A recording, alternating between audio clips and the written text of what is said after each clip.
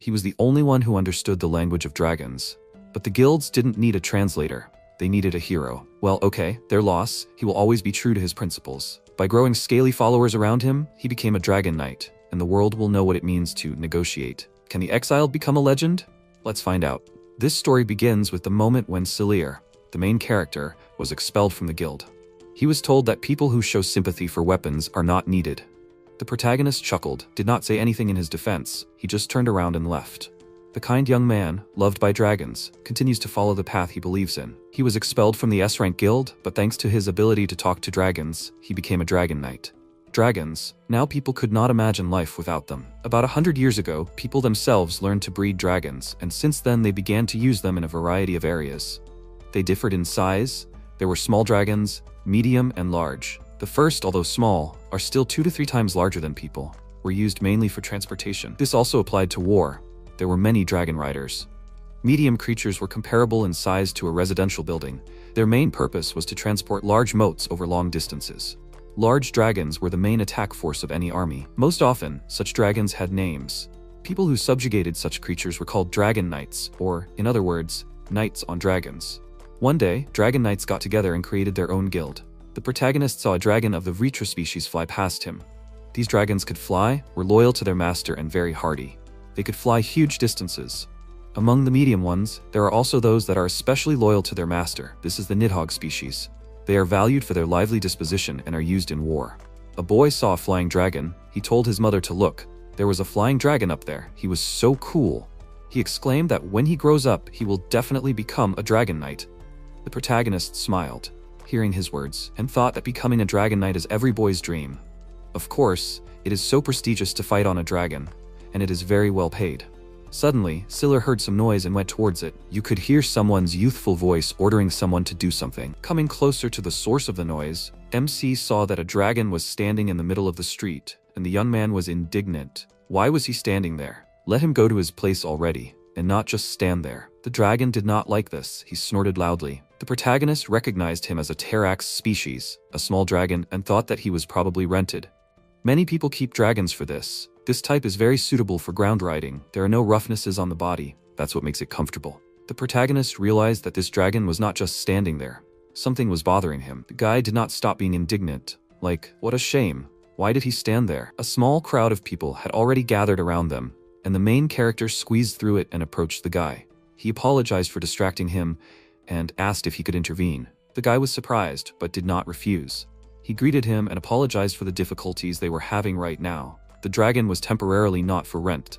The protagonist replied that he was not a client at all, but simply came up to say that it seemed that the creature's paw hurt.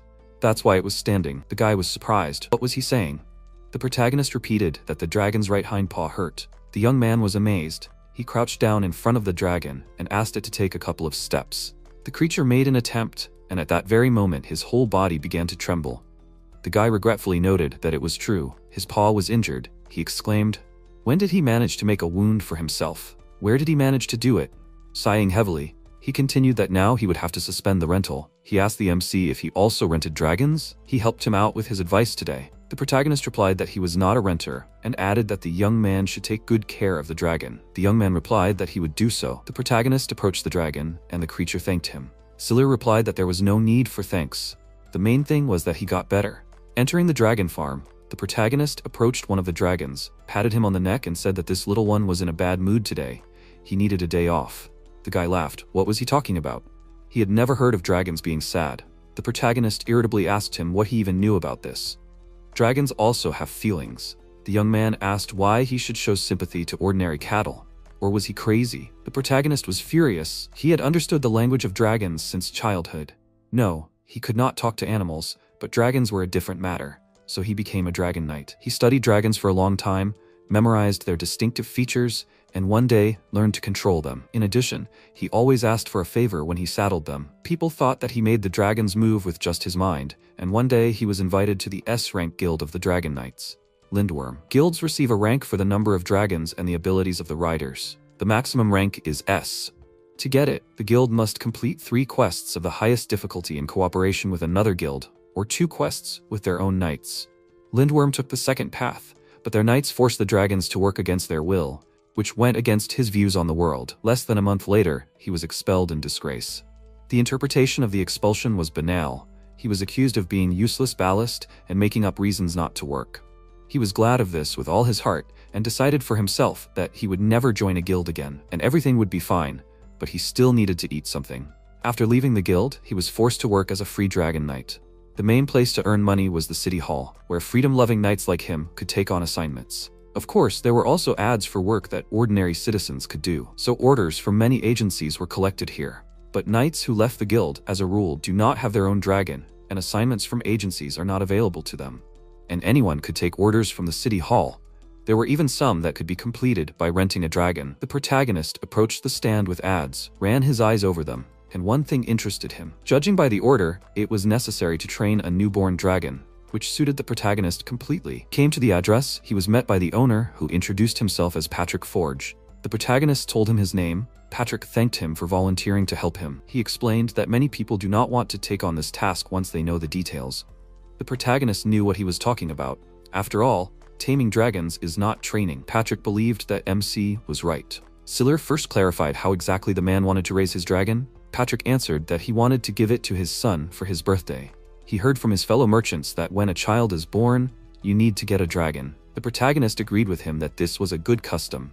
This way, the child and the dragon become very attached to each other, and the dragon can act as a bodyguard for the child. The merchant continued that when he bought this dragon, he hired different trainers, but for some reason the dragon did not listen to them at all. For the protagonist, this was unusual. Patrick said that was why he decided to turn to the Dragon Knights. Maybe he could do something. The protagonist understood his problem and asked to show him this creature.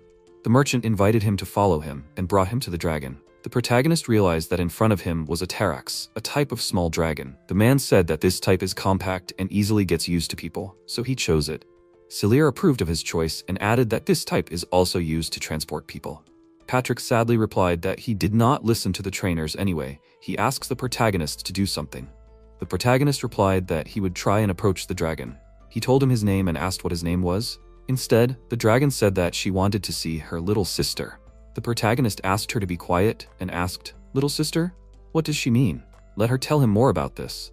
Then the dragon realized what was happening. She asked the protagonist in surprise, "Does he understand what she is saying?" Siller confirmed that it was so. The dragon did not believe it. It cannot be. But if it is really so, let him listen to her. She and her sister were always together. But this man, the merchant, took only her. The protagonist thought, "Is that so?" The dragon asked him to let her be with her sister. Then in return, she will do everything he says. MC clarified, would she like to live with her sister? The dragon answered that they were together since they hatched, but then they were separated. The protagonist said that the man who bought her wants her to be friends with his child. Will she listen to what his son has to say? The dragon agreed to this. If only he would bring her sister, and she would do anything. The protagonist replied that he understood everything and went to Patrick. The man asked him how it went. Was he able to find out anything? The protagonist answered positively. He asked where Patrick bought this dragon. The man replied that he bought it from a dragon merchant. MC advised him to ask the merchant right away if he had another dragon like this. This was the younger sister of the dragon he had bought. She said that she would do anything if the man brought her sister. That was the problem. Patrick was amazed. A younger sister?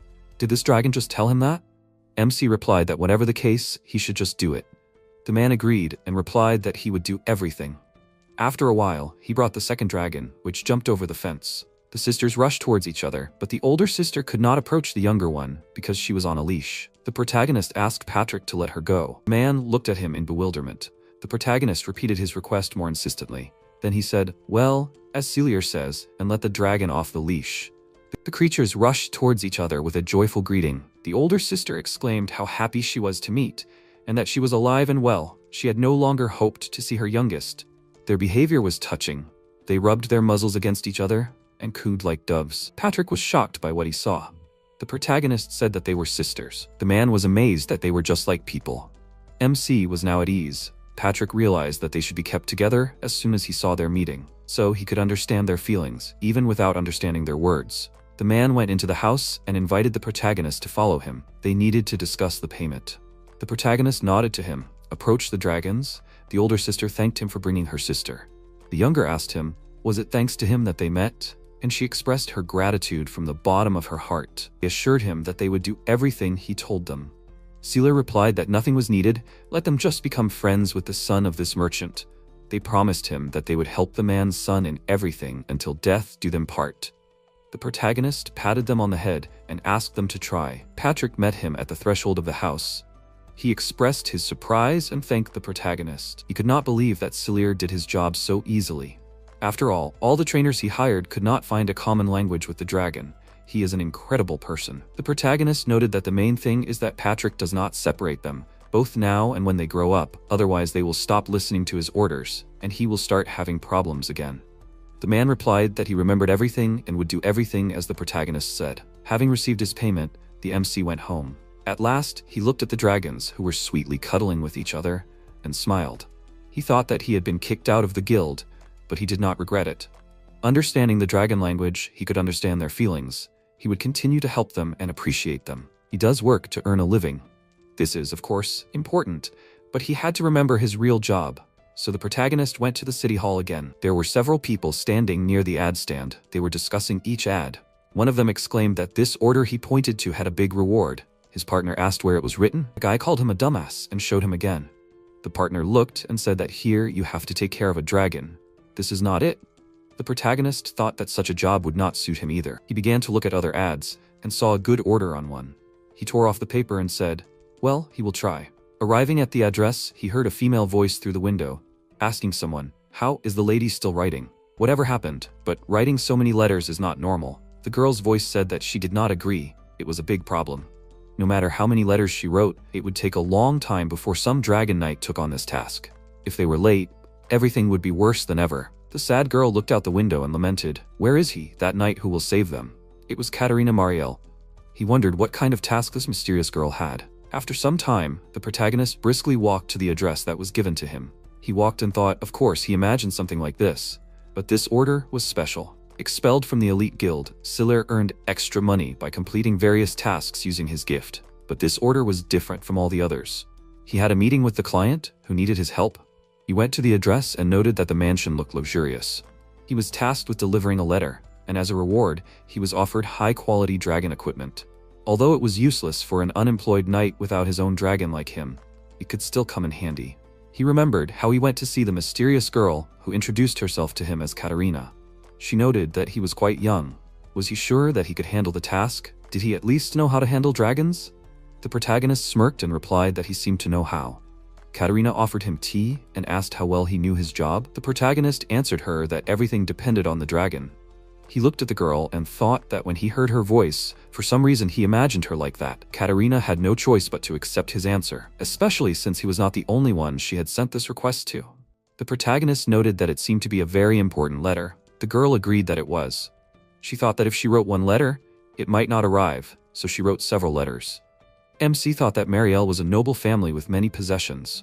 Apparently, she was much richer than Patrick, whose order he had just completed. He noted that he had one question for her.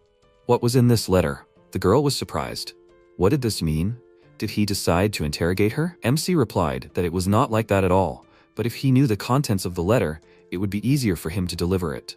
After all, she wanted it to reach its destination as soon as possible, and he would need to think carefully about how to best protect this confidential information. Katarina thought about it and admitted that he was right. She will tell him it is a love letter, or rather, a response to a love letter from Baron Bouquet. The protagonist was surprised, so they communicate through letters. The girl complained, if only he knew how hard it is to maintain relations between two families. Besides, the Baron is very capricious. She waved her hand as if to say, okay, let him forget about it. Katarina named a place called Libo and asked him how long it would take him to deliver it. MC figured out that he would need to go to Libo, the city of Povalsal. The distance to there was about as long as he thought. He replied that he had calculated everything. He would deliver the letter in one day. She was surprised. It was quite fast. Everyone else said that the journey would take 3 days. The protagonist shrugged. She said, okay, the main thing is that he delivers it. In that case, she is counting on him. The girl handed him the letter and reminded him not to forget to bring proof that the task was completed. He would receive the reward when he returned. The protagonist assured her that he understood everything and set off. He thought that first he needed to rent a dragon because he didn't have one. Of course, he didn't expect the quest to involve something like this. It seemed that this wasn't just an assignment from the Marielle family. It also involved the Bouquet family, or so he thought. He had to give it his all. The protagonist came to the dragon rental office. The owner of the office greeted him and asked what kind of dragon he was looking for. Siller asked if he had any wyverns. The faster the dragon, the better, for one person without any luggage. The renter replied that they had 3 and asked him to follow him. When they entered the dragon farm, the owner showed him where to go. MC replied that he would choose his own dragon, to which the owner agreed. Each knight has his own way of handling dragons, and there are those who do not want to reveal their secrets of communication to outsiders. The protagonist thought that the owner of this place was already used to such guests. Suddenly, 2 dragons came to life and squealed to each other. "Here he comes! Here he comes! Look, someone has come. A man has come and he looks stupider than the previous one." The protagonist answered them that it was very cruel of them, he was not stupid at all. One of the dragons said, "What can you do if he looks like that?" Then it dawned on him that the man understood them, and he asked in surprise, did he really understand them? The protagonist smiled, something like that. The dragons were amazed, how was this possible? Was he raised by dragons? Siller answered them that it was not quite so. They were even more surprised, and who then? However, be that as it may, he is an unusual person. Does he have some business with them? MC would like one of them to help him complete the task. He urgently needs to deliver a letter. So could they tell him who of them flies the fastest? The second dragon answered that she's very fast. The first dragon chattered, "Let him wait. A letter? What kind of letter? Could it be a love letter? Yes, a love letter?" The protagonist was amazed by her curiosity and reaction. The dragon continued to ask who was writing to whom, the guy to a girl or vice versa. The protagonist answered puzzledly that a girl to a guy. The dragon became even more active. If she exclaimed that everything was decided, she would take him. She said impatiently, "Why is he hesitating? Let him be faster, and she will help him deliver this letter." The protagonist was amazed. Is this the only reason she is so eager to complete the task? The second dragon called the first one a pervert and asked what was good about human relationships. Then she turned to the protagonist and said that the first dragon was really the fastest. MC couldn't believe it and asked the first dragon if she really got faster when it came to letters. The dragon replied that it was, and the protagonist agreed to choose her. When he told the owner his choice that he would like to rent the one on the right, the man was surprised. Is he sure? If he needs to get there faster, it would be better to take the dragon in the middle. The protagonist refused his offer and said that the dragon he chose would do. The owner said that it was quite unusual, but let it be as he says. When MC brought out the dragon, it asked him to give her a letter. The protagonist grumbled, okay, and gave the dragon the letter. The creature noisily inhaled the scent of the letter and delightedly said that it was the scent of a girl. The protagonist doubted. Is everything really going to be okay? The dragon assured him that everything would be so and continued to admire the beautiful handwriting. The protagonist thought that this dragon was incredible.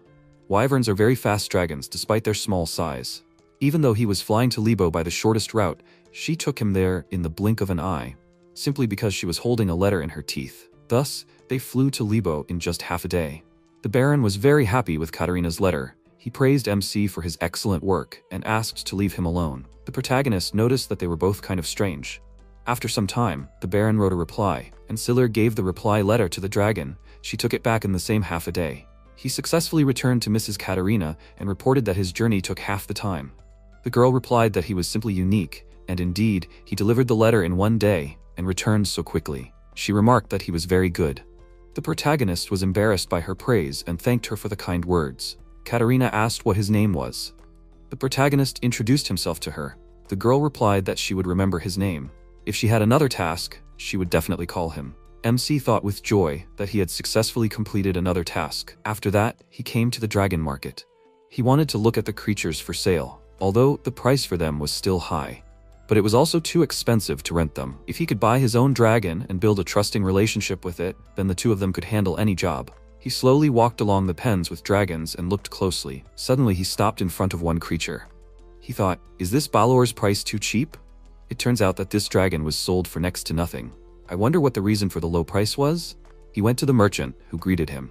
The protagonist asked him what was wrong with the Balor that had a low price. His price was no higher than the rental price of any other dragon, and the for sale ad looked very shabby. The merchant hesitated with an answer. Siller asked him if she was sick with something. The man answered that the dragon had no physical defects, she was very good compared to other Balors.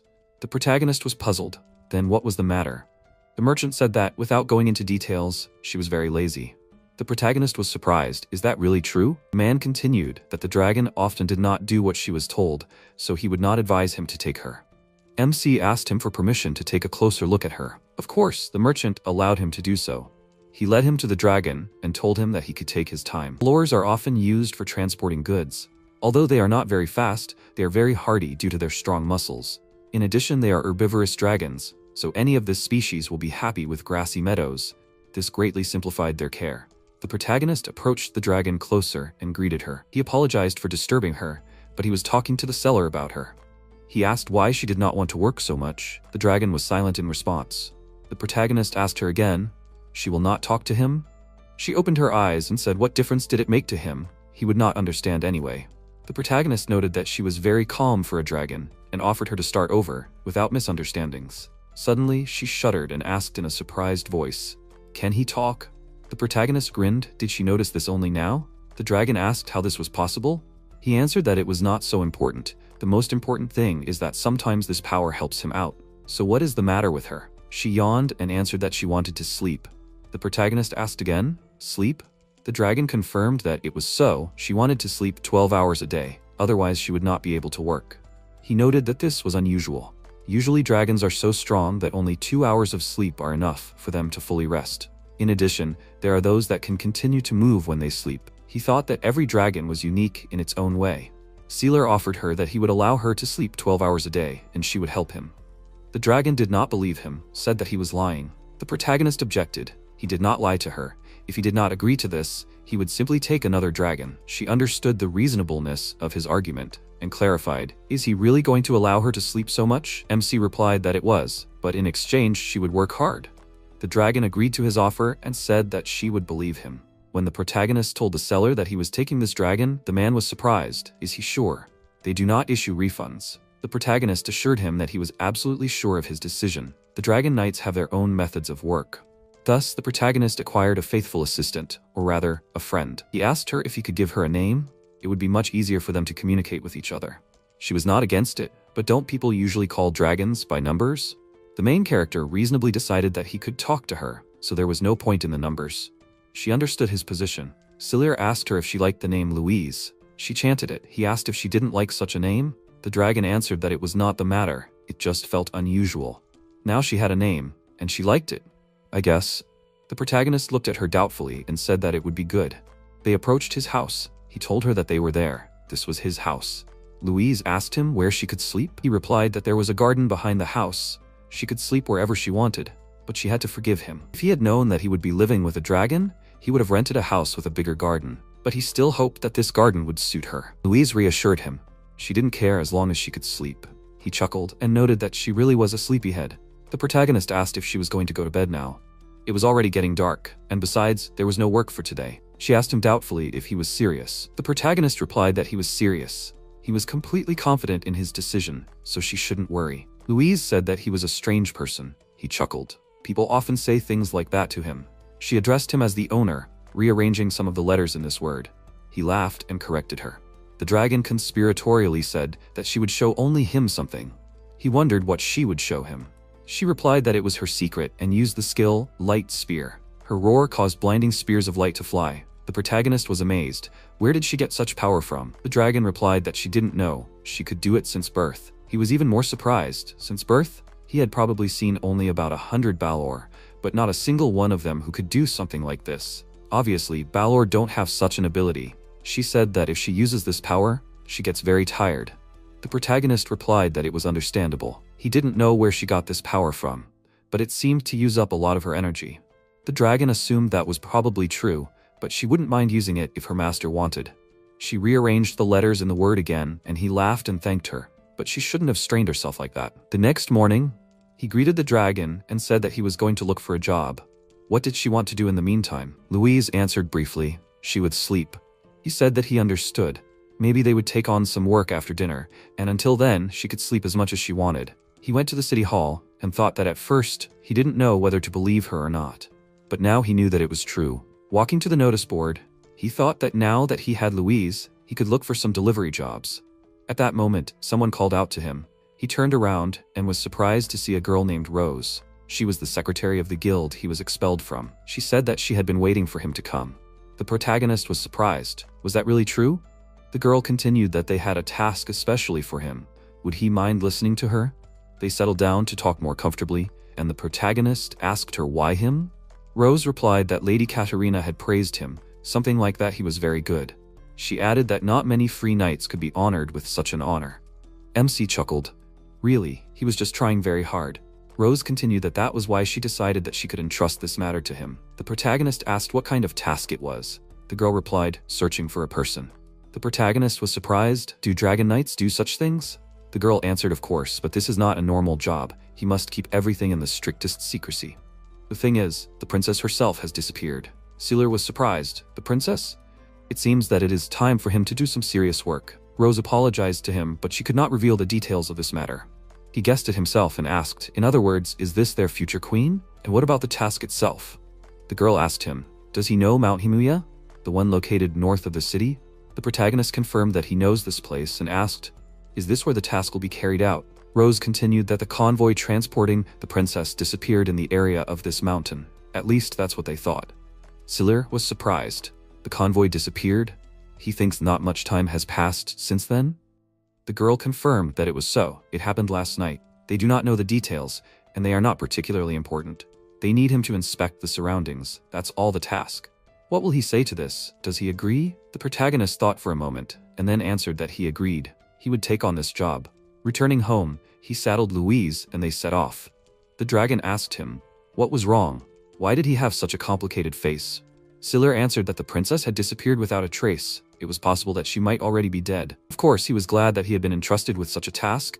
If he could help with something, he would definitely help, but it was also a big responsibility. Louise rightly noted that it was useless to think about it now. She saw a mountain ahead of her and asked, are they heading to that mountain, right? The protagonist answered that she was right and added that he had taken a letter written by the princess. Sealer took it out and asked the dragon, would she be able to find her by smell? She replied that she was not very good at this, but she would try. The dragon sniffed it carefully. The protagonist asked her, well, how is it? She answered that she felt it. He was surprised, right? She found her? Louise answered that the princess often used perfume. He chuckled, like, perfume then. The dragon continued that the smell of perfume is very strong, so it is easy to catch.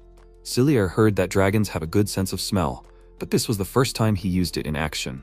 He told her to lead him. The dragon answered as her master wished. Having climbed to the very top of the mountain, the protagonist noted that he would never have climbed it alone. What a climb.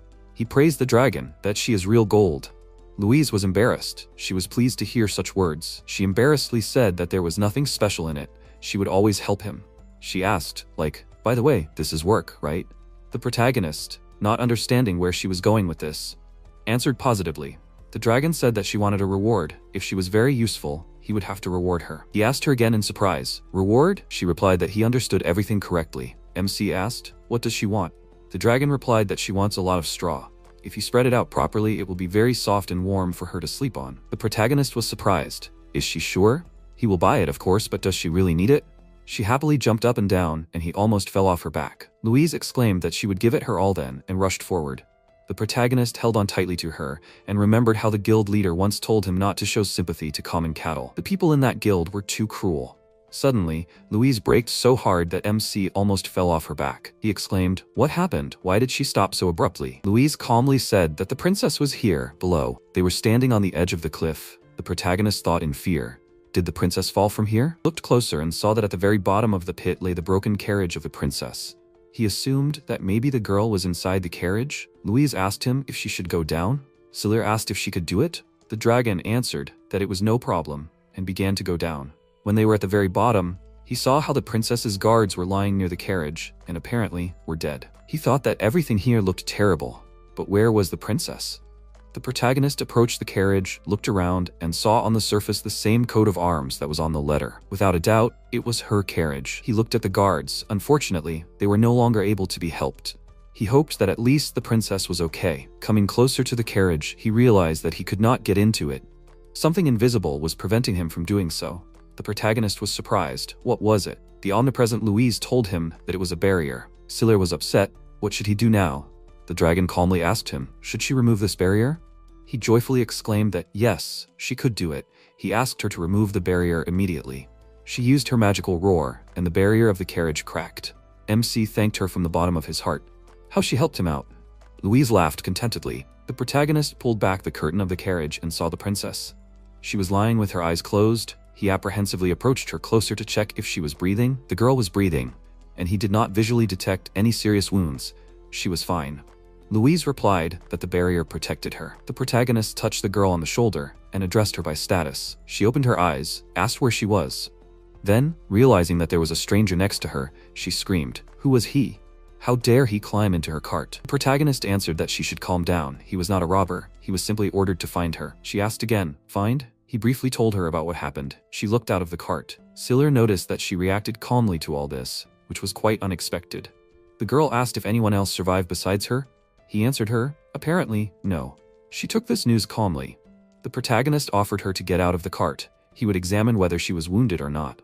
She suddenly exclaimed, "But what about the soldiers?" The protagonist understood how she felt, but they needed to quickly deliver her to a safe place. The soldiers could be taken care of later.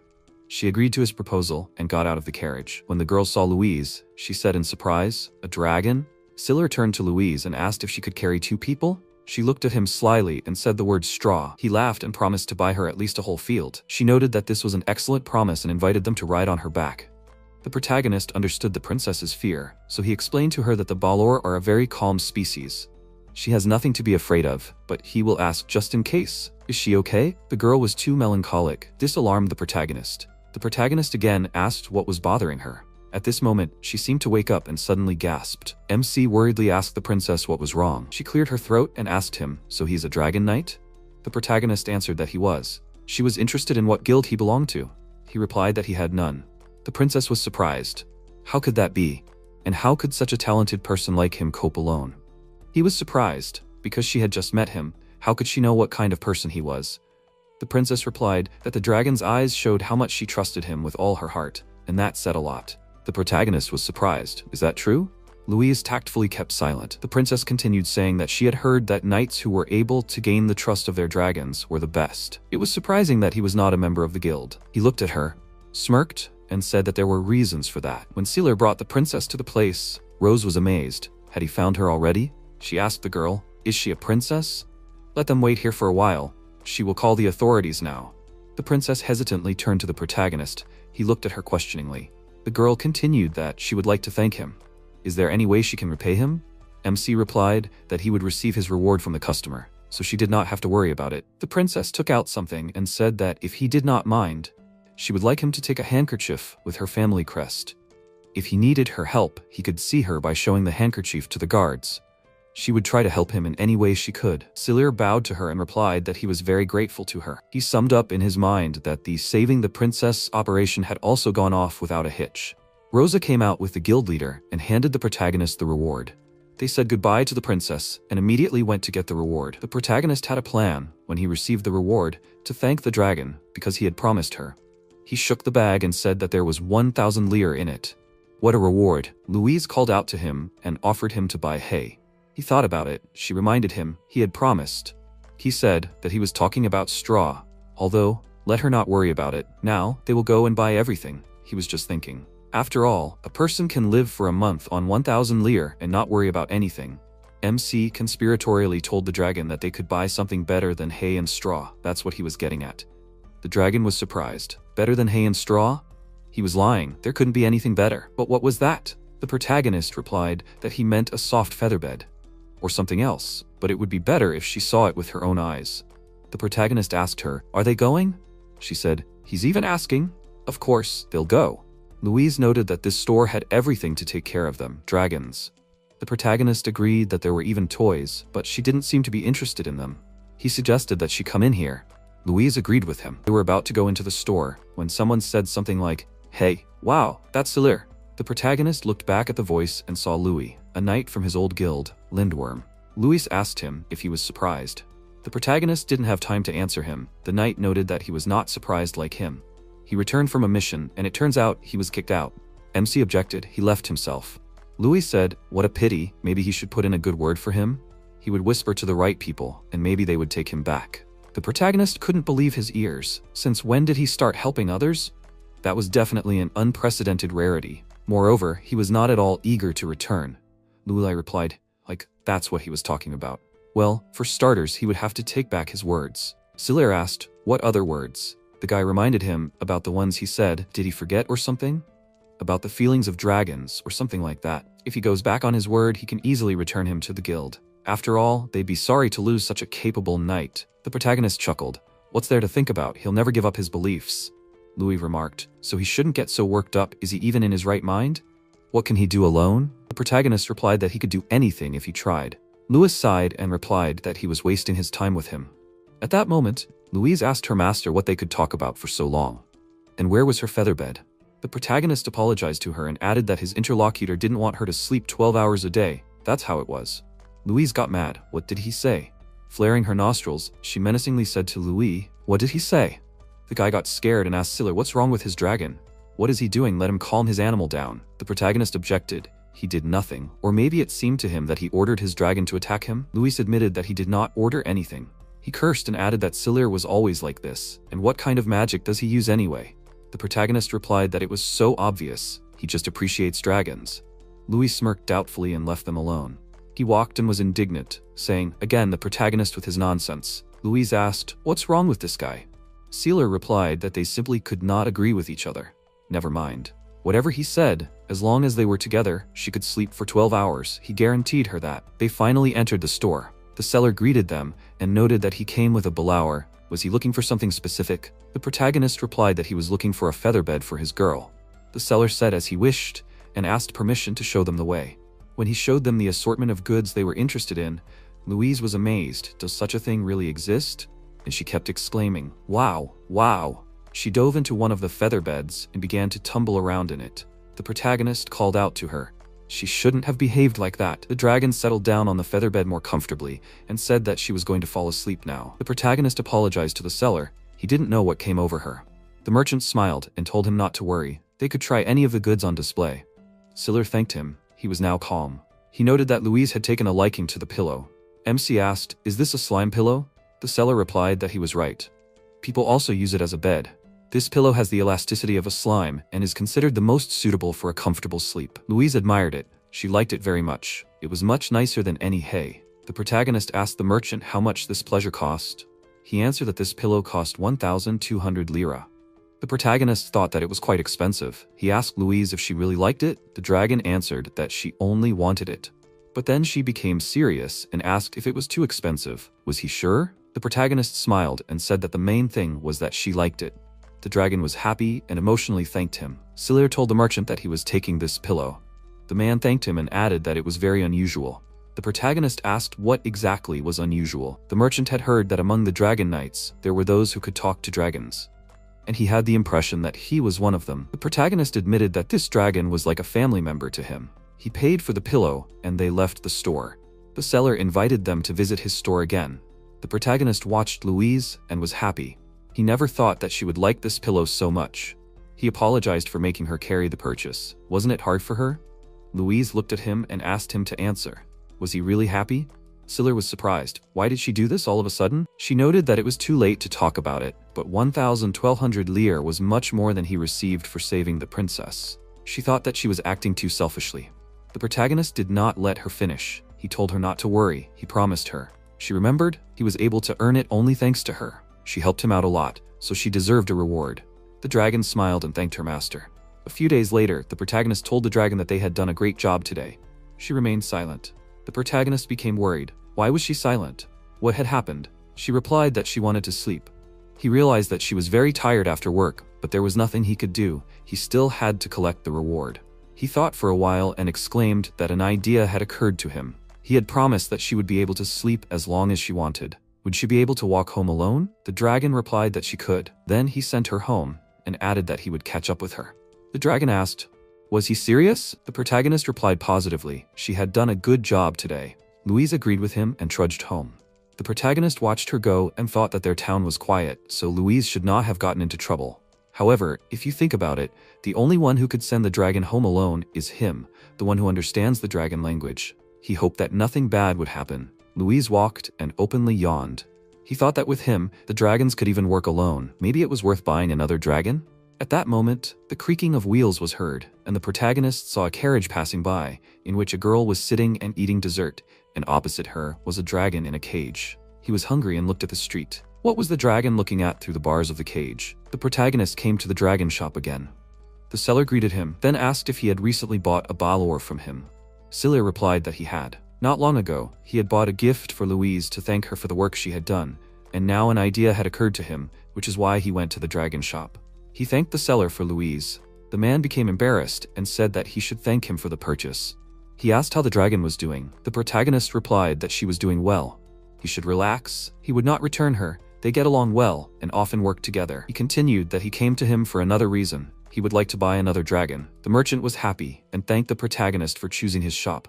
MC confessed to him that he had recently made a very expensive purchase, so he is now broke. The seller expressed his regret to him. Seller asked him if he had any more dragons in the same price range. The seller did not have such dragons. The protagonist was upset. He rushed into this store without thinking. What did he expect? He turned to the seller, said that he was in no hurry, and if he had a similar dragon, let him contact him. The protagonist took out a piece of paper to write his address, and something fell out of his bag. The seller apologized and noticed that something had fallen. Protagonist bent down to pick up the princess's fallen scarf. The seller, noticing the fallen item, was surprised to see the royal coat of arms on the letter. He asked the protagonist in amazement, "Was this the coat of arms of the royal family?" MC replied that it was. He recently took a task and saved the princess. As a reward, he was given this scarf. The merchant seemed to have been replaced. He addressed Selir as a dear customer and said that he could give him a discount. The astonished protagonist asked if he was sure of his decision. The man exclaimed, "Everything for the sake of customers." Selir understood everything. The seller wanted to have connections with a person who knew the princess, so he was doing him such a favor. He said that he would be happy to accept his offer. They went to the dragons. The seller asked him if he had any specific requests. The protagonist said that he was interested in Sirish. These are small dragons with 4 stomachs, 3 of which are not used for their intended purpose and are a kind of warehouses. The more things Sirishes absorb, the more they swell, resembling a balloon. When they entered the enclosure with the dragons, the protagonist crouched down in front of one, greeted her, and introduced himself. Colette said, "Wow, a human is talking to her. Is he stupid?" and turned away from him. The protagonist asked, "Doesn't she want to talk to people?" The dragon answered that it was so. Then the protagonist asked her why she did not want to communicate. Sirish noted that even if she answered, he still would not understand her. At that moment, it dawned on her what was happening. She asked the protagonist in amazement, did he really understand her?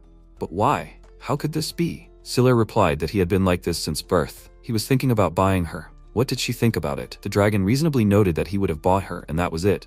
The protagonist was surprised. Was she sure? Colette irritably said, "What difference does it make? All people are terrible, worse than animals."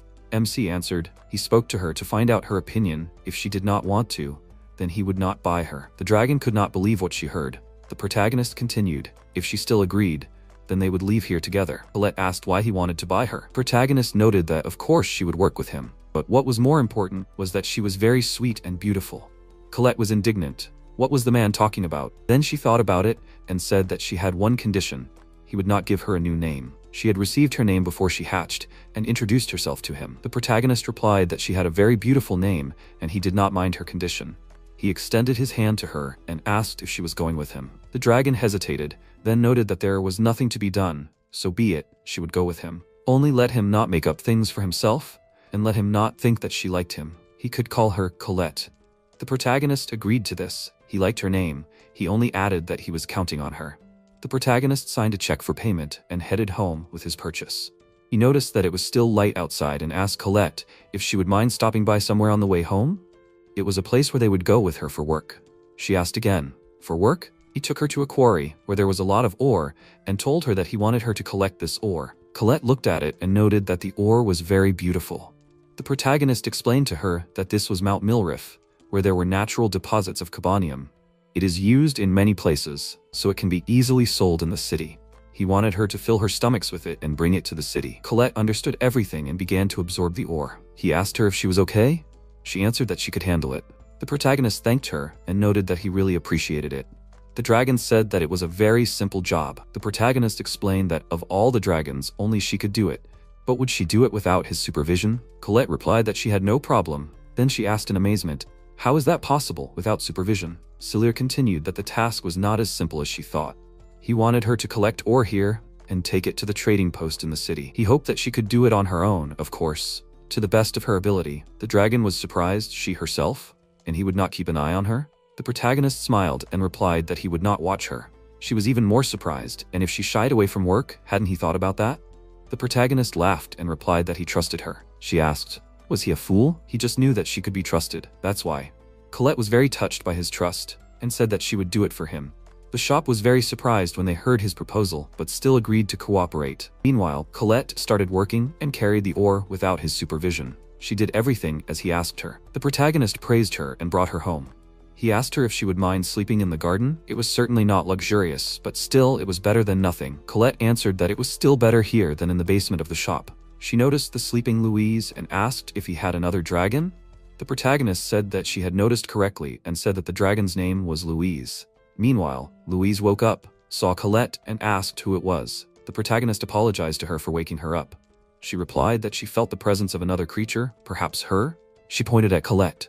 He noted that everything was correct, let her forgive him that everything happened so suddenly, but he bought another dragon. Colette asked her if her name was Louise, and she told her name. Louise understood her and added that she had also been bought recently and expressed hope that they would become friends.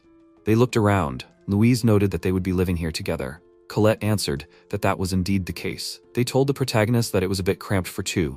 He understood this himself. The dragons continued that they did not mind staying here for a while, especially as long as they could sleep here. Colette asked Louise if she liked to sleep. In that case, she would re-educate her. They laughed. The protagonist, watching them, thought that they of course said that they did not mind, but still it was really cramped here. He should think about moving. The next day, the three of them went about their business. Louise yawned openly. Colette grinned. She was such a sleepyhead. She answered that she wanted to sleep. The protagonist noted that there was nothing wrong with that. Colette asked him if he had taken her, even knowing about her peculiarity. He replied that it was true. He had promised her that he would let her sleep 12 hours a day. If he had not been able to talk to dragons, he would not have known that she liked to sleep. The same was true for her, Colette. That was why he had not given her a new name. Colette said that they had been brought together by fate itself. Then she snorted that he had bought her because she was cheap. The protagonist did not deny it. Suddenly, Colette stopped and looked at the bakery. The protagonist asked her what was going on. She shook her head and told him not to pay attention, but she was looking at something. The dragon snapped that she had not looked at anything, let him leave her alone. Then she sternly asked why they were all standing. She went to work. Having said goodbye to them, she left. Louise answered her back saying, they will see each other. The protagonist also wished her a safe journey. He wondered what she was looking at. Then he saw a bakery shop with all sorts of desserts and wondered if Colette was looking at them. After a while, after work, he praised Louise and said that he had one little thing to do. Would she wait for him a little? He went into the dragon shop again. The seller greeted him. The protagonist also greeted him and asked him if his dragon had already visited him. The merchant took out a bag of money and said that she had left it. The main character smiled and noted that she did bring it after all. The thing is, he asked Colette to bring her first earnings here. He apologized to the seller. It was not that much, but he would like to pay for the installment plan. Colette would bring him money from time to time. The seller replied that he understood him. However, he was amazed. How could he entrust his dragon with such a difficult task? Besides, the dragon does all this without his supervision. Probably, he has an amazing talent. The protagonist was embarrassed, saying that he was flattering him. The seller added that he was not only a good dragon knight, but also a wonderful person. To the protagonist's surprise, he replied that he could not even think that he would pay so soon. Many people delay the payment for a long time, which causes a lot of trouble. The protagonist answered him that this was the least he could do for his kindness. He hoped for a long-term cooperation with him. He takes very good care of the dragons, which he really likes. The seller said that dragons are his valuable goods, so he keeps an eye on them. He came to his senses and asked the MC. He bought a second dragon. Is there enough space for them? The protagonist replied that they fit, more or less, but he's a very perceptive person. The man said that there were a couple of places to rent out for keeping dragons in their city. There was a stable for 2 dragons, and there was a stable for several creatures. As he said, only 2 places. MC noted that he was a very knowledgeable person. The merchant continued that he would vouch for him. He could not worry. But there was one detail. Cillier asked what the detail was. The man knew that he would be interested in his offer. It was a new building, but for some reason the dragons did not like it. The stable was very wide, so many dragon knights would like to move there with their dragons. However, for some reason the dragons refused to enter inside. When MC came to the place with his dragons, they were amazed by the size of the buildings. Colette asked, will they live here? Louise noted that this house looked decent. The protagonist said that people did not often rent it for a long time, let alone buy it. So it was rented out at a very cheap price. He would like to hear their opinion and find out what the problem with this barn was. He walked a little further and said that this house was for him, and this barn was for them. Louise noticed the huge size of the barn. He invited them to go inside. When they did, the protagonist looked around and said that there was nothing unusual here. But what did they think? Cillier saw how his dragons tensed up. He called out to them and asked what they felt. They answered that they did not like this place, explaining this by the fact that there was a terrible smell in this place. The protagonist was surprised. The smell? Only dragons can smell it? He wondered where it was coming from. Louise thought that it all came from the floor. The protagonist was even more surprised. From the floor, from the ground? The dragons could not stay in this barn any longer and left it. Celir was perplexed. What was that smell? Louise answered that she had a feeling that dragons were being killed in this place. Colette added that this place probably absorbed this smell. MC was puzzled. It seems that something terrible happened here. That's why the dragons don't like this place. Maybe it was worth changing the soil here then? He asked Colette if she could bring other soil here, for example, from the fields. She answered that she could easily carry it in her stomach. The protagonist turned to Louise and suggested that she take a rest. The soil here needed to be dug up, and he was going to do it. After some time, the allies did what they had planned. They changed all the soil in the barn. The protagonist, tiredly wiping his forehead, said that it took him the whole day. He asked the dragons how they felt in this barn now. Louise joyfully exclaimed that it was good here now. She really liked it. Colette picked up her delight and noted that her work was not in vain. The protagonist was pleased with their reactions, didn't like the dirt, but now everything is fine. He stood up and announced that since they liked it here now, they were moving here. The dragons were very happy that this was a very wide barn, just like a palace. Louise was especially delighted because she could sleep here to her heart's content, which she was incredibly happy about. The protagonist smiled and told his girls that it was all thanks to them. But he especially noted Colette. She tried very hard. She was pleased with the praise of the owner. The protagonist said that he had a gift for her and invited her to see what it was. He pulled back the curtain from the pastry case, and the dragon's gaze opened to an amazing picture for her in the form of various buns and a large cake. Louise asked in surprise, "Human sweets?" Celir asked Colette. She was looking at them then. He thought that she loved them very much, so he ordered a large cake, just right for her. Colette asked in amazement, "Is this all for her?" Louise asked her seriously, "Does she like all this?" and called her friend a weirdo. Colette was embarrassed, pretended to be irritated, and was indignant that, in fact, she didn't really like all this. She didn't like any sweets at all, but her ears resonated with the anticipated pleasure. She said that their life was not a bed of roses. Why should all this food go to waste? So be it, she would eat it all. A minute later, there was no trace left of all the culinary delights. Sometime later, after another order, the protagonist came to collect the payment. Rose admired his quality and speed. He replied that there was nothing unusual about it. The girl thanked him for the excellent work he had done. He had helped them out. As if by the way, she asked him if he had bought a second dragon. The protagonist did not deny it, and the girl explained her curiosity to him. Free knights can't often afford even one dragon, but he bought two, and he is a very hard-working knight. The protagonist thanked her for her kind words. She asked if he was okay with it. Noticing Cilir's puzzled look, she explained that he hadn't thought about joining a guild. He noted that when he became a vagabond, he tried different things. But after being expelled from the Lindworm Guild, he understood a lot about this world. Most guilds, no, almost all dragon knights think the same way. For them, dragons are just tools, but he treats them completely differently. A mediocre attitude towards these creatures is alien to him. The girl apologized to him. She knew that he was not eager to join a guild, but maybe he would be interested in something else. The protagonist asked what she meant. She lowered her voice and spoke conspiratorially. Let him just imagine. He can found it himself. Found his own guild. She explained that a guild is an organization recognized by the country. In this case, it is the Guild of Dragon Knights. Dragons and dragon knights are special, and the attitude towards them is also special. She asked him if it is possible to start creating his guild. He thought about her words, and she continued that from a particularly large one. Taxes. He asked her, something like income tax? She answered that this too. The tax on the livestock of dragons is also reduced. When a person has several dragons, the difference is very noticeable. The protagonist noted that he did not know about the tax on livestock. Rose continued that depending on the strength of the guild, the abilities of dragons can also increase slightly. This surprised the protagonist very much. He exclaimed in disbelief, "Is this true?" The girl answered that it was so. At the highest level of the guild, the dragons become 10% stronger. It is not much, of course, but still better than nothing. MC said that even 10% is already great. He asked her how it works. The girl shrugged. She did not really understand it either. It is somehow connected with the agreement between the King of the Gods, Romancia, and the King of the Dragons, Mn. At least, that's what they say. But she herself probably did not know. The protagonist noted that it turns out that guilds have their advantages, and what is needed to found your own? The girl answered that first, you need an official observer. If anything, she can become his observer, so there will be no problems with this. The main character thanked her for this. She continued that a deposit will also be needed. This is not so simple. It is necessary to prepare 10,000 lire. The protagonist said in surprise that this is a rather large amount. Having said this, he opened his bag and poured out the coins, his earnings, in front of her. She could not believe it.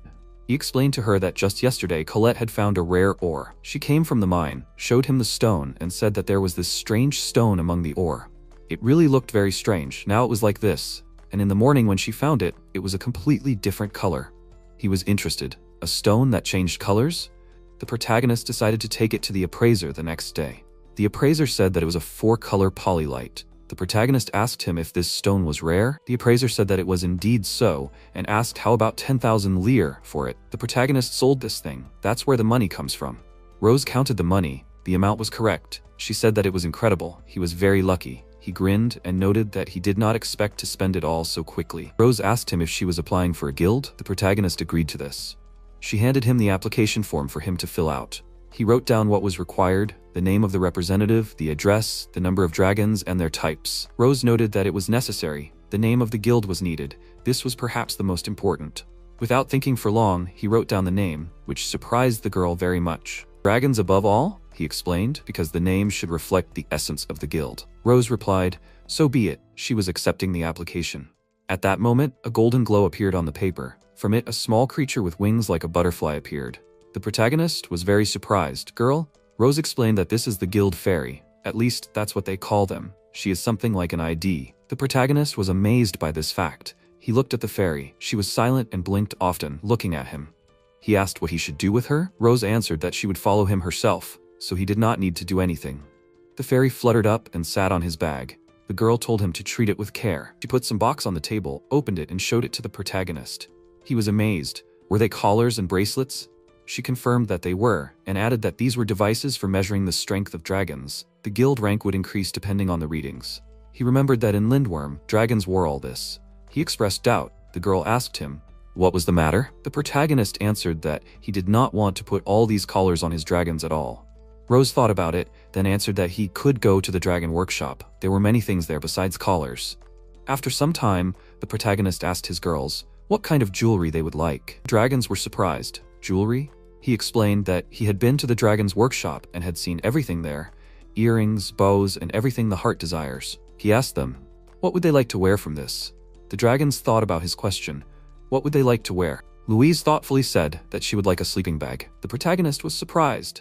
What was she talking about? A sleeping bag? He didn't think there were sleeping bags for dragons, and it could hardly be called an accessory. Louise thought about it and exclaimed that then she would like an eye mask. The protagonist thought about it. He assumed that they would sew it to order for him, but was she sure that she just wanted a mask? Louise answered that he understood everything correctly. He said in response, then she would have to wear it all the time. She was glad that would be good.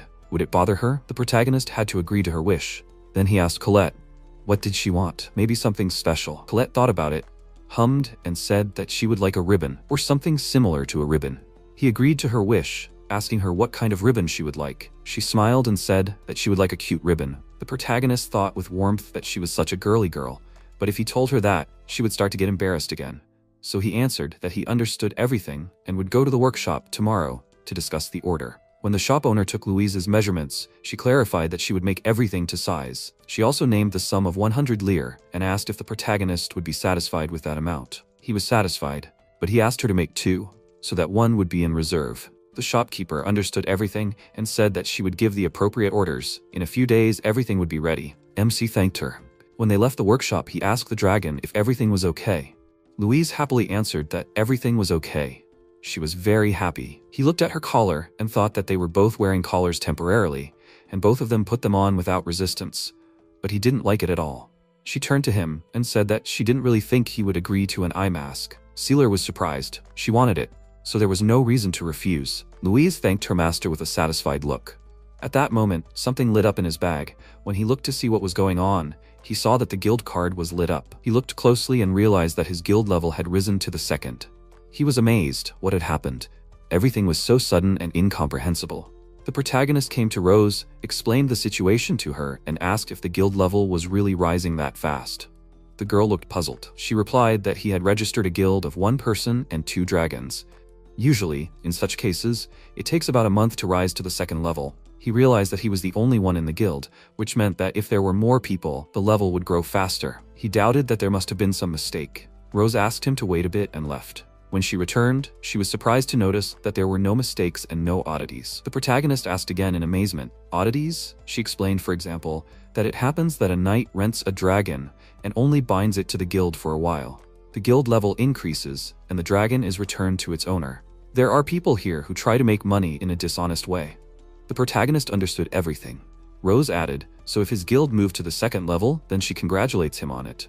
He thanked her and asked if anything changes with the increase in level. The girl answered that it does, and asked him to give the guild girl a clean sheet of paper. When the protagonist did what Rose asked, the fairy flew out of the bag. Barely touching the paper, she began to draw something on it. He wondered what she was drawing there. Rose told him to just watch her. The fairy finished drawing. He was amazed to notice that it was a map of the city where they were. In the very center of the map, something was glowing. The girl explained that it was a map where his registered dragons were visible. He saw that it was glowing right next to the administration building, which meant that Louise was here. The protagonist noted that this was very convenient, but Rose did not see another of his dragons on the map. She asked about this. The protagonist replied that Colette was on Mount Milrif, so she was not on the map. The girl was amazed. He was sending them alone on errands? He could even do that? She added that if you need Mount Milrif, you can move the map with your fingers in the right direction. The protagonist was surprised. The scale of the map changed. That was cool. Moving the map, Rose pointed to the second glowing dot and said that this dot was Colette. The girl added that with the increase in level, many convenient chips will appear. Let him try. The protagonist was still admiring the map, then asked her why the level increased this time. Rose answered that she did not quite understand how it works yet. It is very unusual. At that moment, Colette arrived. Siller greeted her. She asked her master what happened. Was he waiting for her on purpose? He answered that one convenient thing fell into his hands here, and he thought that she was just going home. MC continued, he has something for her. Colette was interested in what kind of package, what is in it? The protagonist took out the ribbon she asked for from the package. Her joy knew no bounds. The protagonist noted that the mask for Louise would not be made soon, but there were a lot of ribbons on sale. Colette was so delighted she swallowed the endings of words. Her whole appearance expressed complete delight in her decoration. The protagonist pinned the ribbon on her ear and noted that it would certainly be beautiful. Before he could remove his hand, Colette was gone. He exclaimed, "Where is she?" The dragon returned almost instantly. The protagonist happily said that he was right. This decoration suited her very well. She asked embarrassedly, "Is he telling the truth?" He laughed, answered that it was true, and added that she was very beautiful. Colette was completely embarrassed, but pretended to be angry and noted that she already knew this, in fact. The protagonist agreed with her. She thanked her owner with a smile. At that moment, the light appeared from the bag again. The protagonist took out the card. It was glowing again. He noted that the level did not seem to change, so what was the matter? Siller looked at Colette, who was extremely pleased with the gift, and thought, maybe the happier the dragons are, the more experience the guild accumulates? What awaited Siller and the dragons in the created guild? After some time, the protagonist, sitting astride Louise, opened the map and said that it was only morning, and Colette was already busy. Louise replied that she wanted to show herself in business. She giggled all night yesterday. She even got scared. Surely, she remembered how he praised her. Louise was wearing an eye mask on her head, which she wanted so much. The protagonist thought, was Colette so happy? She earns very well for them, so he praised her. Then, too, her power meter ribbon and guild card were shining. Perhaps his assumption was correct. Louise also happily wears the mask that was recently sewn for her. Lost in his thoughts, he didn't even notice how Louise brought him to the mayor's office. He told her that he would go and take the task. Louise stayed outside to wait for her master. When MC approached the notice board, he was surprised to see the Lindworm Certificate of Honor. It said that considering the merits of the last year, the kingdom expresses special gratitude to the Lindworm Guild. The protagonist thought about his former guild, that they had different views, but he was still delighted. And clients feel more comfortable contacting guilds with a good reputation. He said that they should also try to get a similar document. At that moment, laughter was heard from behind him. Louis was standing behind him, who told him not to even dream about it. He heard that the protagonist founded his own guild. An organization of one person will never be awarded. He cannot even dream about it. In Lindworm, after receiving this certificate, the number of people wishing to join it increased. Even a few B-rank knights with good achievements behind them. The protagonist knew that the knights' ranks also changed depending on their achievements. B-rank knights were quite famous and had a lot of achievements. He said out loud that it was not bad. Louis noted that if he had only stayed in Lindworm a little longer, he would have been on the wave too. The protagonist thought that all this was of course great, but he really didn't want to go back to them. Coming out of the city hall, the protagonist saw a crowd of people who were excitedly talking about something. He thought, what was going on? Why was it so noisy? The protagonist approached the people and asked, did something happen here? One guy answered him that a dragon had escaped. Siller was surprised. Had it escaped? The guy added that it was making a ruckus there. They were trying to catch it. But it was unclear where this dragon was now. The protagonist thanked him for the answer and thought that this was the first time he had heard of a dragon escaping. Of course, he wanted to find out more about this case, but he noticed that Louise looked very sleepy. He did not want to torment her. He told her that he would quickly go to the administration, report everything, and return. Louise meekly agreed with him. Before the protagonist had time to go to the porch, a dragon appeared in front of him and knocked him down. He scratched the top of his head and thought, "What is this?" Suddenly, the dragon called him by name and asked him for help. Siller was surprised to recognize her as Emma, the dragon from Lindworm. She begged, since she could not stay there anymore. He looked around, noticed that this was not the best place for a conversation, and offered her to follow him. Louise was also supposed to follow him. When they arrived at the protagonist's house, he clarified, "She was Emma, right?" The dragon was amazed. Did he remember her? He answered positively and added that he remembered everyone he talked to there then. A Sume dragon. She belonged to the Lindworm Guild. Sume are small dragons even among small breeds, but their combat abilities surpass many, and therefore they are in almost all guilds. He asked her why she ran away. She hesitated with an answer, but still said that she had recently been feeling unwell and made it clear that she should be allowed to rest, but in vain. She was said to work through force, and there she almost broke all her bones and failed completely. If only this were all right, but the guild master adhered to the rule, a dragon that had once been guilty was no longer good for it. If she failed again, she must be driven to death or destroyed. The protagonist clearly remembered how this master had once told him the same thing. He sighed sadly, saying that nothing had changed, and this despite the fact that people knew that dragons understood human speech. And still, saying such things in front of her was the height of stupidity. She continued. She had heard a rumor that Sealer came to the dragon's stable every day, so she waited there for him. She again turned to him with a plea and asked him to hide her here. Sealer thought about the dragon's transfer between guilds. I wonder if Lindworm will agree to negotiate? Suddenly, they heard a knock. The protagonist assumed that it was from the gate. Emma asked fearfully, "Pursuers?" The protagonist stroked her head and told her not to worry. Everything will be fine. Let her trust him. He will take her from them. He opened the gate. There stood Louis, who irritably asked, "Is he with his dragon? Is he right?" He learned everything from a witness. The protagonist replied that if he was asking about Emma, then he has her. Louis exclaimed that he should quickly bring her to him. He will take her home. The protagonist calmly offered to buy the dragon from him. Louis frowned. Was he serious? He thinks he'll just give him the escaped dragon? The protagonist retorted, "The guildmaster told him to drive her to death, right?" The guy was surprised. From whom could he have learned about this? Siller irritably replied that there is no smoke without fire. He cannot return this dragon to such a master.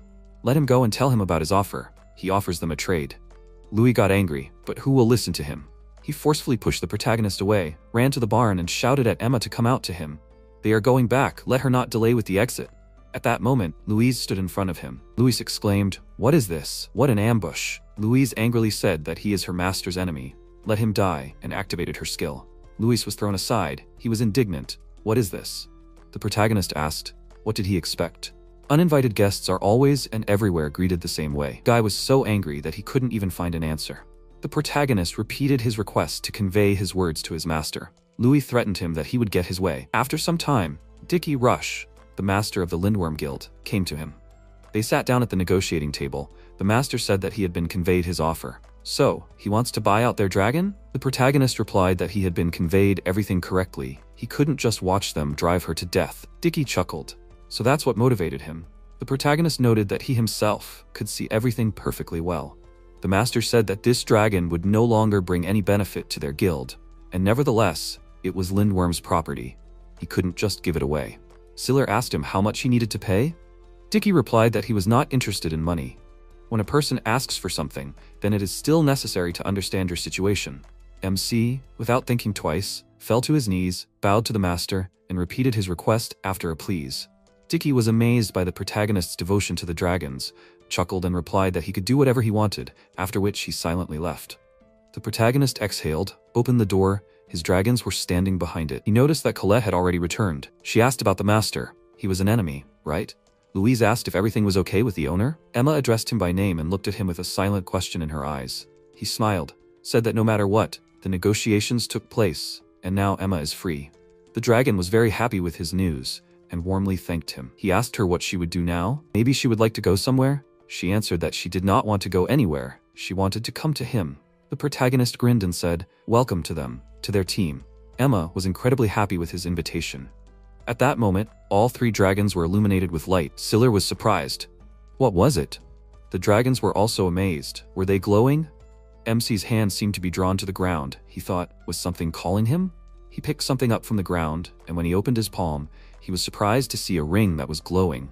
The dragons looked at the thing with no less surprise. They could not believe their eyes, and almost in chorus exclaimed that it was an artifact. The protagonist asked again in surprise, "An artifact?" Emma answered that it was called the secret treasure of the dragons.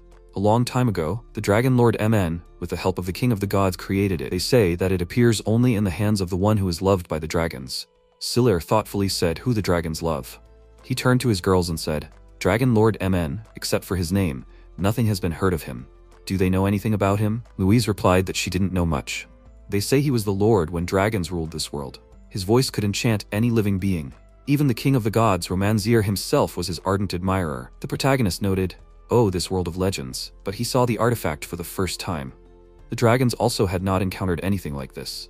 The main character asked them in surprise, if they were seeing it for the first time, how did they know that this was it? Emma answered that they just knew. It was like an instinct. Siller examined the artifact again and thought that he saw an ordinary ring in it.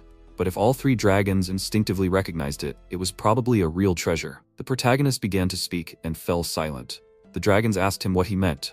What did he want to say? The protagonist answered that, since it was a dragon's treasure, it would be better if the dragons owned it, wouldn't it? He offered Colette to wear it in her belly, for example. Colette categorically refused his offer. She exclaimed with fear that she would not do it. She will swallow the artifact. What if it curses her? The protagonist looked puzzled. Emma said that there are many reasons why dragons cannot take it. He was amazed at how valuable it was. Then he decided that the artifact would be his. The protagonist put the ring on his finger and thought about its effect. He asked the dragons if they felt anything. They answered negatively. It also seemed to him that nothing had changed. At that moment, he looked at his girls and was surprised to see their condition indicators above their heads. They noticed his surprised face and asked what was going on. He answered that he seemed to understand everything. Colette asked what he understood. Let him explain everything to them too. The protagonist turned to her and asked if she was feeling unwell today. She answered in surprise that she was fine. The main character noted that the artifact showed him this information. Louise asked in amazement, "The artifact?" He replied that it was so. He saw 2 indicators above Louise and Emma's heads, and they indicate their physical form and psychological state. One of the indicators above Colette's head was very weak, so he told her she was the only one working. Of course, she would get tired. The protagonist apologized to her. Colette was embarrassed and answered not very confidently that everything was fine. She felt fine. The protagonist objected to her. She was smart and worked well, but he did not want her to get sick, so he would allow her to rest for a day tomorrow. He believed that the artifact had fallen into his hands, so that he would not burden them too much. Colette finally could not contain her emotions, and happily replied that she understood everything, and that tomorrow, therefore, she would rest. Siller looked at the ring, and thought that it would not allow the dragons to overwork. For their guild, dragons above all, this is the best artifact. A few days later, late in the evening, the protagonist heard a knock on the door. He thought, it's already night, who could it be? Siller opened the door and saw an unfamiliar young man there. He apologized for his late visit. It was Laurent Flory, and asked if he was Siller. After the protagonist confirmed his assumption, he apologized again for visiting so late. He added that they were not acquainted, told him his name, and said that he would like to ask him for one favor. MC asked why him. Laurent replied that he came on the recommendation of Lady Muriel. The protagonist remembered Catherine and her task with a love letter, and invited the guy into the house. He asked him what his request was. Laurent said that one of the Dragon Knight guilds was defeated in a campaign. The protagonist was surprised. Usually campaigns are carried out against groups of monsters. Since it is dangerous, in case of success, the knight will receive wealth and glory. However, there are also victims. He asked how unsuccessful the campaign was. Laurent sadly said that the entire first squad, every single one, had been destroyed. The protagonist was amazed to note that he had not heard of anything like that for 5 years. Laurent continued that, according to the rules of that guild, everyone was required to write a will before going on a campaign. He would like to ask the protagonist to collect these wills. The main character is worried. Will he have enough strength to go to such a dangerous place? The guy replied that it was not a problem. That guild had created a second, reinforced army, so there was simply no one to collect the wills. This happened in the Danzig Valley. For completing the task, he would pay him 5,000 lire. Siller replied that he understood everything and that he would take on this task. Laurent thanked him and added that when he would collect the wills, he could dispose of the things he found at his own discretion. The protagonist said that he understood his words. The next day, getting ready for the journey, he analyzed that if he took into account the time for Louise to sleep, the one-way journey to the Danzig Valley would take 3 days. Louise turned to her master and asked him to listen to her. What did this young man mean by saying that he could do whatever he wanted with things? The protagonist asked in surprise. Had she heard their conversation yesterday? The dragon did not deny it. He noted that she had very good hearing. He thought that meant that she could hear his every move. At that moment, Colette came up to them and listened to their conversation. The protagonist explained that the field of the past battle was simply a mountain of treasure. Louise asked in surprise, "A mountain of treasure?" He explained that people go into battle in expensive armor and with good equipment. Therefore, taking this from the dead and selling it for a good price is considered a common thing. Colette shuddered at these words and said, "What a horror. People do this too." The protagonist replied that it was. He had even heard of a poor guy who had been struck by the residual magic of an item. So this activity was life-threatening. Colette chuckled. Celir continued saying that dragons and their knights often used ammunition that was much more expensive than that of ordinary warriors. Colette summed it up with distaste, which meant that it could be rephrased as taking it as a reward. The protagonist replied that she was right and added that he did not like the idea. They set off, making stops because Louise was asleep, and to rest themselves. Finally, after some time, they arrived at the place. Looking at the map, the protagonist noticed that this was the very valley. They approached its edge and looked down. Everyone was shocked by the picture they saw. The protagonist said, 20 people and 30 dragons, mountains of the dead and a sea of blood. Colette shuddered and said that it was a terrible sight. Celir turned to Emma. It was easier for her to notice the enemy. How would she assess the situation around her? She replied that everything was fine. She did not feel any hostility. He unclenched his hand, in which the capsule was lying, and suggested that the dragons split up and look for such things from everyone. According to the customer, everyone should have them. The dragons were ready to work, and the allies split up. Colette went in the company of the protagonist. She noted that, indeed, it was unpleasant work. He offered her a rest. She refused, telling him that she would also work. Nothing could be done. The protagonist warmly thanked her. After a while, they all gathered at the departure point. Celir examined the capsules he found, noted that they were collected from everyone, and told Colette that now it was her turn. She collected all the items and asked, "Is that all?" The dragon suggested that everyone return home as soon as possible. She did not want to linger here at all. The protagonist asked her to stay. He said that there was still work, or rather, a request. The dragons pricked up their ears. They were ready to fulfill any of his requests. The protagonist hesitated, then suggested that his girls bury these knights and dragons. They were surprised. Bury them? He replied that they understood everything correctly. Leaving everything like this was too cruel. Louise turned to him. He asked what? Still not worth it? She replied that it was not the point. She wanted to know, should they make graves for the dragons too?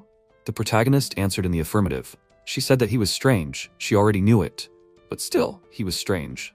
Colette and Emma confirmed her words about his strangeness. The protagonist replied that maybe so. Let them not be angry with him for having to spend their time with such an eccentric. Louise objected. He got it all wrong. Yes, he is strange, but very good. Celir was very grateful to her. They returned home safely. Sometime later, the protagonist received a letter from Rose, in which she asked him to urgently come to her. When he came, she apologized to him for calling him so abruptly. He replied that it was okay, but something happened since she sent him a letter on purpose. The girl told him sadly that his guild had already reached the 3rd level. Usually it takes about 3 months. Celir calmed down. Was that what she wanted to say?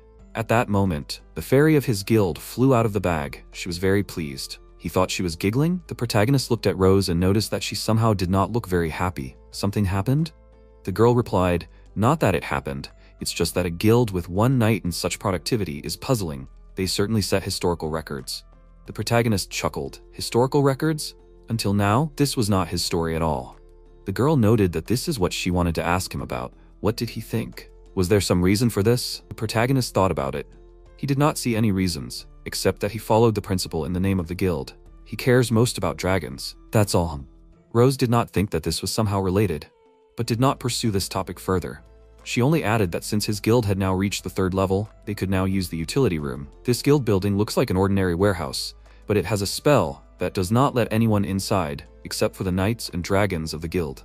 The protagonist thought that it would be funny to try to combine this with Colette's abilities. There were people standing on the street, openly staring at him and talking about something. MC thought that everyone was already whispering about the rapid growth of his guild.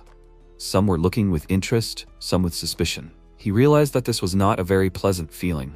Approaching his house, he was surprised there was a carriage standing there. Coming closer, he heard someone calling him and was surprised to see the princess getting out of the carriage. The girl said that she was very glad to meet him. She had heard a lot about his activities. The protagonist was amazed. His activities? She answered that it was so, or rather, about how he copes with various tasks and reached the 3rd level faster than anyone in history. He is now the main object of attention among the knights. The protagonist was amazed. Is she serious? Passers-by began to pay attention to them, and Celia invited her into the house, away from prying eyes. They sat down at the table. He asked her what she had come for today.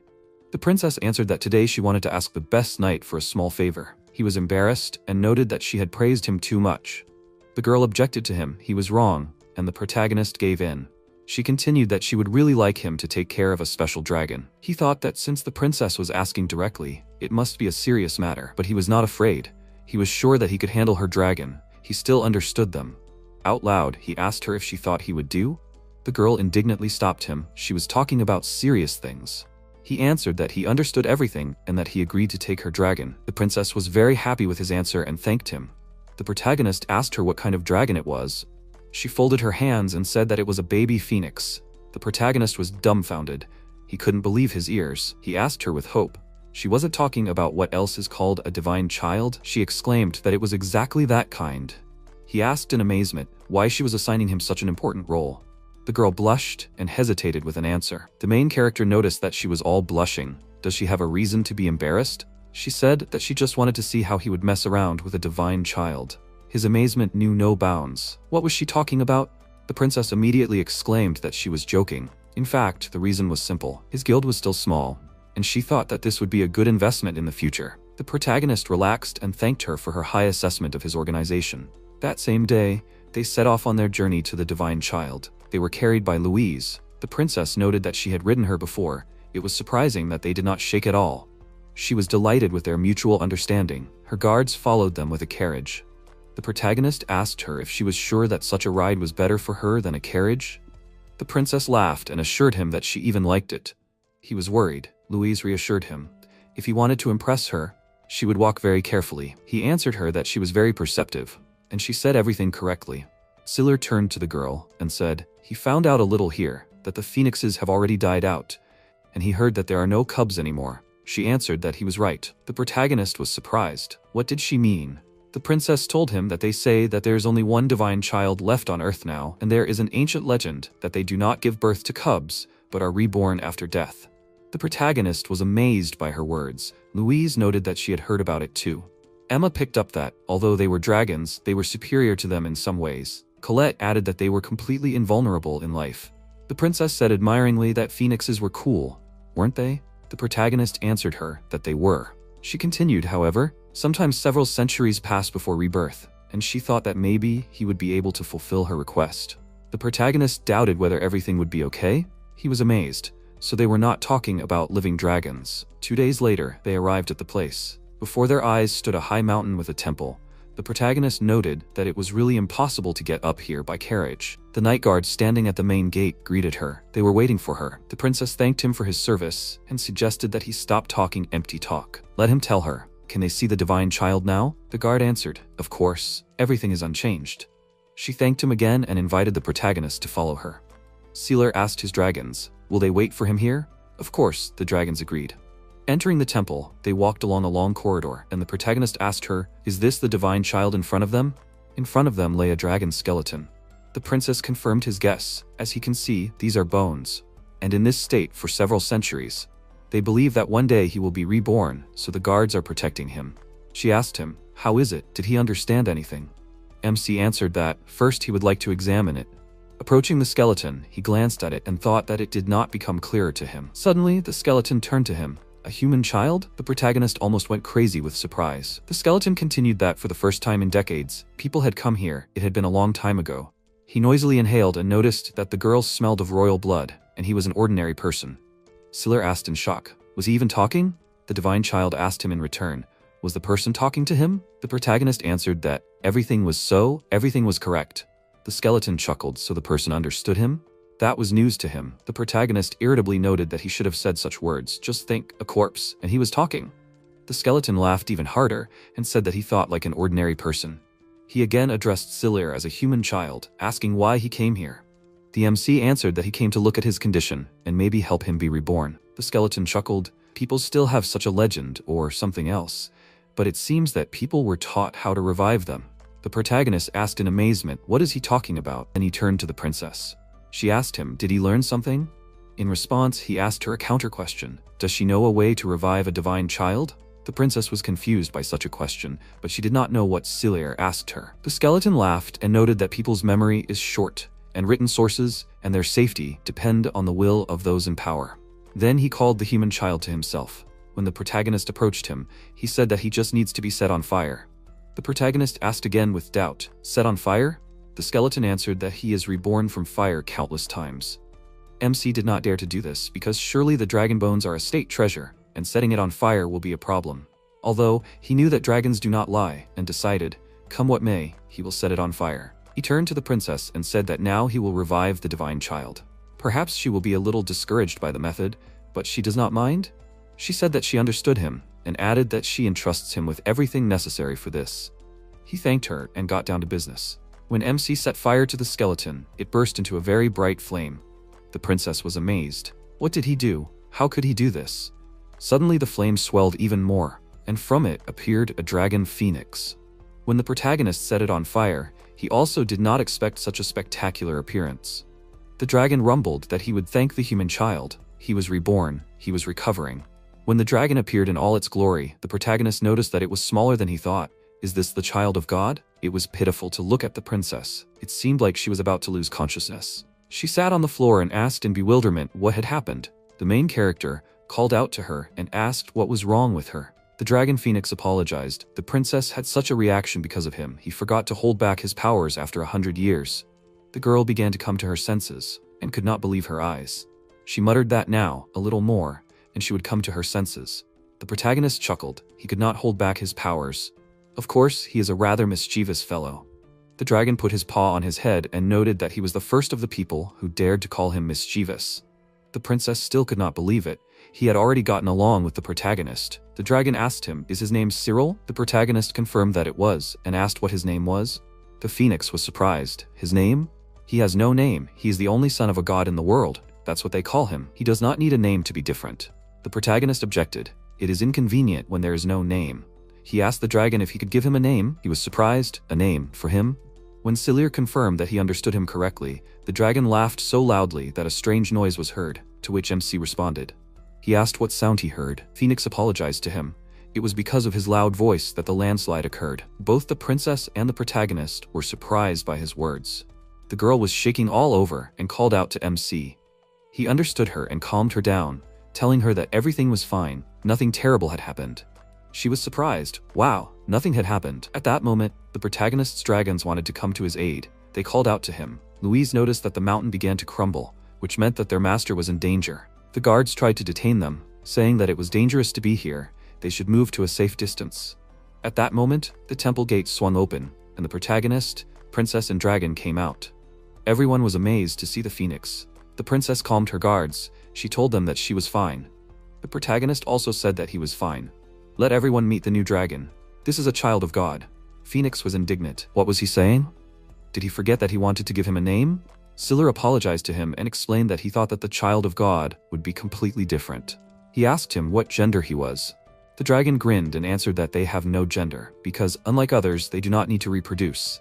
MC decided to give him the name Chris. The dragon happily said that he liked his name. His name is now Chris. This was great news. The protagonist asked him to be quieter. He was afraid that his loud scream would cause a landslide again. The princess thought that she had already gone crazy. She asked the protagonist what they were talking about. He answered her that he gave the dragon a name. The girl asked again, did he give him a name? The protagonist answered positively, or was it impolite of him? Chris laughed and advised him not to pay attention. He recognized him, so he was not complaining about anything. Silir noticed, so everything was fine. There was no reason to worry. Chris asked him if he was still free. If so, then let him seal the contract with him. The protagonist asked again, a contract? What was he talking about now? The dragon was surprised. He didn't know. He was a dragon knight, right? The protagonist answered that he was. Chris was amazed. The princess didn't know either? The protagonist turned to her. Did she know what a contract between a man and a dragon meant? The girl replied that she was hearing about it for the first time. He turned to his dragons. Do they know? They replied that they also had no idea what it was. Chris was indignant. He didn't expect this.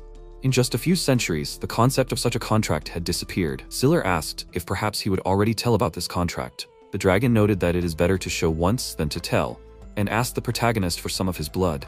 He cut his finger. Blood came out of the wound, and a magic circle formed in the air. Chris noted that the circle appeared in the air. This is his magic.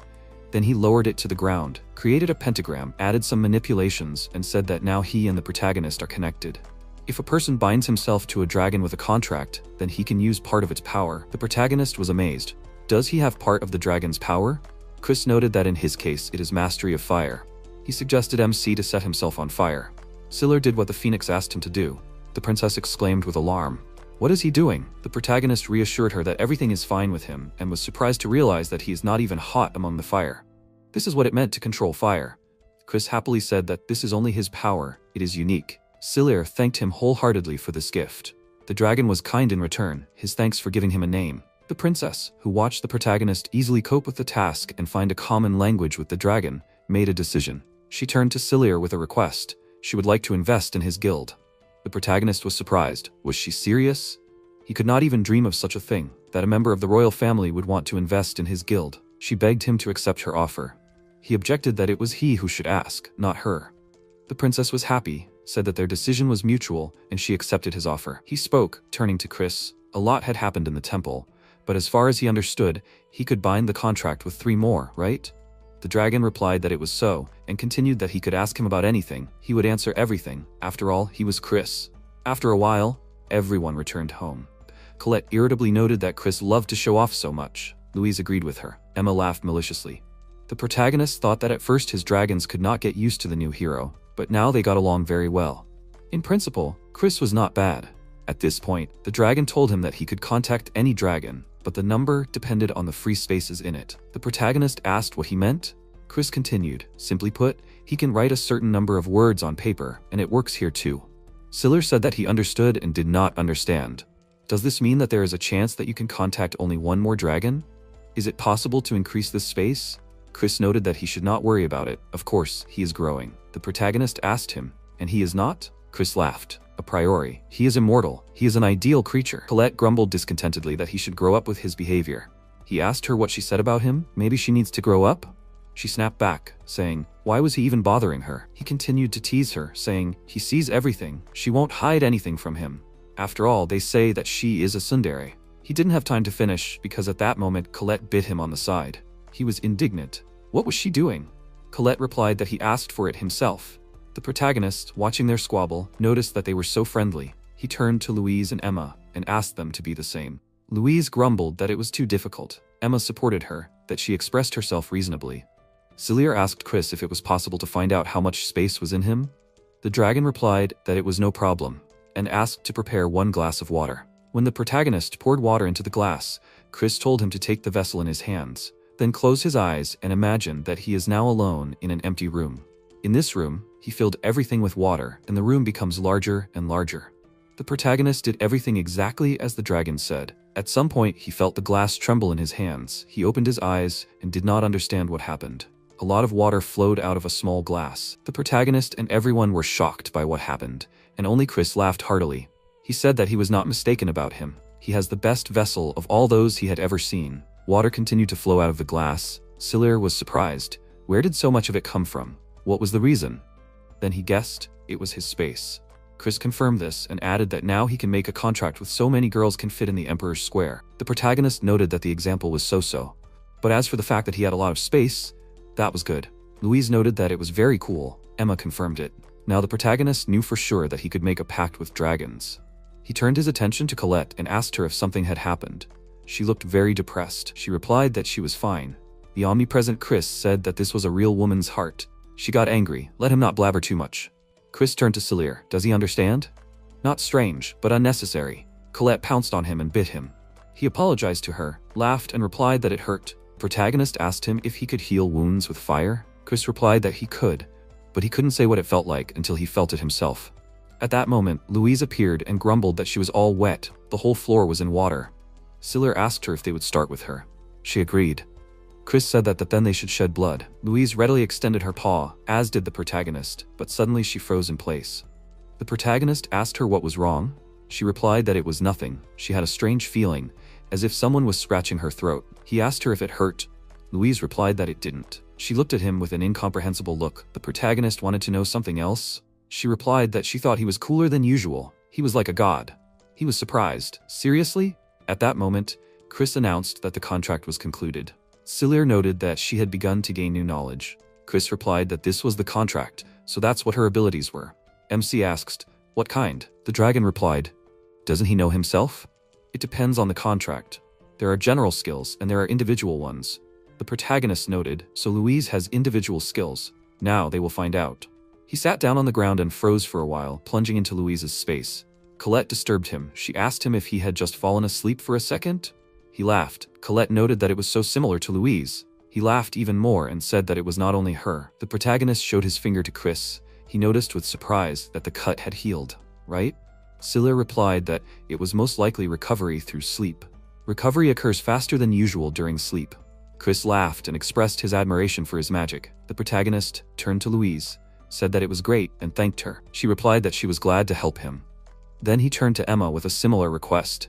He repeated the manipulations with her, and in the end, she laughed. MC asked her what she was doing. Emma replied that nothing, and asked if he was finished. Cilir saw that her abilities were related to combat. Chris suggested that he try it on him. The protagonist doubted whether it was possible. He replied that it wouldn't bother him at all. Then Cilir said that he wouldn't hold back. A huge fireball flew out of his hands. The dragons were amazed. Colette couldn't believe her eyes. A fireball? The protagonist said with delight that it was very convenient. Emma asked him if he would find it useful. He replied that he would definitely. The protagonist asked Chris how he was doing. He replied that he was doing great and suggested trying again. A fire bullet with 9 fingers, that was the name of his new skill. The protagonist asked why exactly 9 fingers. Colette's whole appearance showed that she didn't trust this scoundrel Chris. He was showing off too much. He noticed what kind of expression she had on her face. Fire is his element. The protagonist tried to use the skill, but it didn't work. A ring was shining on his finger. Emma asked him if something was wrong. Chris noticed the shine and said that it was the thumb of his right hand. The human right thumb signifies power. Hasn't he seen that all rulers wear a ring on the first finger? Cilir replied that he had never met such a person. Chris continued that it was a sign of a concluded contract. Now it was Colette's turn. She offered the master to begin. She was ready. From their spilled blood, a pentagram with a magic circle formed on the ground. She asked him, "Well, how was it?" The protagonist replied that they had succeeded. But as he thought, they couldn't try it now. What he ate would become energy and be deposited in another place of his body. As far as he understood, you can save as much as you like and use it too. Chris summed it up, that is, no matter how much he ate, he wouldn't get fat. The protagonist replied that it was true. MC told Colette that her skill would be especially useful on hikes, and thanked her. She was embarrassed and noted that she hadn't done anything like that. Chris exclaimed that he was very lucky. The protagonist asked what exactly. He answered that it was about the contract. If he made even a little mistake, he would be fat like Colette. The dragon got angry, screamed that she was not fat, and attacked Chris, biting him. He fought her off, screaming that it hurt. The protagonist, chuckling, said that Chris asked for it himself. The next day, a visitor came to the protagonist. He introduced himself as Sebastian Bernard.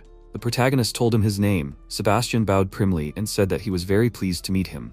Cilir thought that he, of course, took on various tasks, but he was definitely not used to such an attitude. The visitor took a letter from his breast pocket and put it on the table in front of MC. He said in a businesslike tone that this was an invitation from Mrs. Katerina. The protagonist opened the letter and thought, is it from her again? Sebastian noted that he should thank her.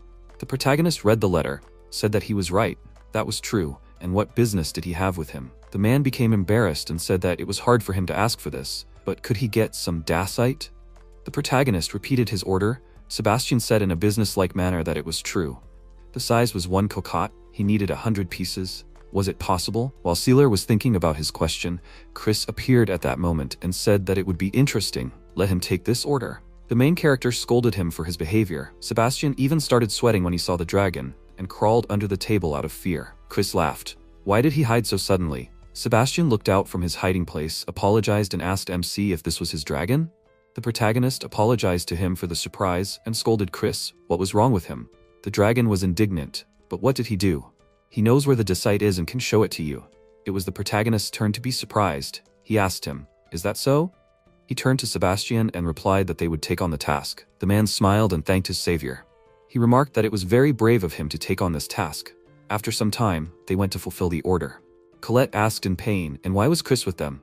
The dragon laughed and exclaimed, and she wanted to go alone? She was irritated by his stupid jokes. She called him a fool. The protagonist asked him, what kind of dacite is this?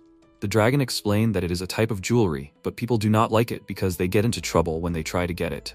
Celir suggested that this is why it has such a high price. Chris answered, that's right. Dawit appears when the moonlight falls on it completely. It begins to sparkle brightly, which is why some call it the core of the night dragon. The protagonist thought it must be beautiful. He asked him again why dragons were treated differently. He answered that they simply overestimated them. The protagonist impatiently asked, well, where is the dacite? He didn't tell him anything. Chris grinned and pointed to a certain place. Celir was surprised to see that they were standing on a volcano. He asked the dragon, what kind of place is this? The dragon answered that it is a volcano. The protagonist understood this without him. But where is the dacite? Chris led him to the mouth of the volcano and said, as far as he remembers, it is called Tonabin. The protagonist was indignant. He didn't ask him about that. Chris told him to look inside the volcano. The dacite was there. Does he see transparent things? That's it. Celir intended to go down. Colette protested. What was he up to? Chris grinned and said that an ordinary person cannot get it, but he can. The protagonist, descending, thought that any other person would have a hard time here. Now he understood why the task was given to him. He asked Chris, can he go into the lava too? The dragon exclaimed, what is he asking about? The power of the contract works here. He can climb naked. It will be like hot springs for him. The protagonist said that he will refrain from this. At this moment, Colette called out to him and asked him, is he sure he doesn't mind? It can be very dangerous. He answered her that everything is fine, and Chris could hardly deceive him. Finally, MC went down and stepped into the hot lava. He noticed that he really wasn't hot. Chris shouted from above that he was a good man. He was happy for him. His friend, Celir, asked, didn't he say that it would be easy? The dragon answered positively, but still, it was brave of him. The protagonist knelt down and pulled one dacite out of the lava, noting that he pulled it out as if from mud. His hands did not even burn. Therefore, collecting 100 pieces was not a problem for him. Colette hurried him to return quickly. They were hot. After some time, the protagonist collected the required amount of dacite and said that here are 20,000 lire in his hands. He had changed a lot in recent days. Chris replied that such is the human world.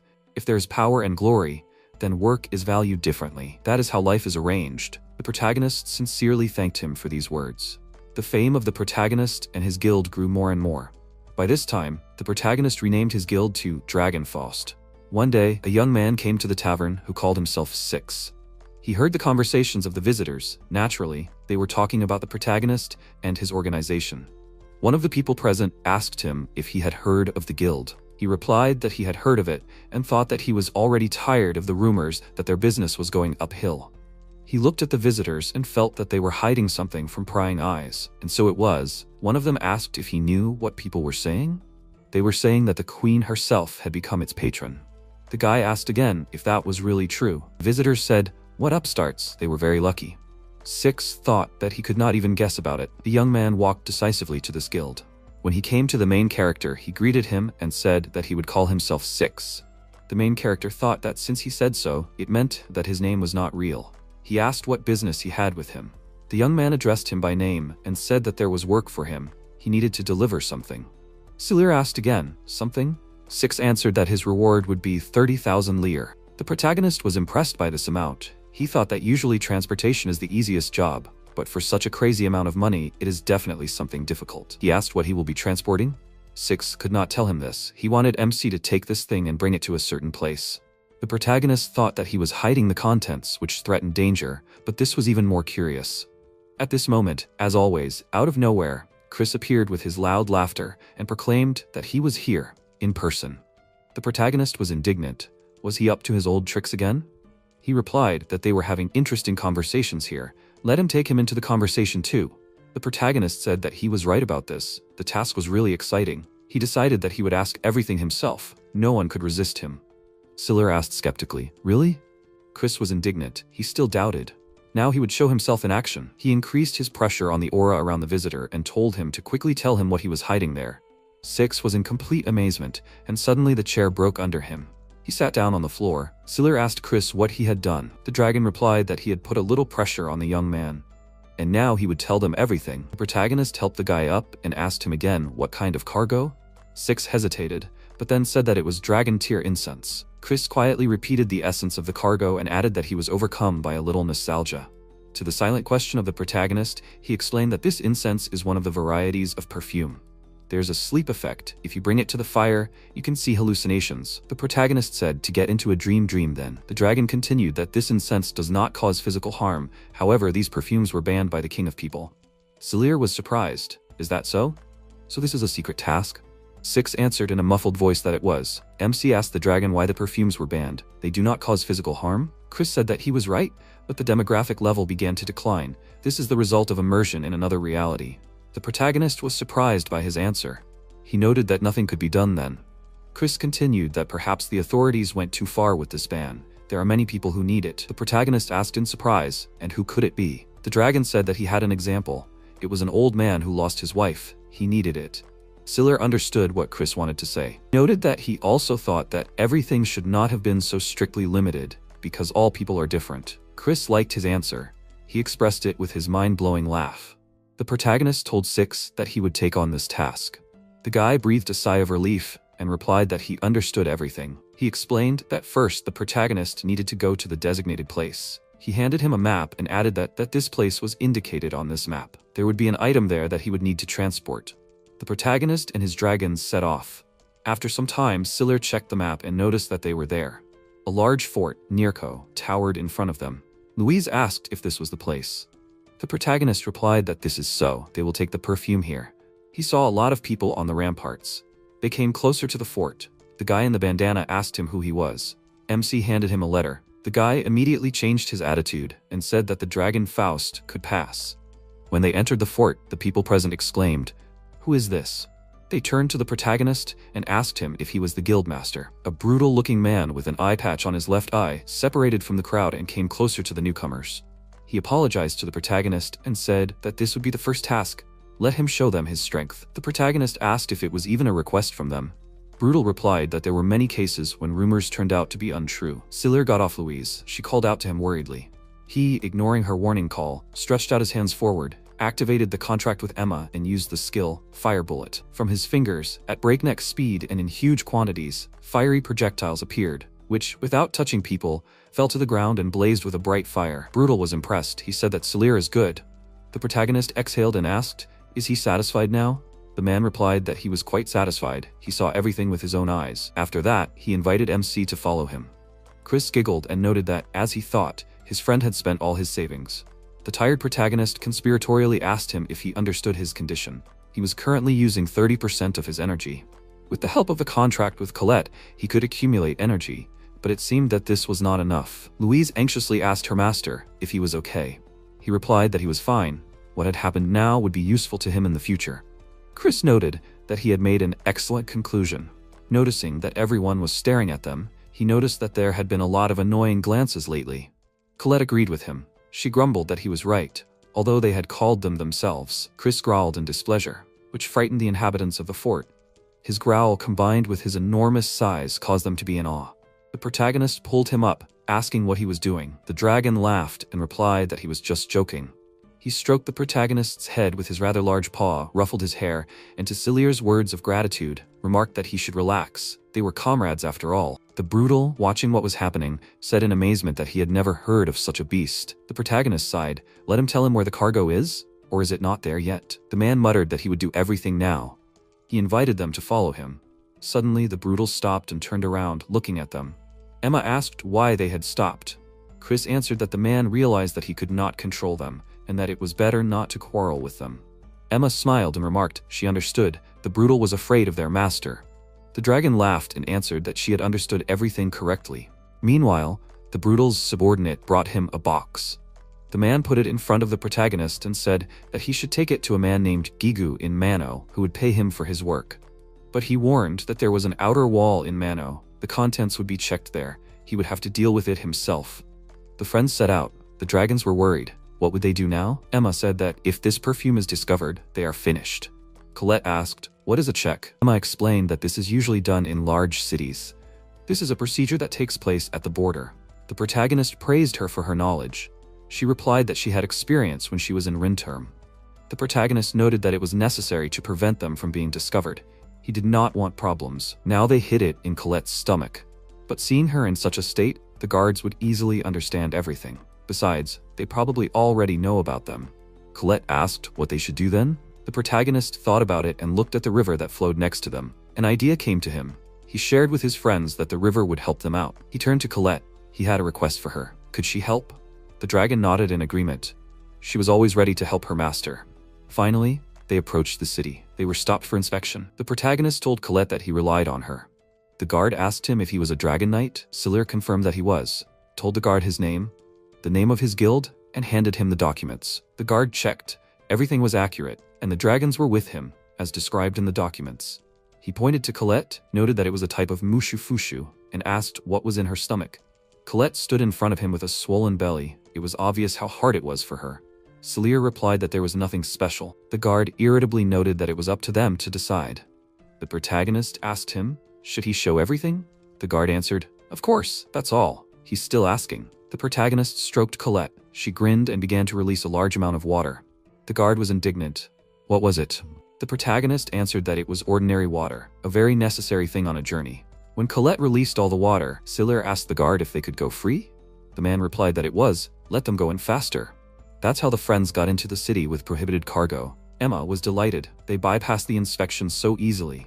The protagonist agreed with her and added that it was not always possible to use it. They released all the water, but there was still something left in Colette's stomach. It was the incense dragon tears.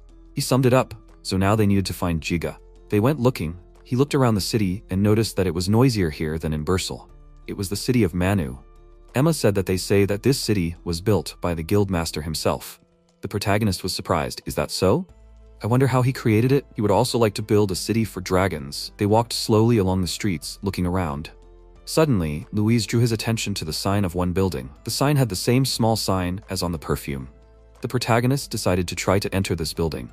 They were met by a young man who asked them who they were. The protagonist said his name and asked if this young man was Gigu. The guy said, well, it was them. He was waiting for them. He asked Selir about the goods. The protagonist asked Colette to get it. When she freed herself from the box, MC asked the guy, will he check? Gigu answered that everything is correct. He cannot help but check. The cargo is too valuable. Having opened the box, he looked through everything, which hurt Selir's pride. Finally, he said that everything is fine. He received the goods in full. The guy took out the same box and said that this was their promised reward. The protagonist asked Colette to hide it. She got down to business. Gigu was surprised. He wouldn't count. Selir answered with superiority that he wouldn't. If it wasn't enough, he simply wouldn't take on the next job. Giyu understood the hidden meaning of his answer and grinned. When the friends went outside, Louise was amazed. Wow, 30,000 lire, so easy. The protagonist reasoned that if such a price was given only for transportation, those who work directly with them make even more money. It was worth studying this issue a little. Chris giggled and exclaimed, was he seriously interested in this? After wandering around the city, they found a place to spend the night. Louise was surprised that there was room for dragons here. The protagonist replied that it was not surprising because the city was so big. Emma spoke doubtfully about the incense. She did not think that so many merchants wanted to get it. She was simply amazed. The protagonist answered that everything was so. If you just bring it into the city, then you can do whatever you want. She did not calm down. How so? It is a forbidden product. Colette also asked, is it okay for him that he made money on it like that? Selir was not offended. He said that it is forbidden. It is convenient only for the authorities, and if there are people who need it, then he would like the goods to be delivered. Colette answered that if he is okay, then she will not worry. To tell the truth, she did not care about people. Selir noted with disappointment, and yet, how to make such perfume, they did not tell him. Colette answered that it is not easy. At that moment, Chris showed himself again. He chuckled, and noted that his friend should not worry about it. MC was surprised. Does he know how to do it? The dragon confirmed that it was so. The protagonist admired him. He knew everything. Of course, he guessed that the dragon could know, but not for sure. Louise did not participate in their conversation. She was already fast asleep. Chris said that first, he needed to know that the incense, Dragon Tears, is a camouflage name. Selir was surprised, that is, it has nothing to do with the dragon tear? The dragon replied that it was so. However, it is definitely related to the dragon, and the materials are not that special. They need the Garian fruit. The protagonist asked again, Garian? Chris noted that it can be found in a regular fruit and vegetables store. It will be easily sold. MC replied that he understood everything and decided to go and have a look. He came to the market, approached the fruit seller and asked about the fruit he was interested in. The seller gave him the fruit. The protagonist was surprised by its interesting shape. The fruit looked like a bull's head with horns. She explained to him that this fruit is also called a cow horn, and only what's inside it can be eaten. The protagonist thanked her for the information and asked her to give him everything she had. The girl grinned for the first time and already so much. He paid for the purchase, thanked her again, and went home. When he came in, he showed the bag to Chris and said that he bought what he needed. The dragon looked into the bag and confirmed that this was it. Then he said that Louise was sleeping, so he called Colette and Emma to him and asked them to eat the fruit. The dragons were surprised. What was this anyway? Selir was amazed, but isn't only what's inside edible? Chris replied that only people eat like that. He turned to the dragons again. As soon as they swallowed it, let them keep it in their stomach. For Colette, in the first stomach. The protagonist asked him, what about him? Chris noted that he didn't need food, and that he didn't even have a digestive system in his body. Colette said ironically that he was useless. The dragon asked her not to be sarcastic. Selir asked what happened next after the dragon swallowed the fruit. He replied that they would have to wait a month. Emma was amazed. A month? The protagonist asked, is that how the incense would be made? The dragon pointed to the thorns of the fruit and added that the secretions that form in the stomach coat it so that the thorns don't pierce it. The protagonist assumed that it was something like pearls. Chris replied that the fruit ripens inside the stomach and that what comes out is that very incense. The protagonist was surprised, but still doubted, is it all that easy to do? The Chris laughed his unique laugh again and said, let his friend not misunderstand him. Selir asked what he had said wrong. Why? The dragon continued that it might be easy for him, but other dragons couldn't talk. How could he expect them to ask their dragons to keep Garion in their stomachs for a month? The protagonist realized his mistake. Chris noted that it was difficult for others besides him. Selir understood everything and apologized to Colette and Emma. Emma was surprised. What was he apologizing for? He replied that it must be hard to keep in your stomach all the time. Colette reassured him that wasn't true at all. In fact, it was easy. Who did he take her for? They could handle such nonsense in no time. Selir was pleased that everything had turned out to be easier than he had expected, because he didn't want his girls to suffer. He thanked them and added that, in his opinion, many people knew the method of making it. Selir asked Chris, what did he think? Would it be very strange if he were to constantly buy Garion? The dragon replied that anything was possible. The protagonist noted that it would be good to be able to make this fruit himself. Chris laughed loudly and answered his friend's silent question by saying that it seems he is not only a knight, he also has the ability to trade. MC was amazed. Trade? The dragon, chuckling, answered that in fact, everything is simple. He understands that for each stage, from collecting materials to sales, different people do everything. Selir guessed. He meant that in his case, only he will do everything? Chris noted that this was the correct conclusion. And it is not very profitable to buy something from other companies because they raise prices and then a person becomes dependent on them. Selir admitted that he was right. It is very problematic if the bar does not have alcohol. The protagonist thought about it. Of course, he could grow this fruit himself. Then Emma interrupted him and finished that it would not be very good if others saw it, right? He replied that everything was so. If done, then only quietly. Colette noted that even so, but they needed territory. How would they hide it? The protagonist looked at her and asked if she could. The dragon replied that she personally could not, but she had a friend who could. The next day they came to the dragon market in Mano. The protagonist tells the shopkeeper that he's looking for a type of gargoyle. Does he have any? The seller answered positively and asked him to follow him. He invited him to the barn, where the protagonist saw the dragon that interested him. The dragon was lying on the ground, with a chain on its paws and very sad eyes. Selir leaned towards her, greeted her, and introduced himself to her as Selir. Then the protagonist said that she might be surprised, but he understands their language. He wants to talk to her. The dragon said, I see. Then they looked at each other in silence. MC raised his hand and asked, is she not very talkative? The dragon replied that she does not like to talk. Then the protagonist thought that she was rather silent. Then he said that the main thing is that she understands him. MC smiled and said that he wants to take her away and asked what she thinks about it. She raised her head and said as he wants. After some time, they were walking down the street. Then the protagonist turned to the dragon and said that it was time to give her a name. He asked if there were any wishes. She walked and did not pay attention to him. Then MC slowed down a little and asked if she could hear him. Yui stopped, turned her head, and said that she thought he was not talking to her right now. Then she replied that she was listening. The protagonist was surprised and said, right, they are usually not given names. She closed her eyes and said that she didn't care what name she would have. MC put his hand to his chin, looked away thoughtfully and said, I see, then suggested a name, Yui. He asked her what it was. Yui agreed. Gradually, the protagonist began to accept her, although he received short but not negative answers. They continued on their way, and MC said that it was nice to meet you. Yui agreed again. Then he turned to her and asked that he had heard that her kind had interesting skills. Would she tell him about them? Yui stopped, sat down, lowered her head, and said that it was difficult to explain. The protagonist smiled and said that she could explain it as best she could. Yui began to say that there were two kinds. MC asked which one was the first. Yui answered that she touched someone, and they disappeared along with her. The protagonist was surprised and said, invisibility is great. Yui added that if she makes a voice, she can be heard, but unless she is touched, she cannot be seen. MC said that this is good, everything is clear and distinct, then asked, what else?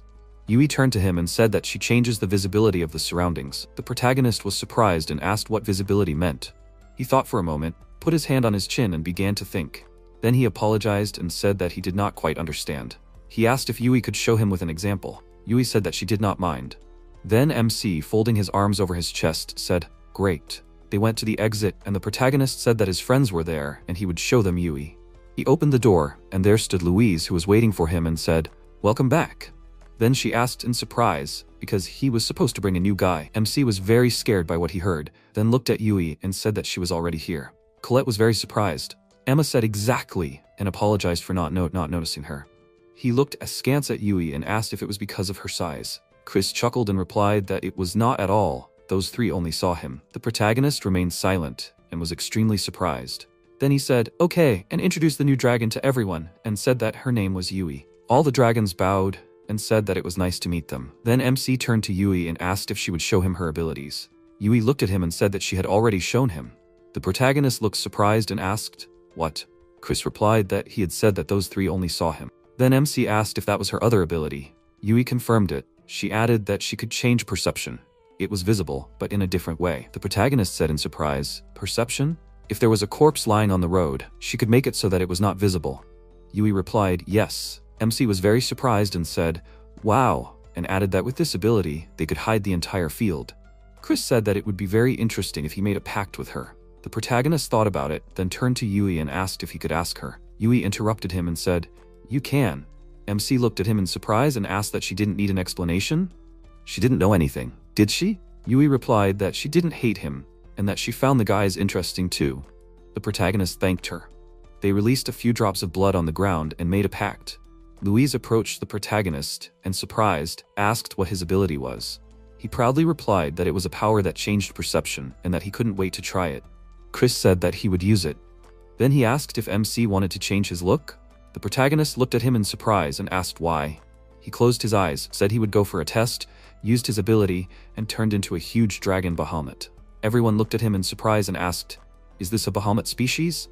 MC asked why. Chris laughed and replied that it was an ability that subjugated the vision of others. He is the king of dragons. It suits him very well. The protagonist remained silent and asked, is it true? A few days later, he was in Bursel's office.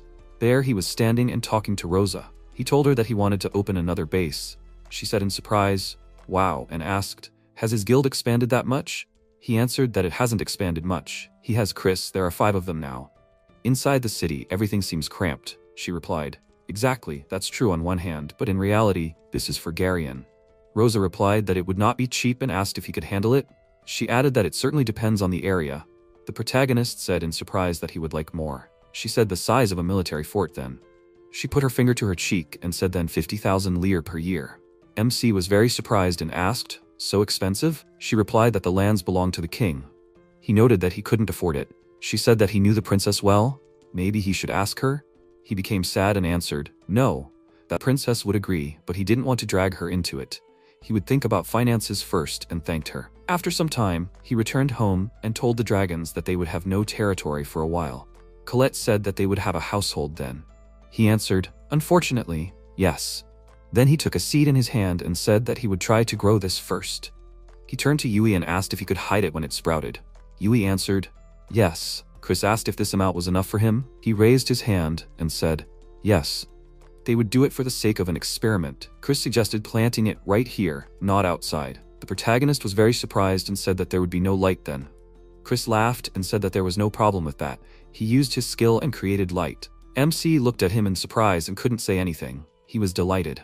Chris said that it was the phoenix flame, the flame of life, which makes plants grow quickly. The protagonist asked if it was true that it would glow all the time and the plants would grow quickly. He also asked if it was hard for Chris. He laughed and said, "Interesting. How interesting. For these 3,000 years, he was the only one who took care of him." He added that he shouldn't worry. For him, it was the same as getting up from a chair. Emma stood nearby and watched what was happening. She was delighted. MC was very happy and said that everything was going well. He added that he could now count on Chris. Yui also helps. Now it's definitely not visible. Soon, someone came to visit him and asked for forgiveness. The protagonist turned around in surprise and asked who it was. He went to the door, opened it, and was very surprised. It was the princess. She stood there with her eyes closed and was very happy. He told her that he could see that she was in a hurry. They went into the house and sat down at the table. He asked her if there was a new task. She answered, that's how he judged her. He was very surprised and did not know what to answer. She said that she had received a message from the city that he needed territory for the guild. He thought that most likely it was all from Rose. He felt embarrassed and said, yes. He added that he did not want to bother her. She got angry and asked why. After all, there were plenty of territories. She would give him as much as he needed. He felt embarrassed and said that this was too much. She shouted that she would do everything for him, brought her hand to her chest, and added that she wanted to be useful. He closed his eyes and said that if she insisted so much, then he agreed. He relied on her. The princess happily exclaimed, yes, and asked to trust her. After some time, MC and the princess were riding in a carriage, and the protagonist said that only 3 days had passed, and she had already found a place. Then he asked, isn't it troublesome? The princess answered, no, she just needed a person to take over the territory. However, it cannot be used right away. MC looked at her in surprise. The princess looked out the window and said that they were there. The protagonist also looked out the window. Seeing the territory, he said in surprise that it was spacious. They got out of the carriage and began to walk around the territory. The princess asked, how is he? In the archives it was written that this was a former estate, which means there are plowed lands.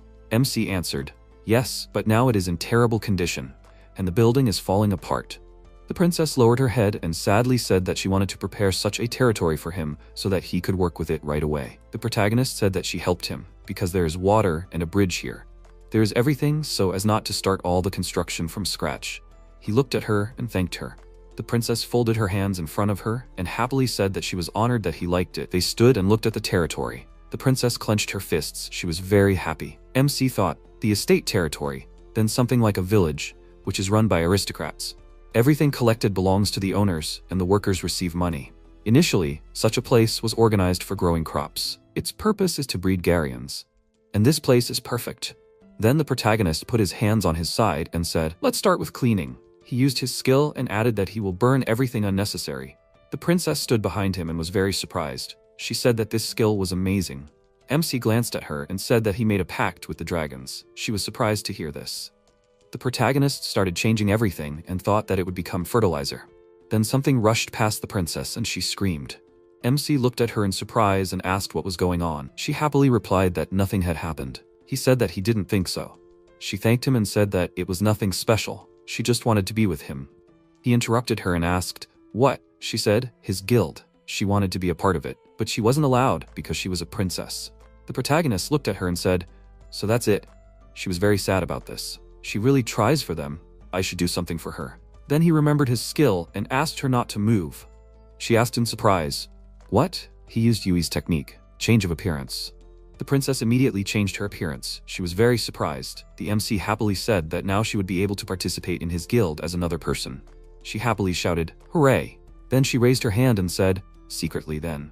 The protagonist put his hand to his chin and answered, yes, it turns out that way.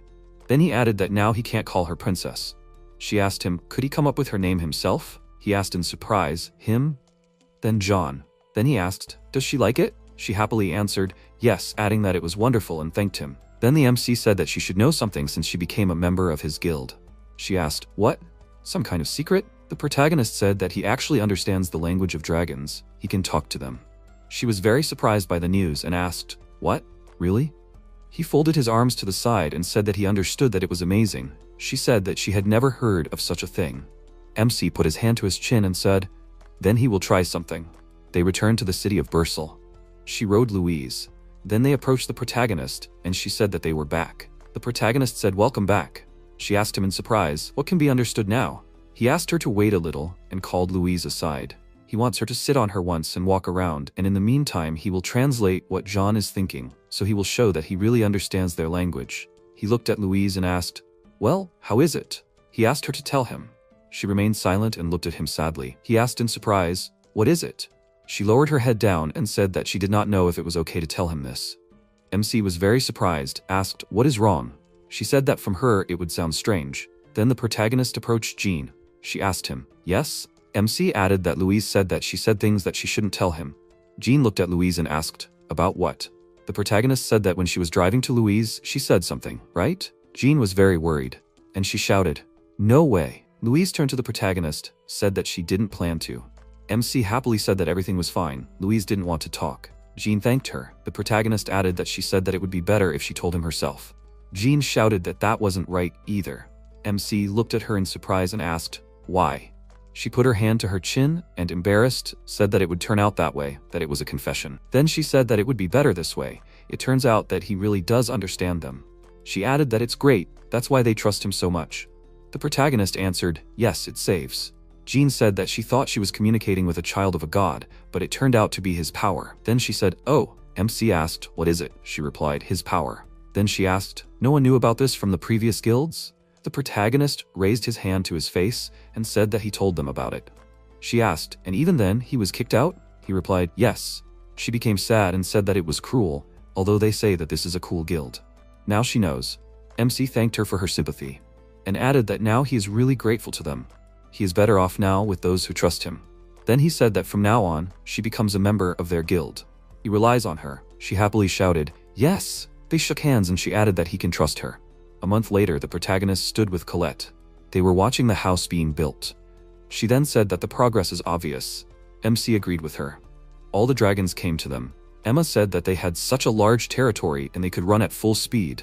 Louise was lying on the ground and said that she needed to sleep. Yui said that when the season for collecting Garians began, they would need to hire workers, and they needed to build a building for them. Chris called Colette and Emma and asked them to show something to the protagonist. They agreed with him and went to the side. The protagonist stood and looked at them in surprise. Then they brought a basket. They brought it to the protagonist, and Emma asked, "How does he like it?"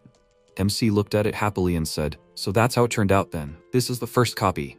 Incense, dragon tears, finally ready." Emma stood and held this basket and then said that they managed to make it. Colette said that it was amazing that the Garian could take such a shape. Emma added that it was also made in the stomach.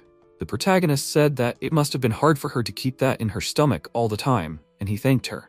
He added that it certainly did not look attractive. Chris said that amateurs would not understand. He could guarantee the quality. The merchants of Mono would certainly appreciate it. He offered to show them. After some time, they arrived at Gigo's shop. He knocked on the door, and Gigo came out. He asked who was there. Then he saw the protagonist. Said it was him. MC apologized for the intrusion. Gigo folded his arms in front of his chest and asked what he needed today. The protagonist replied that he wanted him to look at something. He asked Colette to get it. She answered, "Understood," and took out a basket of Garians. Gigo looked at it.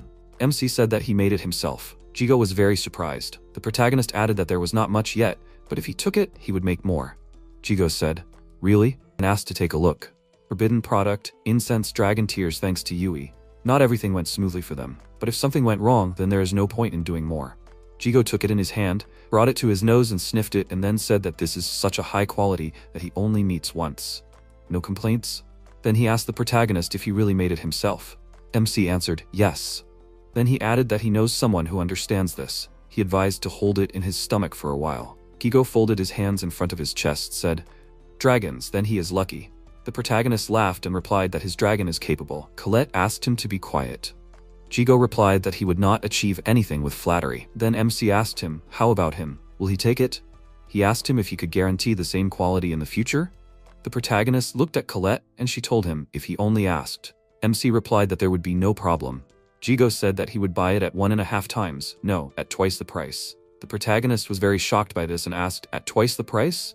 Gigo closed his eyes and said that the price was completely justified and corresponded to the quality. Then he pulled out a drawer from the cabinet and took a bill from there, and then he handed it to the protagonist, told him to take it, and explained that it was a church bill, and he could cash 10,000 lire at any church. This was an advance payment. MC replied that he understood everything. Then he took this church bill and thanked him. After some time, the protagonist was sitting at home at the table with a man, and he told him that it was nice to meet him. He was from the Laurent Trading Organization. His name is Rowan Laurent. He is glad to meet him. An ascending sleeve. MC looked at him in surprise and asked, "Ascending?" He replied, "Exactly, the dragon Faust. He is sure that even greater heights await him. He wanted to get to know him better." The protagonist raised his hand to his chin and thanked him. Then he asked, "He didn't just come to say hello, did he?" He replied, "Yes, because today he brought some goods." MC asked what was in it. Rowan put a chest on the table and asked to take a look at it. The protagonist looked at it in surprise. Rowan said that it was one of the sacred relics. MC said, "A sacred relic then?" Rowan replied that as far as he knows, these are usually the remains of sacred creatures. Well, and mostly they sell fakes. However, this one is real. The protagonist put his hand to his chin, sat, looked at this box and thought. Rowan added that it is not clear in the chest. First, he should look. MC opened this chest and saw a bone there. He asked in surprise, "A bone?" Rowan answered, "Yes, the bone of the Dragon King. He controlled all the dragons." He wants to note that over time it will become more and more expensive, so it is better to buy it now. The protagonist answered that he understood him, but he will think about it. Rowan answered, "No problem." MC sat and thought that he still doubts. Then Chris started laughing loudly on the street and said that he is interested in it. The protagonist thought, Chris advised him to buy it. He guarantees that he will not regret it. Then MC lowered his head and said that he will take it. Then he took it and went outside to Chris. Then he said that he does not know what he promised him, but he hopes it will be worth the money. Chris answered, "It will." Put the Dragon King costume. The protagonist looked at him in surprise and asked, "What?" Chris asked him to look. He sent the dragon onto the chest and a blade appeared. He said that it was hidden by mimicry. Phoenix Horn is the real name. The MC asked in surprise, "Phoenix?" Chris answered, "Yes, there is a part of it there a couple of deaths ago. People call it a divine item." The protagonist held it in his hand and asked in surprise, "Divine? Such items are called divine because they were once used by divine beings. Of course, you can't get such a thing so easily." Chris laughed and said that he had rarely heard him be so surprised. The MC said that since he said so, does that mean it's real? Then he asked, "What is it useful for?" Chris thought about it, then said that it's something that makes people cry with happiness. He advised breaking it and putting it inside himself. The protagonist asked in surprise, "You mean eat it?" He answered, "Right." Then the MC asked, "What will happen to it?" Chris replied that he could survive after one death. The protagonist held it in his hands and looked at it, then said that this power was not in vain, it was from the phoenix. Chris replied that he meant the same thing. Then he added that he shouldn't worry, the taste was normal.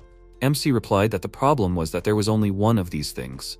Then he asked, "It wouldn't work if he ate so many of them, would it?" He replied, "Right." The protagonist said, "Even if Chris didn't need it, the rest of the guys did. I'd like 4 pieces. Then Chris laughed really hard and MC asked him to take it easy. Chris apologized to him and said that he was so interesting. He was mortal himself and prioritized dragons. He didn't think that such people existed. The protagonist, because it seemed true, had seen a lot of different people. Chris added that this would be his gratitude. He would fulfill his wish. MC looked at him in surprise and asked, what was he talking about? Chris replied that he shouldn't experience anything special. Then he asked the protagonist to give it to him.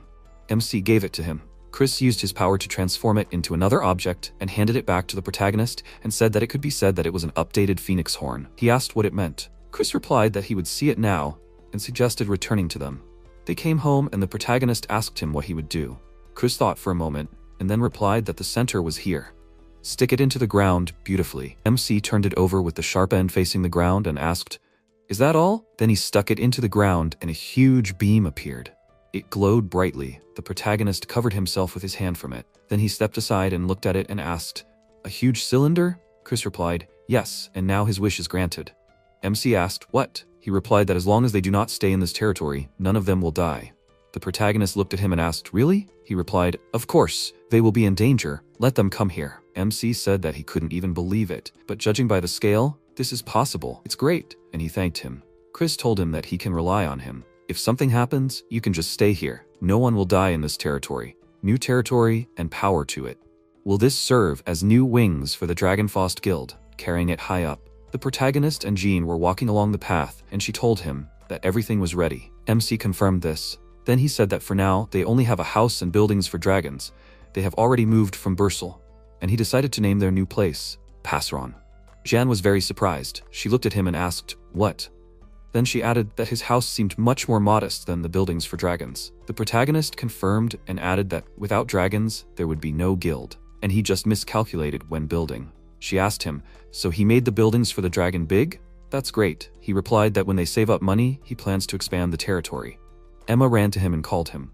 Then she said that they were waiting for a visit at the gate. MC approached the gate, where a man was standing. The protagonist asked him about the rose. They answered yes, and they wanted him to go with them. MC was confused and asked if something so important had happened. Here he answered that he didn't know what exactly it was. The protagonist said, at least nothing serious. Jean came up to him and said that she would go with him. He looked at her and said, okay, so they won't recognize her. After some time, MC entered the door of the room where Rose was sitting at the table. She apologized to him for calling so suddenly. When she saw Jean, she thought about it. The protagonist said that she was new to the guild. Her name was Jean. Jean said that she was pleased to meet you. Rose asked, did you pick up some lady? Jean, confused, asked, what? Rose added that her manners were very good, and most likely she was the daughter of some merchant. She put her finger to her cheek and added thoughtfully that it felt like she saw her. Jean and MC were confused and didn't know what to answer. Then the protagonist thought that she had good intuition. Then he sat down on a chair and asked to tell her what happened. Rose sadly said that now she would ask him to clean up after the others. Then she asked him if he didn't mind. She added that in fact, Lindworm failed in their task. MC said Lindworm in confusion. Then he asked what they did. She answered that there was a disaster at the dragon pasture. The workers managed to evacuate, but the dragons remained there. Jean and the protagonist were too upset by this news. Rose said that she felt sorry for the dragons, and she gave Lindworm a task to help them out, but they failed. MC folded his hands in front of his chest and lowered his head, then said that now they turned to him. That's how. Then he added that in that case, and suddenly he was interrupted by Eric and Louis. They burst into the room and shouted, it's here. The protagonists said their names in surprise. Eric is the commander of the 3rd squad. He said that they hadn't seen each other for a long time. Then he asked Rose to tell him what it meant that they were finished. Louis stood next to him, folding his arms in front of his chest, shouted that they could explain everything. Rose wanted to say something, but they interrupted her and asked to give the floor to them. Eric said that if he refused the task now, their reputation would fall. She asked him what he was proposing. He approached her and said that first they would formalize the papers, and then MC interrupted him, said that he was leaving right now. He asked to send him all the necessary information. Rose said that she would do so. Louis shouted furiously, how dare he? The protagonist began to leave the room, looked at them, told them to write the papers if they wanted. Louis was furious and asked what kind of attitude was this. MC said that the lives of the dragons were at stake, and he was heading there first. Louis grabbed his shoulder and yelled at him to stop, because the conversation had just begun.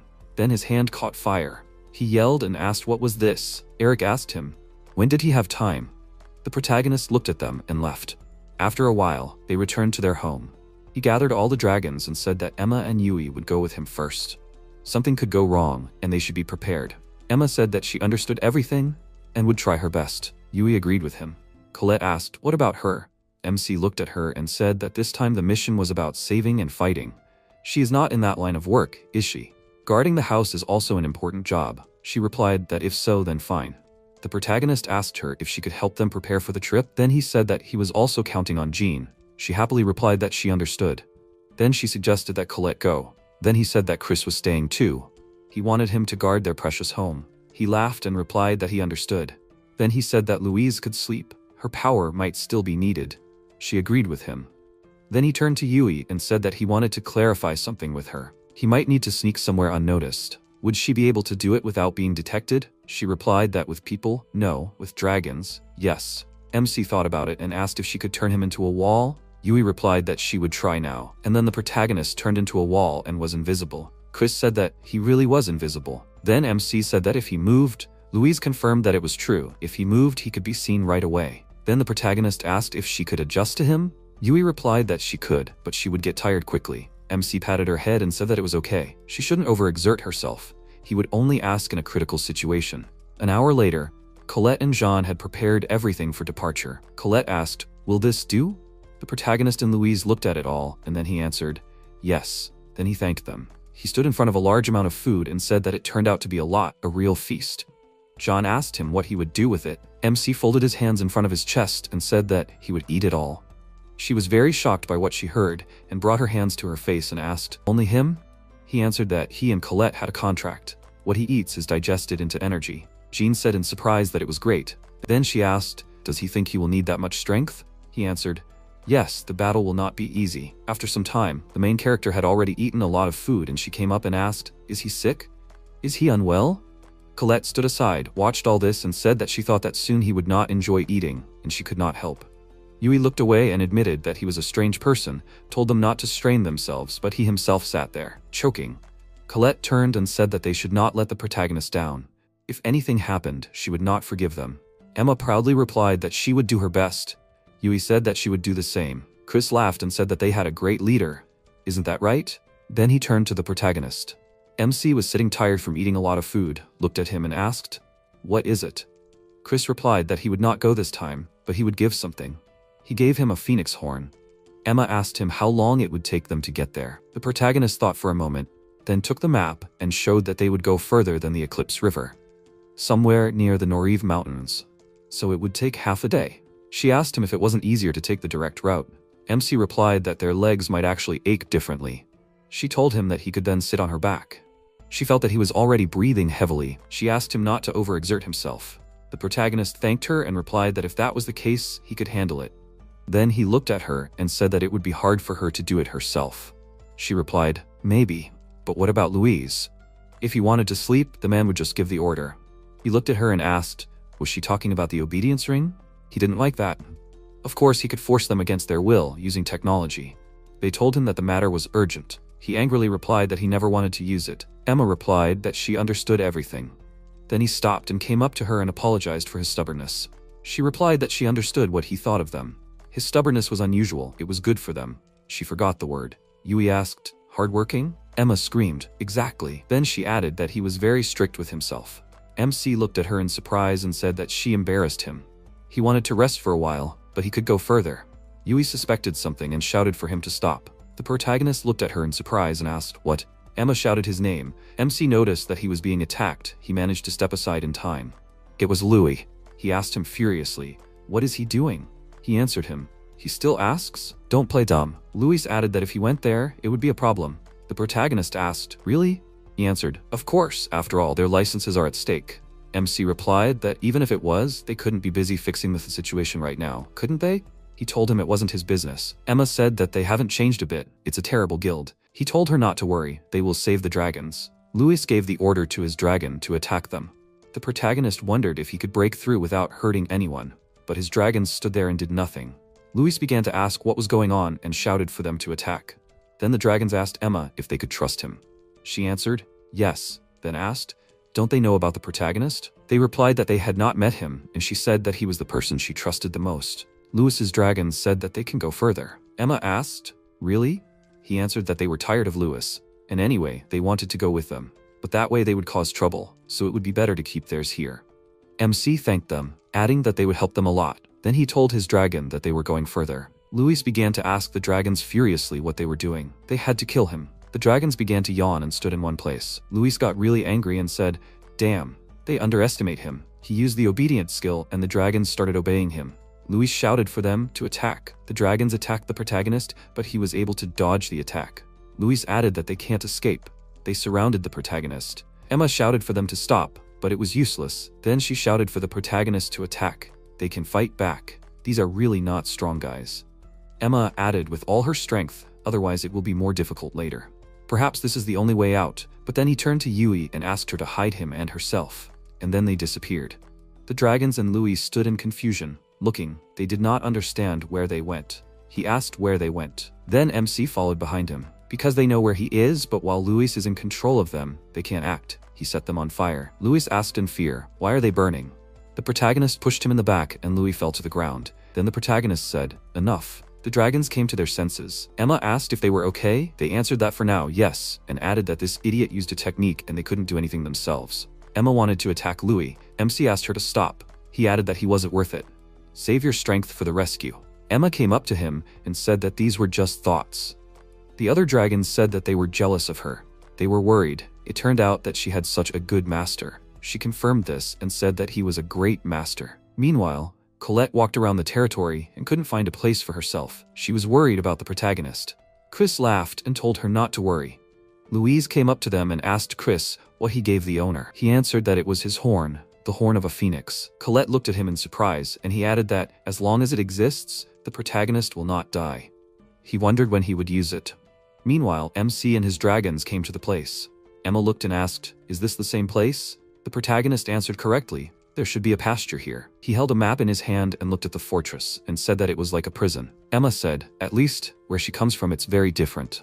Yui said that he did not know how it was for her, but this place was uncomfortable. The protagonist said that, in general, we should not stop. They all agreed with him.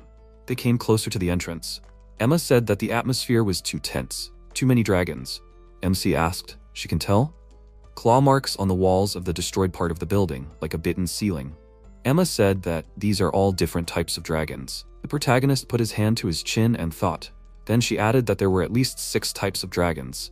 MC replied that he understood everything and suggested moving on. Then, he put his hand to his chin, and because it would not be easy to fight against many dragons at once. Then a scream was heard. They were all scared, and the protagonist asked what it was. A huge creature crawled out of the fortress. This one had 2 heads. Yui said, Chimera, a monster that combines the features of different creatures at the same time. The Chimera, it noticed them and started screaming. MC told them to be wary of it. The Chimera flew into the air and began to attack MC. Yui covered the main character with herself. Emma called the protagonist. At the same time, he rolled up his sleeves and shouted damn, and fire began to spray from his fingers on his hands. The main character attacked with his ability. This will hide them. The monster calmed down, and MC thought that they would retreat first. They started to retreat and asked him why this chimera. The protagonist replied that he himself did not know, but perhaps this was the key to the answer. Emma asked for the answer. MC suggested looking around. They started to walk, and Emma said that there were no dragons anywhere. Alright, the protagonist replied that there was only this one. The trace that Emma found. There are not 6 dragons here, there is only one, which united 6. Emma suggested that this meant that the tracks belonged to a chimera. MC replied that it looked like it. Emma stood and looked at it and said, how so? Yui lowered her head down and asked what they would do. They came to save the dragons. After her words, the protagonist raised his hand to his chin and stood thoughtfully, and then he said, if only everything could be resolved with dialogue. Emma and Yui stood by him attentively. Then she asked if it would work out. MC replied that he would do everything in his power. He asked them to keep their distance and they would try to get closer. Emma said that it was very dangerous. He replied that he hoped that nothing bad would happen, and if it did, he would count on their help. Then he turned to Emma and said that as soon as he gave the sign, she should distract attention. Yui would have to use vision. She answered him that she would do everything. Emma said that she understood him and asked him to be careful. The protagonist approached the chimera and asked if they could hear him. The chimera started yelling at him. MC got scared and took a step back. Then he shouted for them to listen to him and asked if they understood what he was saying. They didn't answer him. He asked them to answer. The protagonist said they can't hear, but usually it turns out that he doesn't understand anything. They are not dragons anymore. That's what their reaction means. Then he shouted, they want to go back to their old life. Then he heard voices and asked in surprise what. They told him to kill them. MC happily started shouting that it was their voice. They asked him to kill. He asked why. They answered that they were hard, in pain, and wanted to die. The protagonist got upset and said that consciousness had almost left the chimera's body. They were still asking him to kill them. MC clenched his fist and admitted that there was nothing left to do but do it. He asked them for forgiveness. Then he thought that it was very risky, but he would try. He used full opening, and the chimeras opened their mouths. He launched an attack into their mouths, and they lit up and then burst. In response, they thanked him, and Anya was finally free of them. Only the core remained. The protagonist thought that this was the core. He ran sharply, taking the phoenix horn in his hand, and stuck it into the core, after which a shockwave went. Dust rose and through it something alive was visible. The chimera asked why she survived.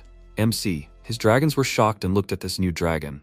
The protagonist was very happy and said that they managed to carry out their plan. Then this dragon lost consciousness and fell to the ground. Emma was worried and asked if everything was okay. MC approached this dragon and replied that everything was fine, breathing was fine, there was no need to worry. Emma said, thank God that she was alive. Emma said that the phoenix horn, this is an amazing power. The protagonist agreed. Then he remembered how he destroyed the chimera. Saddened, he said that this is the only way to free her. He then added that they had no guarantee, but everything went well. Yui went to the dragon and began to examine her. Then she asked what kind she looked like.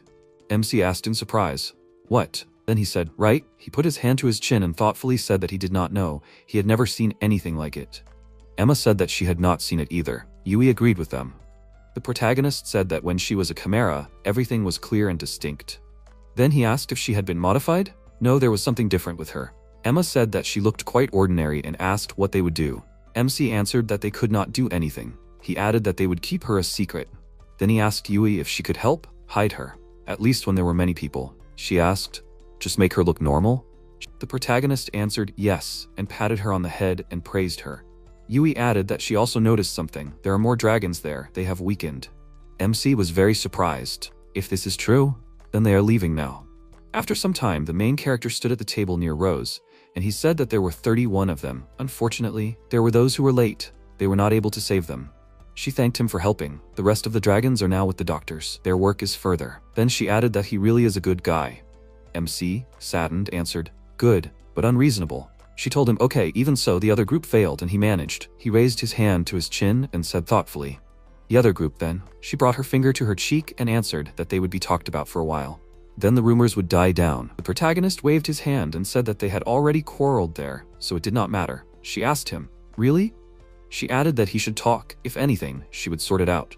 He thanked her. Then she raised her hand to her chest and asked, did nothing bother him? MC did not expect to hear such a question. He thought that it meant that she knew everything. It was better, of course, for all this to be hidden from others. He answered that he destroyed it because it would have become a problem. He could not restrain himself. Rose became sad and said, so that's how it is. The protagonist added that it was certainly not for him to say, but he thought that this place could not be restored anyway. He thought that this should be enough. She replied that she understood him and apologized for how it turned out. MC waved his hand that she had not forgotten about the reward. After some time, he returned to his territory and said that he had brought her.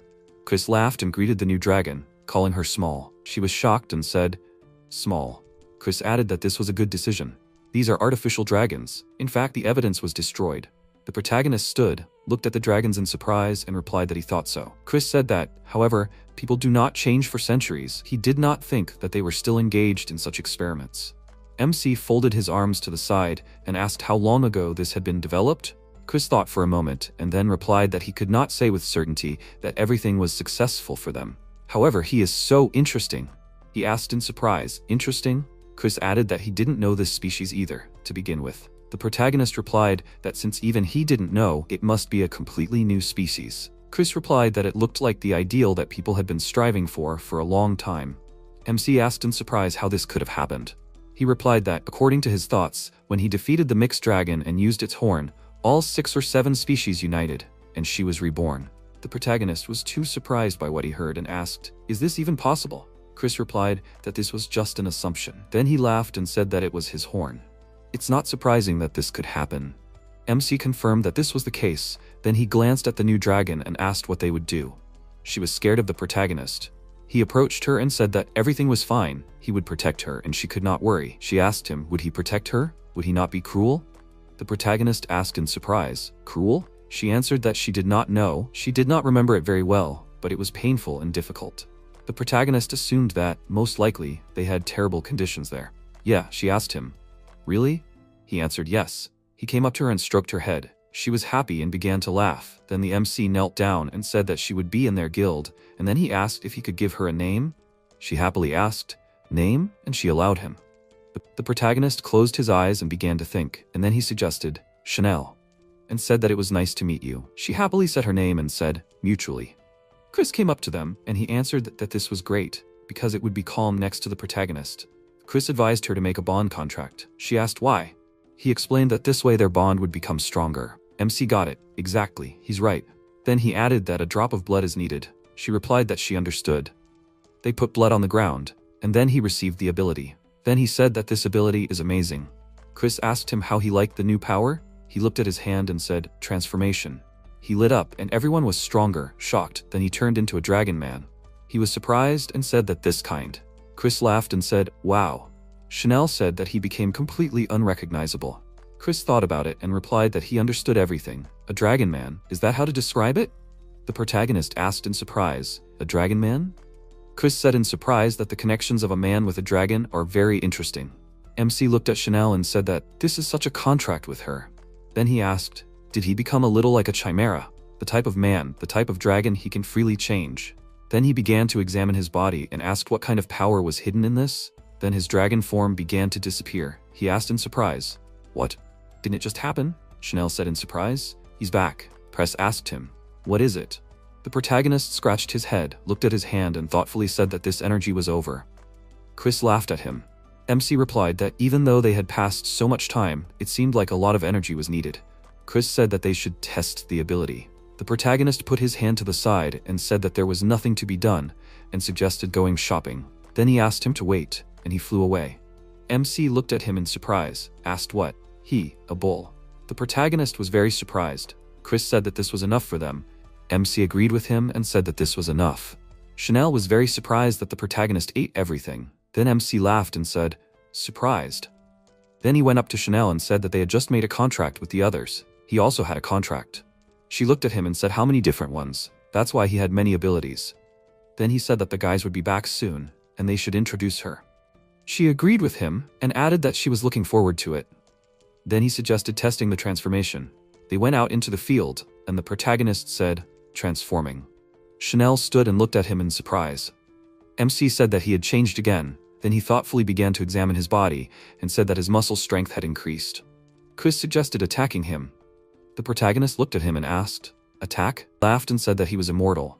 He would just be a small stone for him. He wouldn't harm him at all. MC said that was good then. He looked at Chanel and told her to keep her distance. She moved away from them, and the protagonist prepared to attack. Chris shouted at him not to linger. MC ran to attack and hit him in the face. Chris flew to the side. The protagonist shouted that this is not all. Then he took out his claws and began to attack him. Chris told him that it was not bad. He did not even have time for regeneration. He asked him if he could do more. MC answered, of course. He got wings and then his ability disappeared. He turned back into a human. The protagonist said that the energy ran out. Chris said that he did not last even a minute with the bull. He was right, the expenditure is high. MC agreed with him and added that it was great. Chris said that he surprised even him. So when he is in this form, he will be the strongest of people. The protagonist raised his hand to his chin and thoughtfully said that this would be their trump card. Then he called Chanel and said that this is a great ability. He thanked her. She said that her eyes do not have time at all. Chris shouted that he would never think he had such a power, and then he laughed. A few days later, MC and Jean were walking around the city. She said that his appearance was so noble, like a deity. The protagonist looked at her in surprise and asked, deity? When he went to the city, he showed his other appearance for a moment. Since then, she is like this. Then she said that to get such power is just incredible. Then she turned to him and said happily that he was still the best dragon knight of all the knights. MC became shy and thanked her. Then he said that at first he could only talk to them, but now he can even transform. Then he hung his head down and became sad, saying that he needs to eat a lot because he needs energy. He eats, and it takes 3 times more food than everyone else. She was surprised and asked, 3 times? He answered that he was a little embarrassed to say, but when he eats the same thing, it gets really boring. She told him that he was right. Then she raised her finger up and asked, maybe he should hire a cook. She could recommend a good one. The protagonist raised his hand to his chin and thought about it, then asked, recommend? It would be better not to. She asked him why. He replied that if he was going to make a cook for his comrades, it would be better to choose from someone he felt he could trust. Jana agreed and said, trust. Then she was very happy. He wondered if he had really made her angry by refusing. Then she turned to him and said that she would wait impatiently. He asked again in surprise, to which she replied that good cooking was connected with his transformation. She clenched her fists and added that his dragon appearance was truly beautiful. He asked her, really? She replied that she would wait impatiently. He happily replied that he would try his best. They walked further through the city, and he wondered why she liked that appearance so much. And suddenly, they were surrounded by a group of people. One of them said, what a surprise. He thought it would be a regular murder, and here there is even a bonus. Jean was scared. MC asked who they were. They laughed and then said that they are nameless, ready to do anything for money. The protagonist replied that he understood that they did not like him. Then he asked, but who were they? They laughed and replied that he had caused them too much trouble. Hadn't he? He replied, Rintvolm, then. They said that was exactly it. Then they added that he could curse them in the next life. And also his stupidity that he went without dragons. MC said, so they were waiting for this moment. Jana was too excited. He turned to her and said that everything was fine, he would transform. She said, but there is little energy. He replied, what are these guys, a second will be enough. He transformed and was able to defeat them. Then he transformed back into a human. Jana shouted happily, great. She glanced at those people who were lying on the ground, and then she asked what they would do with them. Would they punish them? If she told her people, they would quickly deal with them.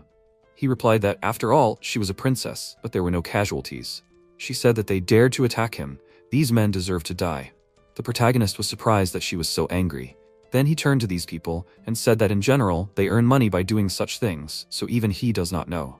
She suggested that he call Louise and she will drag them. MC said that they should wait a little. Before that, they still have one more case. They walked further through the city and came to a building. Jean said this place is the Rintvalm Guild, right? The protagonist answered, yes. He folded his arms at the side, said that they have resentment against him more than once. But now they have entangled her in this matter. He cannot forgive this. They entered the building, and the MC apologized for intruding. Louise was very shocked and said that he was on the floor below. Then he asked him what he was doing here. The protagonist thought that he was under suspicion. Then he said that there was a conversation, and asked someone to call the person in charge. Louis answered that they did not have any conversations. Jean asked if it was enough. She turned into the appearance of the princess, said that she really will remain. She's going to do everything for reasons. Louis was shocked by what he saw. She thought that he noticed, which means that it was not Joan in front of his eyes, but the princess. He was confused and asked, really? She answered. She heard and saw. She was going to say everything publicly. He asked her to wait and not to do it. MC thought that he still couldn't say it himself. Then he sighed and said that she was right after all. They weren't even listening to them, and he apologized to her. Then he asked, should they go to the government office? She replied that of course she didn't mind. After all, it is more important to reveal the truth. The protagonist looked at her and thought that everything was going according to plan. If he hadn't stopped her, she would have hit him seriously. Louis asked in confusion, what is this? MC said that this was the last warning. If the person in charge didn't show up, they would leave. Louis asked to wait a little. After some time, the protagonist and the princess were sitting at the table with the deputy guild master. He apologized for the wait. MC said that the oldest of them all didn't think he would come out. The deputy guild master adjusted his glasses and said that he couldn't be rude to the princess. She asked him if he really thought that what had happened before hadn't been rude. He asked for forgiveness and said that it was necessary to be notified of her visit immediately. He offered her his deepest apologies. He then said that as Louis had told him, it was true that he was behind the attack. The protagonist asked, does that mean he despises? He apologized to him sincerely and added that he had punished him accordingly. The MC replied that he shouldn't. The deputy guild master looked at him in surprise. The protagonist added that he had used people to attack him. He folded his arms in front of his chest and said that it was okay. The main thing was that the princess was there. He then looked at her and asked, what did they say? Bring her? She said, that would be great. As a bonus, that's what they said. The MC said that those people had humiliated Her Highness. The Vice Guild Master said that it was an accident. They didn't know that the princess was in front of them. The protagonist said that if they said all this publicly, the sin wouldn't become easier, right? Get it? If it reaches the ears of the king himself, naturally, they can't. They'll get into trouble. The Vice Guild Master became sad and asked what he should do. The MC replied that it was an incident with injuries. If everything spills out, they'll be finished. He adjusted his glasses and asked to wait a little. Then he left. After a while, he returned with money and asked, can they calm their anger with this? He counted 100,000 lire. The protagonist asked the princess, what will she say? Then the MC agreed with him. They took the money, left. A settlement was reached. The protagonist said that they were now punished. Then he looked at the princess and that she was sad. He asked her, what is it?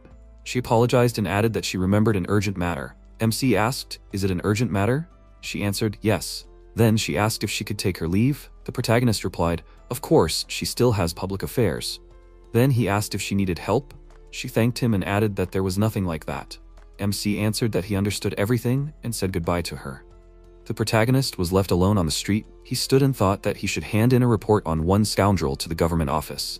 Then he glanced at the building. He read the sign and said, a shop with materials for dragons, huh?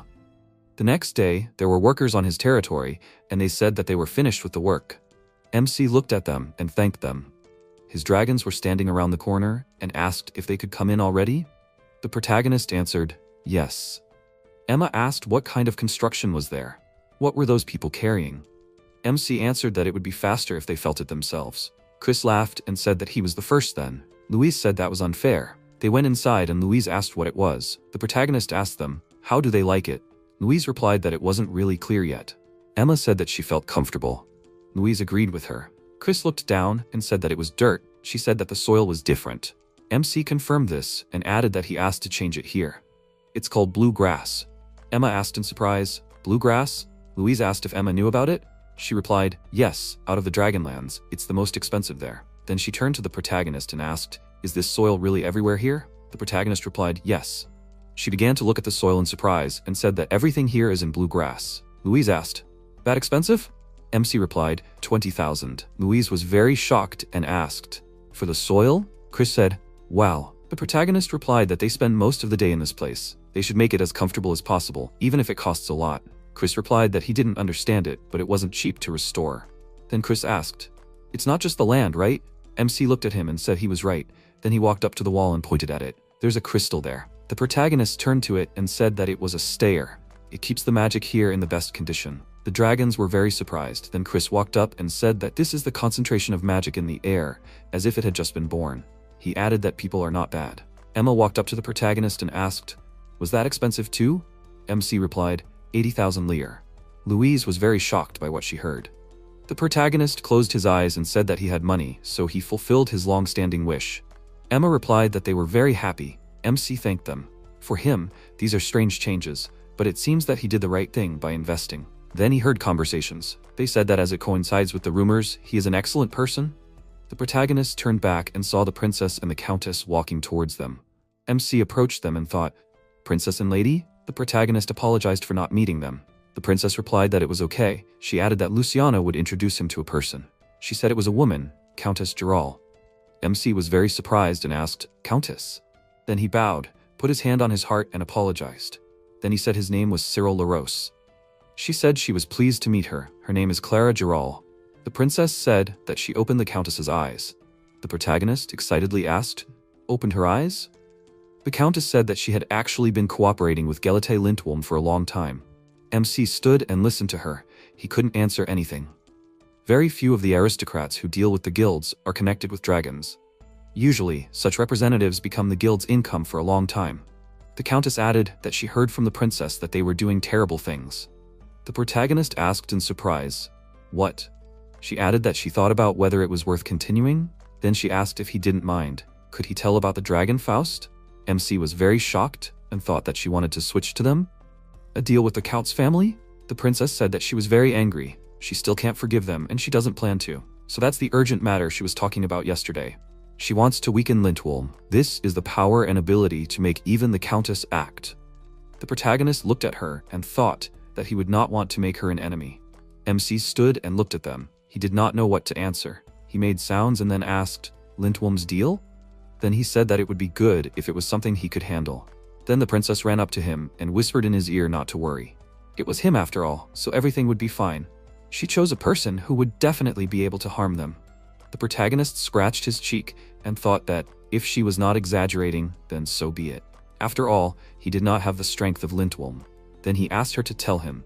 She agreed with this. She turned back and pointed to the cart and asked if he could take a look first. MC said in surprise. So she brought it. They all went towards the cart. When they approached, the protagonist saw a dragon there. He was very surprised.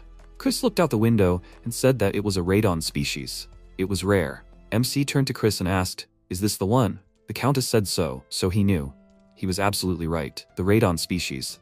This species is not the strongest among dragons, but in beauty it is second to none. The protagonist glanced at her paws, which were in shackles. He was very surprised. The countess asked how he liked their child. MC was upset and said that the dragon was very beautiful. The countess agreed with him. Then she added that they were proud of her more than anyone else in their family. The protagonist asked in surprise, "Their family?" The princess approached him and said that aristocrats keep several radon dragons. Is there a trend that considers their beauty a symbol of the family? Surely it takes a lot of money to buy and keep such a dragon. Chris laughed and said that it was interesting. It has become a real culture. Yes, I said that before, that she trusted Lindwolm to take care of her. Then she asked if he could take care of her instead of them. MC turned to look at her. Then he thought, care and maintenance. He understood everything. He could handle it. He went to the dragon. Then he turned to the countess and asked if he could touch her. The countess allowed him. The protagonist knelt down and said his name was Cyril. Then he asked her name. She replied that she had no name. MC replied that it was sad that she had to live in such conditions.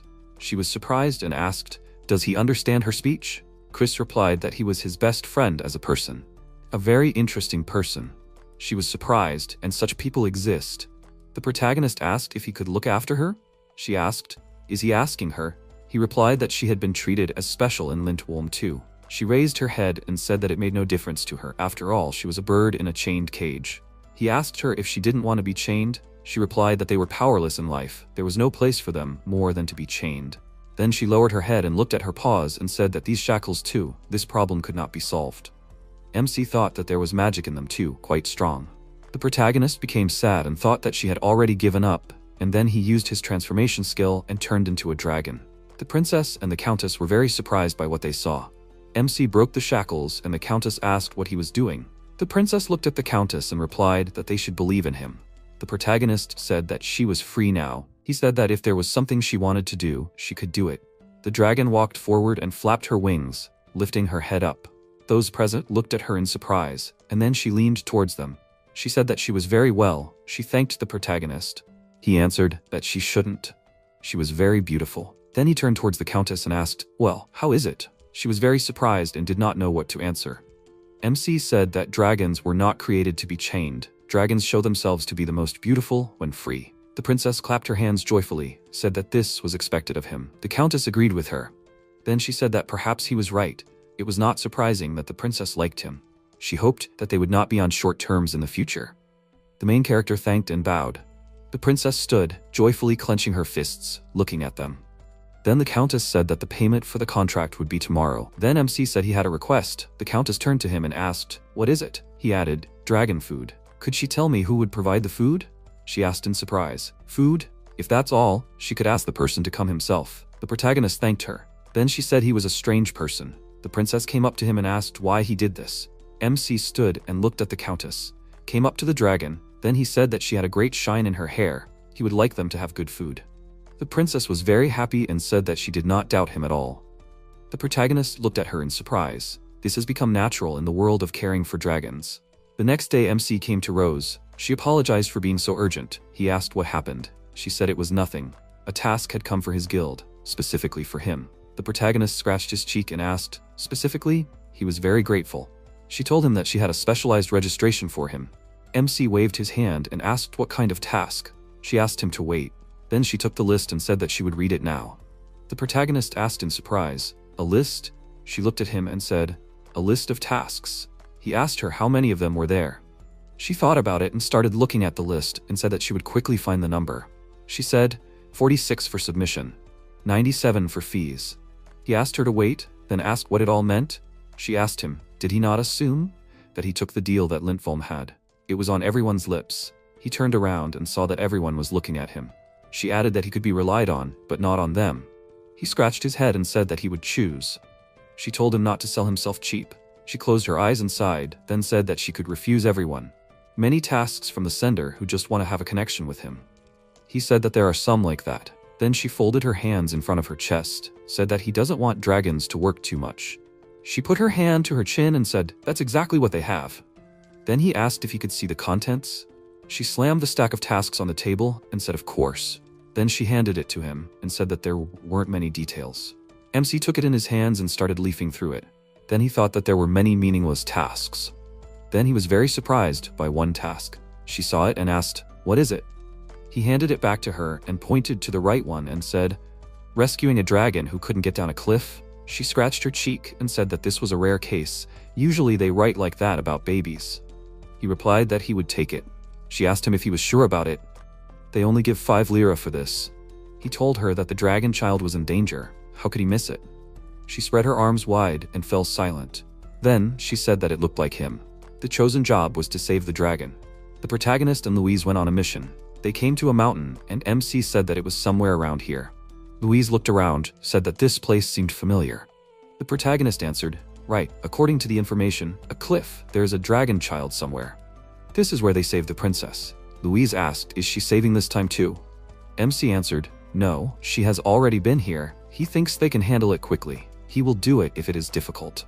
Everything should work out with the transformation. She answered that she accepted it. Then she asked, what kind of child is this? The protagonist answered that this is also one of the reasons why he took her. MC looked at the task and said that this is the feature that the customer said. Most likely it is ball ore. Louise replied that then we should go faster. They walked further, and then Louise looked up at the rock and noticed a baby dragon there. And she told him to look. She thinks it's her. She's shaking. She feels so sorry for her. The main character looked at her and asked if she could save her. Louise replied that there was no foothold and she was small. It would be dangerous. MC replied that he understood her and then he would go. She replied that she was relying on him. The protagonist snapped his finger and used transformations. He turned into a dragon. Then he climbed up this rock for the baby dragon, picked her up in his arms and lowered her down. Great, Louise said wow. She didn't have time to blink her eyes. Then Louise went to the baby dragon and asked if she was okay and not hurt. The baby dragon replied, "Sis, who is she?" Louise was very surprised. MC asked what was wrong. Louise replied that it wasn't Balor. The protagonist was very surprised. Louise added that this baby dragon was a first-generation species. MC was very surprised and asked, "Is this really a first-generation species?" The baby dragon looked at him in surprise. Usually, dragons controlled by knights are the consequences of culture. Untouched dragons are called primordial species. They exist in a ratio of 1 in 10,000 dragons. The protagonist approached this dragon and thought that he was seeing a first-generation species for the first time. The baby dragon looked at him. MC asked her, "What is it?" She asked him, "Is he her dad?" The protagonist was very surprised and asked, "What?" "At all," he answered. "No, he is a simple human." She asked him, "Why is he in human form? He was different just now." Louise approached them and said that she thought she was talking about his transformations. MC answered, "I see," and then used transformations. He turned into a dragon. The baby dragon happily jumped on him and screamed that she knew it. He was her dad. Then he turned back into a human, apologized that the energy consumption was too high. She asked him in surprise. "What?" She said, "Well, okay." She hugged him. Louise suggested that maybe he was the first person she saw who looked like a dragon. The protagonist suggested that it seemed so because of the transformation. Louise replied that it was so surprising that a small dragon liked him. This almost never happens. MC turned to her and said that he was just lucky. Louise suggested that her parents were probably somewhere nearby. Then the protagonist leaned towards the baby and asked where she was born. She was confused and didn't understand his question. MC reformulated the question and asked when she woke up, where was she? She said, "Over there," and pointed her paws in the right direction. Then she ran, and the protagonist put his hand to his chin and said that she ran so fast. He sat on Louise and shouted that it was too fast. Louise stood up and said that she couldn't keep up with her. MC asked why she was so fast. She told him that the original species were best at covering short distances. It wasn't particularly beneficial for humans, so they were made to cover long distances. The protagonist looked down and thought, Louise told him to look closely, otherwise he would lose sight of her. MC replied that she was right and that he should rest. He used transformations and turned back into a dragon. He ran after her. Then he thought that even like that he couldn't catch up with her. He couldn't hold out for long. The dragon child ran to the place and said that it was here. The protagonist turned back into a human, scratched his head and replied, "I see." Then he asked her, "Did you come from here?" She replied, "Yes." Then she added that he wasn't there, so she went to look. He put his hand on his side and replied that now he understood how it got there. She said that she was very scared. Then MC glanced to the side. Then he came over and knelt down and took a piece of her parent's claw in his hand. The dragon child asked excitedly, "Where is little sister?" The protagonist looked at her and replied that her little sister was resting because she was too fast. The dragon child was too excited and asked, "What? What should I do?" She ran back and screamed for him to forgive her. MC scratched his head and said that he would have to go after her. He used transformations, and this time something changed for him. He was very surprised.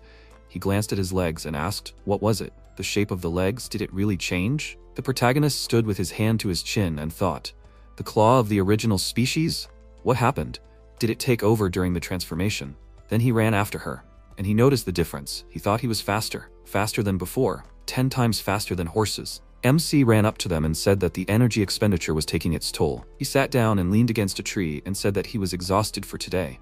The dragon child asked in surprise, "Dad? What happened?" The protagonist answered with a smile that nothing happened. Louise laughed and said, "Too fast." MC added that she had exhausted them. Then he looked at Louise and saw that she was carrying a bear. The protagonist asked in surprise, "Is that what he thought?" She replied that she thought he was tired because of the transformation. MC thanked her because she saved him. After some time, the protagonist finished eating and said that he had eaten well. He glanced at the bones and thought that with the last transformation he had taken the claw. Then he folded his arms to the side and said that it was time to return to Parlson. Louise agreed with him. The dragon child asked, "Where is he going?" He replied that they were returning home and asked if she would go with them. She replied, "Yes." MC leaned towards her and said that then we should give her a name. Then he put his hand to his chin and closed his eyes and thought. Then he asked, "How about Leah? If he calls her that, will she mind?" She happily replied that she agreed with this name. After some time, they returned home. Chris met them and said that they were back. He noticed that they had a dragon child with them.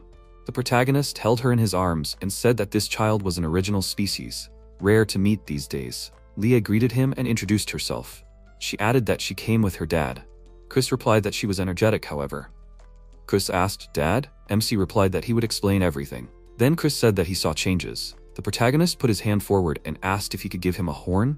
Louisa and Leah started playing. Chris asked him, "Is he talking about the phoenix horn?" MC replied, "Yes." He added that the power of immortality would probably awaken.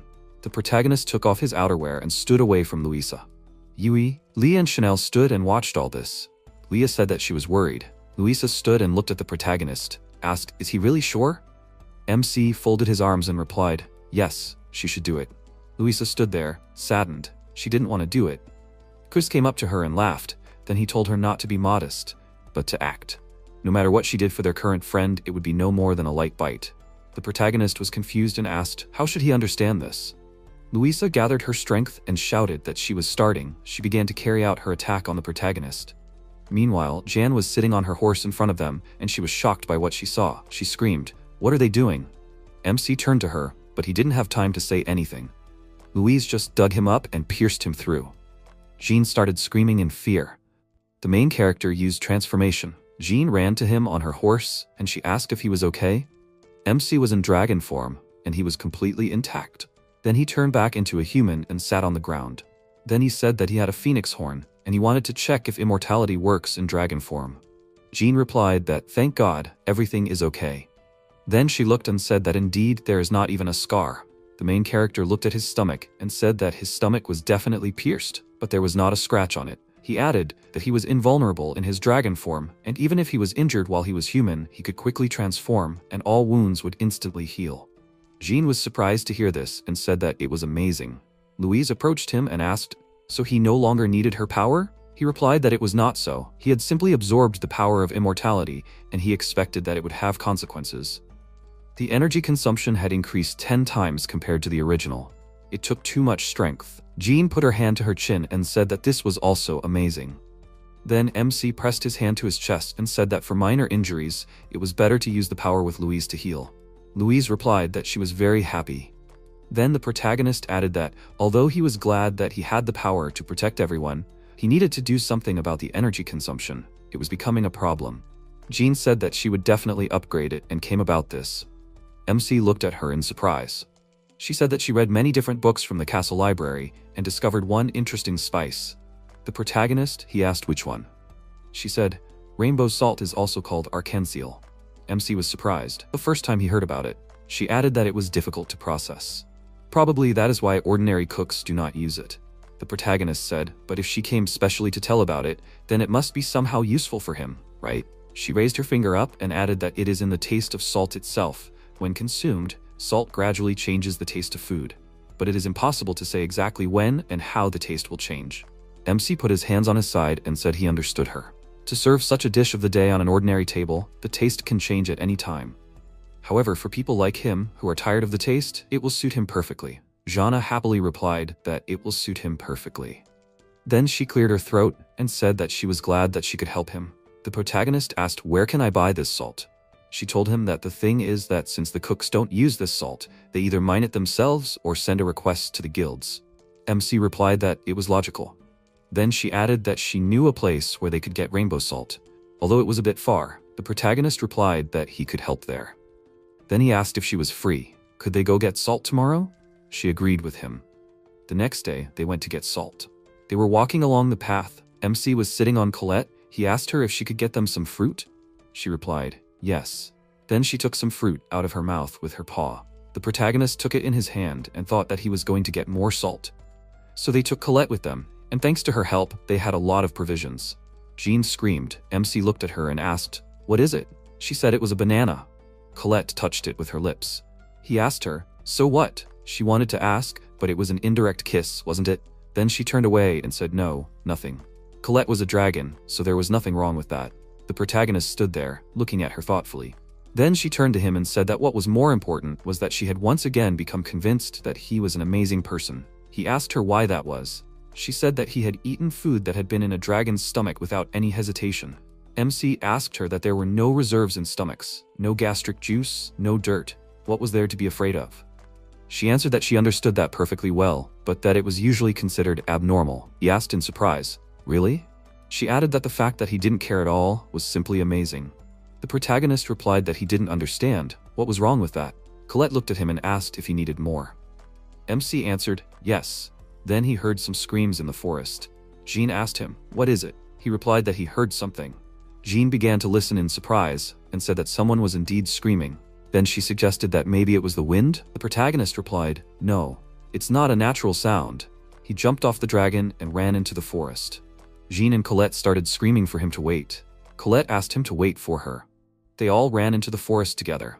When they arrived, they saw that there was a girl there and a golem was standing in front of her. He thought, a dragon knight with a leg and a golem. Then she said that it was terrible. Then she asked what they were going to do. He asked to leave it to him. He used transformation and ran at the golem, and he was able to destroy it with one hit. Rosalie stood and watched all this, and she was very surprised. MC did not last long. As he tried to finish everything with one hit, the energy consumption is horrific. Rosalie looked at him and said that it was impossible. Then she asked him. He defeated the golem with one hit. Then she thanked him for his help and introduced herself. Then she asked him if she could know the names of her saviors. The protagonist said his name was Cyril LaRose.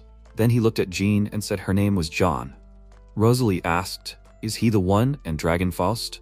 MC was surprised and asked, "Does she know about him?" She answered, "Of course, it is the most famous guild now." She can't believe that he was the one who saved her. She is amazed. She added that it seems that the rumors about the magnificence of the guild did not take. Even their horses are special. The protagonist asked, "Horses?" Rosalie said that there are few horses that are not afraid of dragons. She can bet that she is very smart. MC thought that in his opinion, it is a great horse. It belongs to the princess, so it can't be mediocre, right? Rosalie answered that neither of them expected anything less. The protagonist thought he was even embarrassed. MC said that in their days, classic dragon knights are rare. Rosalie was surprised and looked at her dragon, and then said that she was already used to riding it. Classic knight, now it is rare for anyone to fight while riding a dragon. In their time, knights are given a variety of jobs, so more often than not, dragons are responsible for transporting cargo or going ahead for reconnaissance. The protagonist thought that it must be difficult. Rosalie went to her dragon, said that she was in a hurry. Then she sat on it and added that they caught her in an awkward situation.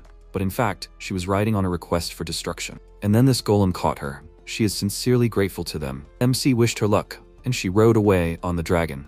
Jean said that Rosalie is a great knight. Riding a dragon, she looks like a dragon man.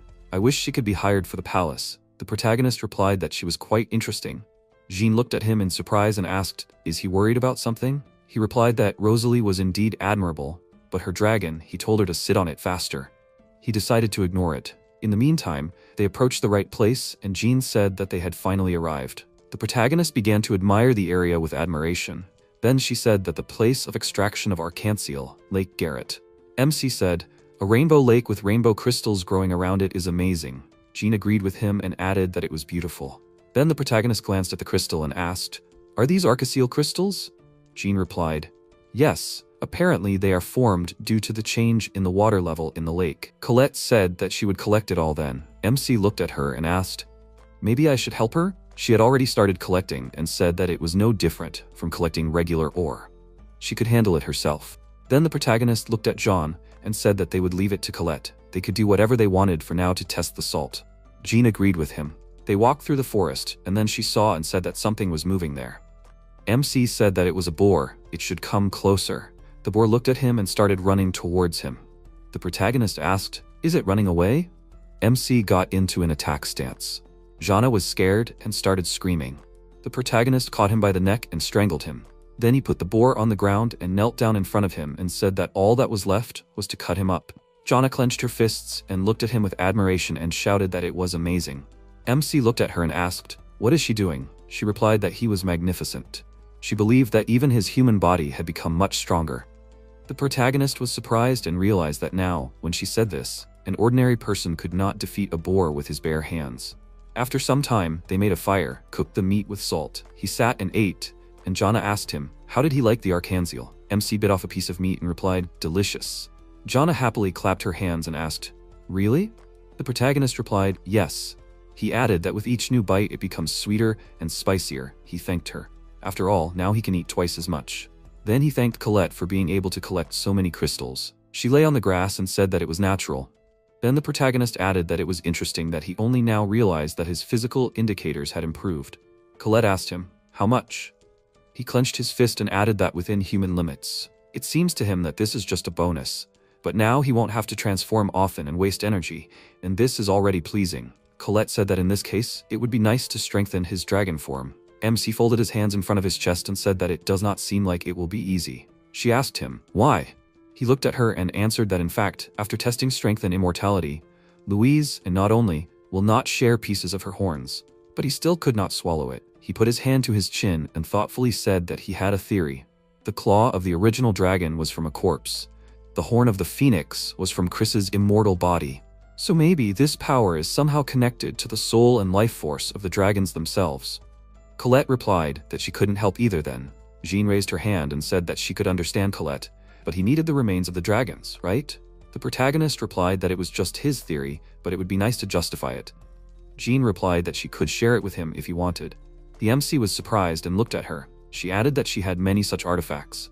The protagonist said, "That's right, she is a princess." She replied, "Yes, it is all stored in the treasury. Well, almost all of it." She put her hand forward and showed one of these. The MC looked surprised and asked, "Isn't this a gem?" She replied that it was a Mizuchi scale. The protagonist replied that he had never heard of such a species. She replied that it was an extremely rare species, also called ghost dragons. When the scales were processed, it became an artifact that created a protective barrier. This was installed on carriages and coaches of important people. Their first meeting with the princess, her carriage fell off a cliff, and all the knights died.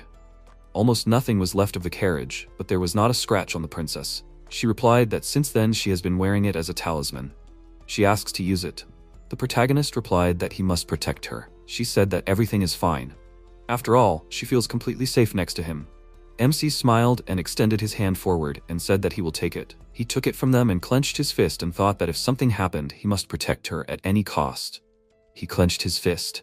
Colette asked him, "Well?" The protagonist thought about it. She already asked, "Is something wrong?" MC looked away and said that the smell of fried meat was gone. Jana sniffed and said that it really was gone. Then the main character used transformation and suddenly the ground began to split. Then he transformed back into a human. Jana asked him if he was okay.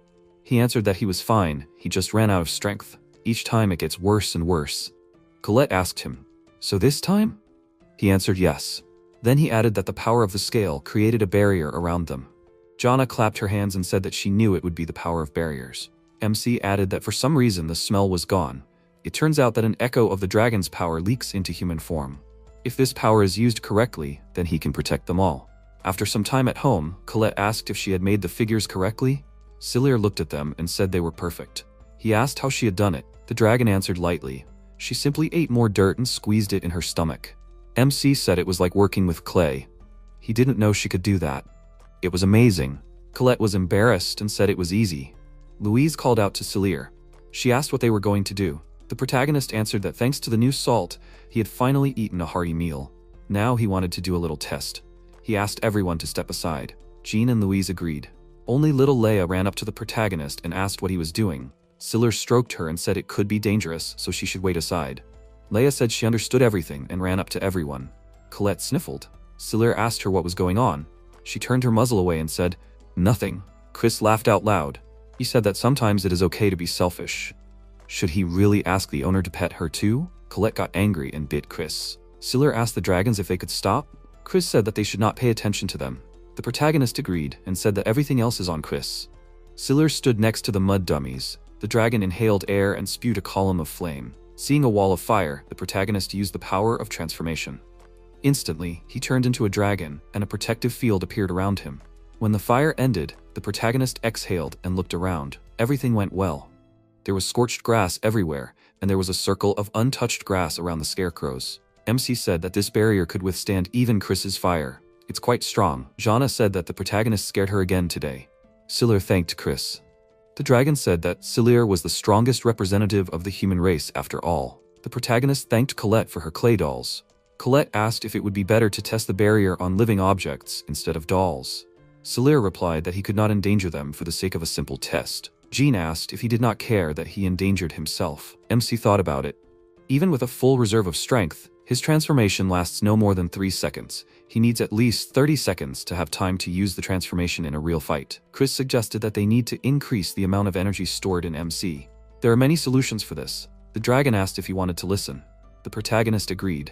Chris began the story. The first option is to eat the dragon. Sealer was surprised. How to eat a dragon? Chris continued, by eating the dragon, he will also eat the dragon's soul. This is very effective. Sealer got angry at Chris. The dragon laughed and said he was joking. The MC said, it better be. Chris explained that it was a joke, and he can see that the protagonist really cares about dragons. Sealer said that anyone would get angry at such words. The dragon said that's not the point. The MC was so angry that he missed the words. Louise suggested that Chris said this is the first way. Sealer said, so there are other options. Colette yelled at Chris to stop checking Sealer. The dragon laughed and said that he didn't mean anything bad. The protagonist asked, what is the real way? Chris said that they will use the dragon sphere to solve MC's problem. Sealer wondered, what is Chris talking about? What dragon sphere? How so? He looked questioningly at Louise and Emma. Louise apologized to the owner and said that she does not know anything about it. Emma said that she has never heard of such a thing. Colette asked Chris, what is it? The dragon said that it would take a long time to explain. In fact, it would be better to show everything in practice. MC asked if they would do it themselves. Chris agreed and said that they could make a drop right there. Sealer said that if it was so easy to make, it would even be convenient. Chris said that the question was who exactly would do it. He said that Colette didn't count. Colette was indignant. Why didn't she count? Chris apologized and explained that she couldn't help much. Colette didn't calm down and asked again why. Chris asked all the dragons who ate the least. Colette clarified, did she really have to eat little? Chris said that in this case, it was impossible. Colette was offended and stepped aside. Sealer reasoned that among medium-sized dragons, Sirishas eat the most. So maybe Leah would do? Leah happily ran up to the protagonist and asked if her dad had called her. MC said that she was still too young for this. It was better not to use her. He assumed that to create a sphere, he needed to eat something. So Louise would be the best choice right now. Louise said that, unlike the others, she was a herbivorous dragon. Emma agreed and said that she couldn't help. Sealer petted Emma and said that she ate so much because she needed a lot of energy. It wasn't her fault. He asked Louise if she would help. Louise said that she could be relied upon. Chris allowed Louise to eat until she was full. Jean asked if she had to eat so much. Why not give her salt? The protagonist replied that he didn't think human seasonings were good for dragons. Colette said that if she swallowed a salt crystal whole, it would be fine. Emma said that she didn't eat seasonings often, but her mouth felt tingly. MC decided that it was pointless, so he wouldn't give seasonings to dragons. Humans and dragons have completely different diets. Jean said that she understood and would remember that. Sealer added that dragons prefer raw meat to fried. Emma agreed that there is nothing better than raw meat. The protagonist watched Louise eat grass and said that dragons are not like people. Louise raised her head and said that she can't fit in it anymore. MC praised her for her good work. Chris said that now he will teach her how to create a sphere. He touched his head with his paw and a glow appeared. He extended his paw towards Louise's head, touched it, and told her to accept it. They stood opposite each other, and energy flowed between their heads. After transferring the energy, Chris disconnected the connection and asked if she understood everything. Sealer watched carefully. Louise said that she will try to make a sphere. She closed her eyes and concentrated. A glow appeared near the front paws, and a sphere formed around the dragon.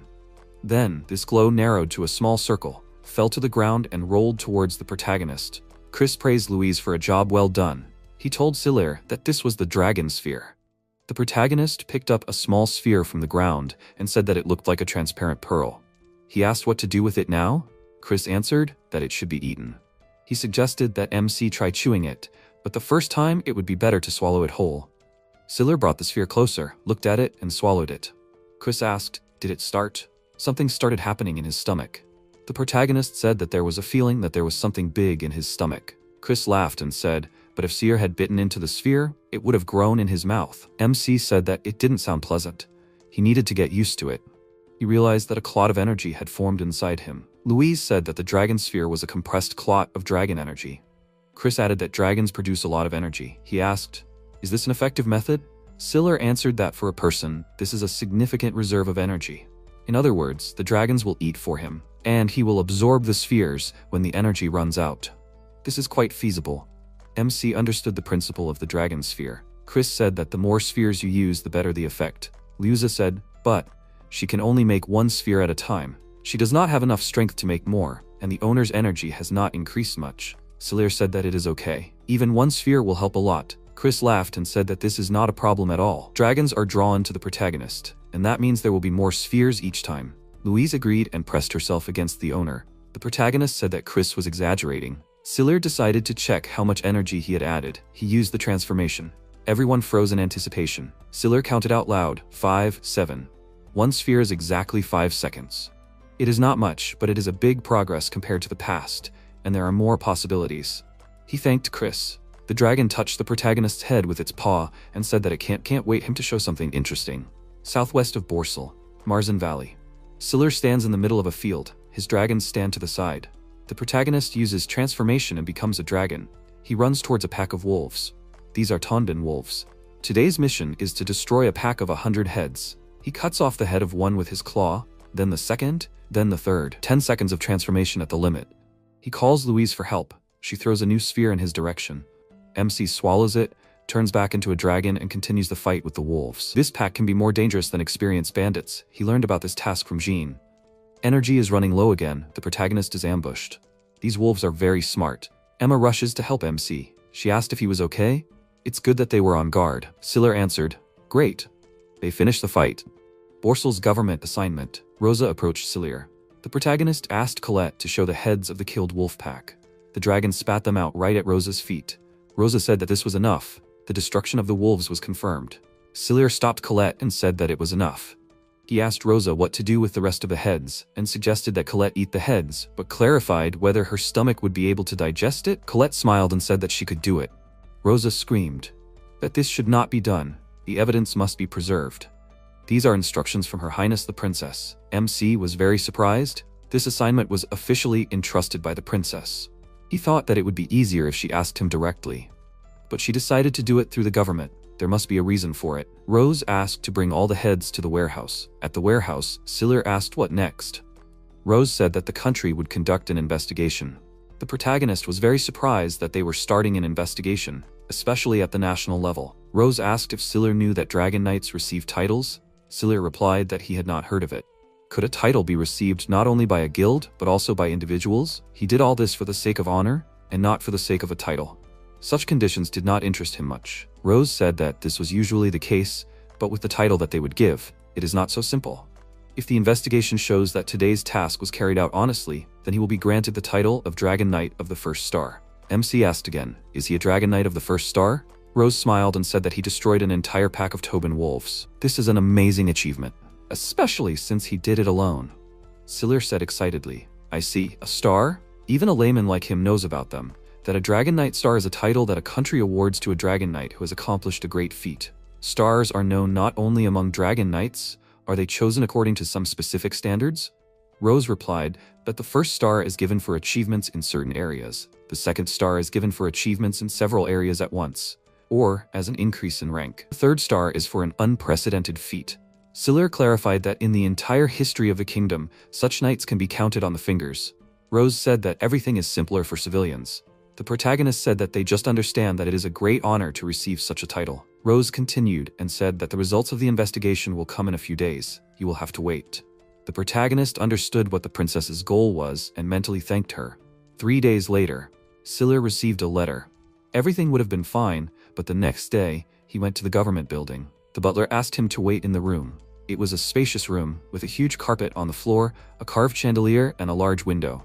He sat down on a soft sofa and thought that this was not the room where he usually waited. There was a knock on the door. A girl entered the door. She apologized for the wait and poured fresh tea. Siller thanked her for the tea, and the girl left. He thought that it clearly tasted like expensive tea.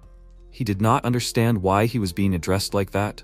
There was another knock on the door and Rose entered. She apologized for the wait. MC asked her what to make of all this. She smiled and said that this was an appropriate address for a first-star Dragon Knight. Siller was surprised. That's what it was. He asked, is the difference in treatment that big? Rose confirmed that it was.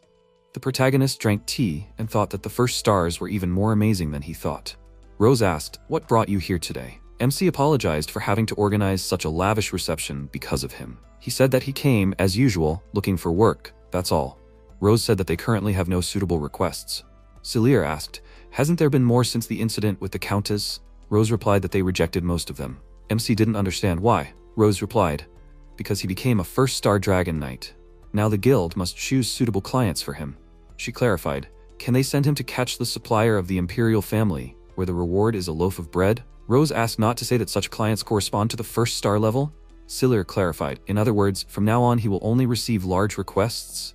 Rose replied that this is exactly how it will be, he is quick-witted. Upon returning home, the protagonist told the dragons everything. Louise asked, is there no work? MC replied that this is even good. Now his work is highly valued. You could say that he has fulfilled one of his goals, which he set for himself after being expelled from the guild. Louise calmed down and said, then everything is logical. Emma confirmed. Louise asked to pay attention to the looks of the townspeople. They were all looking in his direction. The children recognized him and were happy to see such a person.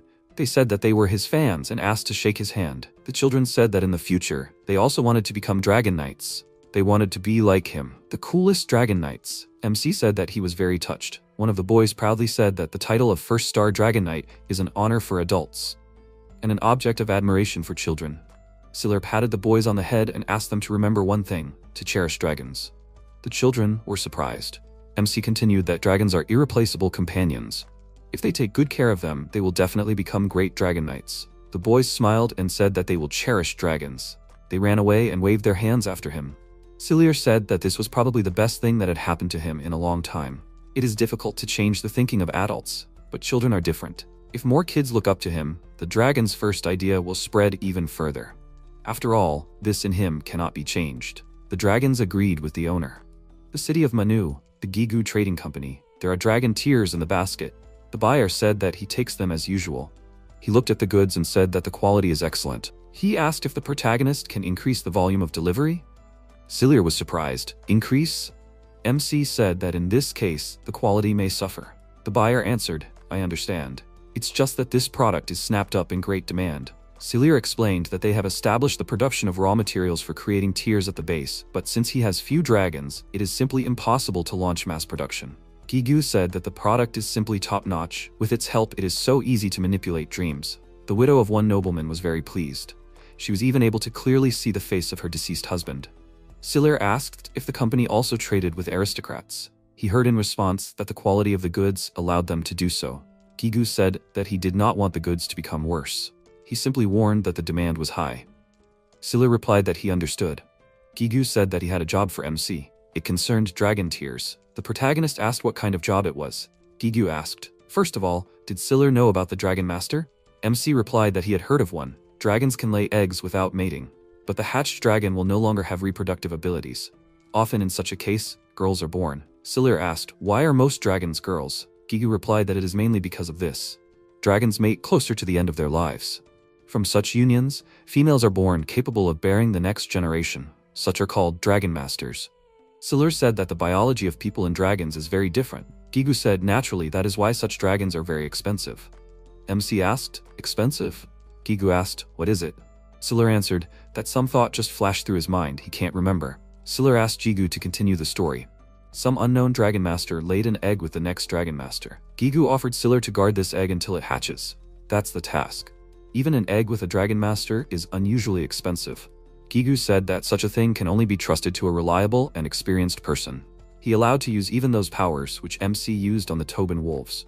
Siller realized that the story with his promotion reached here. Gigu said that the payment is not small, 3 million lire. Siller agreed. He said that he will take care of it. When the protagonist came home, he told Colette about everything. She said that 3 million lire is a lot. MC said, that's how highly they are valued. The pay is good, of course, and the main thing is that this way they can improve their reputation. Is Colette thinking about something? The protagonist asked what it was. Colette said, a master dragon, but this was the first time she had heard of such a thing. She didn't know how to say it. It was like an egg that one leaves behind before dying. Something similar happened to Leah. Siller said that this was exactly what he was trying to remember. An empty egg. Leah was found next to the remains of a dead dragon. The original dragon Leah. Did they realize that there was a master dragon among them? Colette wasn't sure, but it all fit. Siller confirmed her guess. There is no evidence, but it is quite possible. Compared to humans, dragons are much purer creatures. It turns out that Leah is a master dragon. This is expressed in their following their instincts. After her mother laid the egg, she must have gone to choose a resting place. MC said he was sure Leah was a Balor master dragon. Colette said that meant this child was special. Siller asked if something was wrong. Colette thought about something and said, a rare master dragon was so close. How could he not be surprised? The protagonist asked Colette if this bothered her. She yelled that it wasn't that. She was just thinking about the children. She was curious about how this happened. 2 days later, Paslon base. Lee saw MC and happily yelled that her daddy was finally back. She was sure he would be late. Siller jokingly thanked the baggage handler. Colette, he said she was amazing. The protagonist asked Leah if she was okay. She cooed in response and asked to play tag with her. MC asked for some time to rest. Lee, as a human child, requires a lot of strength to play with her. He apologized and said that he was very tired on the way home. Lee was upset. Siller suggested that they do this. Leah will show how fast she runs. He asked how fast she can run around Paslon. Leah happily ran. The protagonist said that he knew it. Her strength was amazing. Even with the boost from his dragon form, he would hardly be able to keep up with her. Colette asked if he hadn't become faster. Siller gave an example. For example, he is trying to catch up with Leah now. It will take 10 seconds. Colette understood that the protagonist meant that he did not have enough energy. That's the thing. Siller became sad and said that this is the whole problem. Suddenly, Colette shouted that with her, he will have at least 5 dragon orbs. MC agreed and thanked her for it. At that moment, Leah ran up, frightened. Siller noticed the princess in the carriage, which he had not seen before. The princess greeted him and apologized for the sudden disturbance. Siller said that it was nothing. He asked, what happened? And who was it? The princess explained that it was a merchant who had made a deal with the royal family. He really wanted to meet MC and she could not refuse him. Siller was surprised. A merchant? This was not the lowest position. The princess asked. Maybe the protagonist was against it, then she could send the merchant away? Siller asked what he wanted to talk about. The princess mumbled that the merchant was talking about a deal and insisted on discussing the details in person. She knew it was suspicious. Of course, she would be present at this meeting. Siller calmed her down and said that he would talk to him. The merchant introduced himself that his name was Pierre Gunon. It was a great honor for him to meet. Siller introduced himself in return.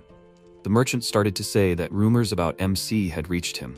Siller asked without preamble and immediately asked what he wanted. After all, the merchant asked the princess to organize this meeting. Was it so important? Pierre apologized and said that he would get straight to the point. The protagonist had recently played with a dragon. Could he take another look at this dragon? MC asked why. The merchant replied that he just wanted to take a look. MC thought about it. He did not feel any evil intent in this man. He was dressed luxuriously, even though he was an old man. If he did something, he could stop it with the help of his dragon form. The protagonist called Leah. She happily ran to the window and asked if her dad had called her. Siller asked her to come over. She jumped into his arms like a kitten. The merchant took out a magnifying glass and asked permission to take a closer look at the dragon. Siller stroked her head and said that everything was fine. Leah looked at him with concern. The merchant said that there was no mistake. It was a master dragon, and an original appearance too. Gigu hadn't lied. MC asked what he was talking about. The merchant explained that he had traded with a man named Gigu, and had received information from him. He had accidentally overheard his thoughts at the entrance to the store. Siller grabbed his head and said that now it was clear to him what was going on. He remembered that he had discussed it with Colette and that it was his fault. Pierre asked about the issue he wanted to discuss with MC. Could he sell him this child? Siller froze with Leah in his arms. The merchant continued that he could offer 1,000,000 lire right now. Of course, if the protagonist preferred cash. Siller replied that he refused. Pierre offered 2 million? Siller refused. Then the merchant offered 5 million. Siller refused again. He said that the dragon was not for sale. He asked the merchant if he knew who was standing in front of him. Pierre replied, of course. He knew that the strongest was standing in front of him. Siller asked if the merchant knew the name of the guild. The merchant replied that he did not know. Siller then proudly said the name, dragons are most important. He asked why the merchant thought that the protagonist would sell the dragon for money. Pierre apologized sincerely. He had acted thoughtlessly when he proposed such a deal. MC said that he was glad that Pierre realized his mistake. The merchant apologized again for wasting his time and for the incident. Siller sternly said that if something happened to this dragon, he would be the first suspect on the list.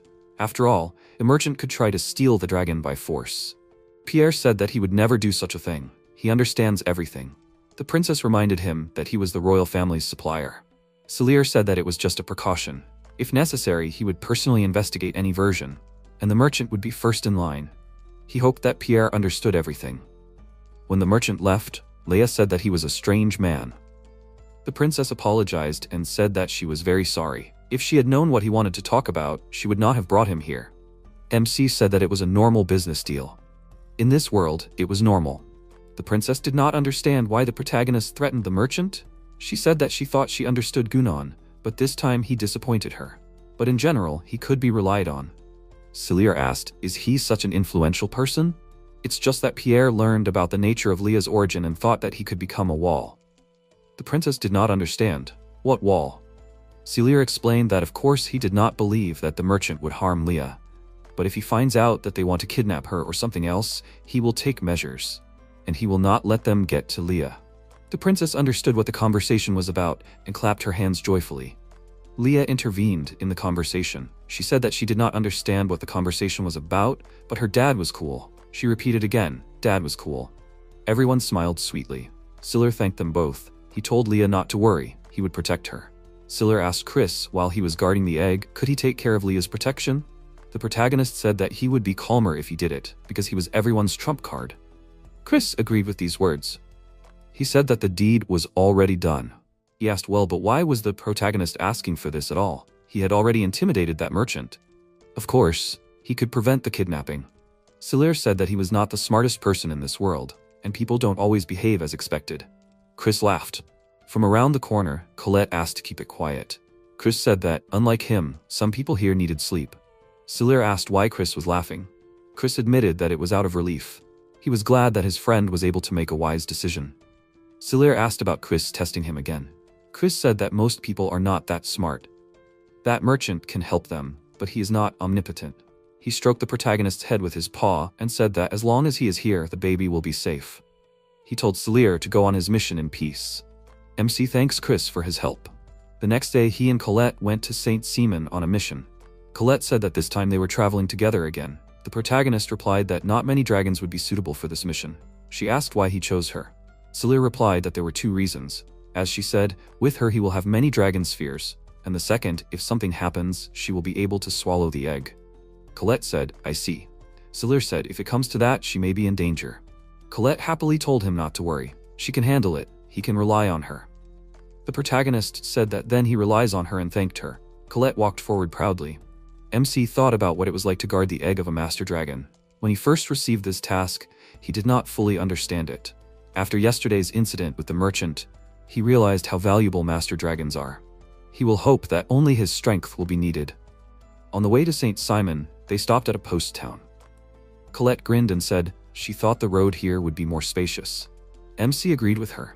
Houses and stables for dragons. Most of the city is equipped for dragons. Colette saw someone and said, looks like there are both dragons and knights here. The protagonist told her, an inn would do, any would do now. There was an inn ahead, he asked. Maybe this one? MC asked Colette to wait for him outside, and he went inside the inn. There were tipsy guests sitting at the tables. There was a bar on the first floor. He approached the bartender and said that he needed a room for one night. The bartender asked how many of them were. The protagonist answered he was alone with a baby Surish.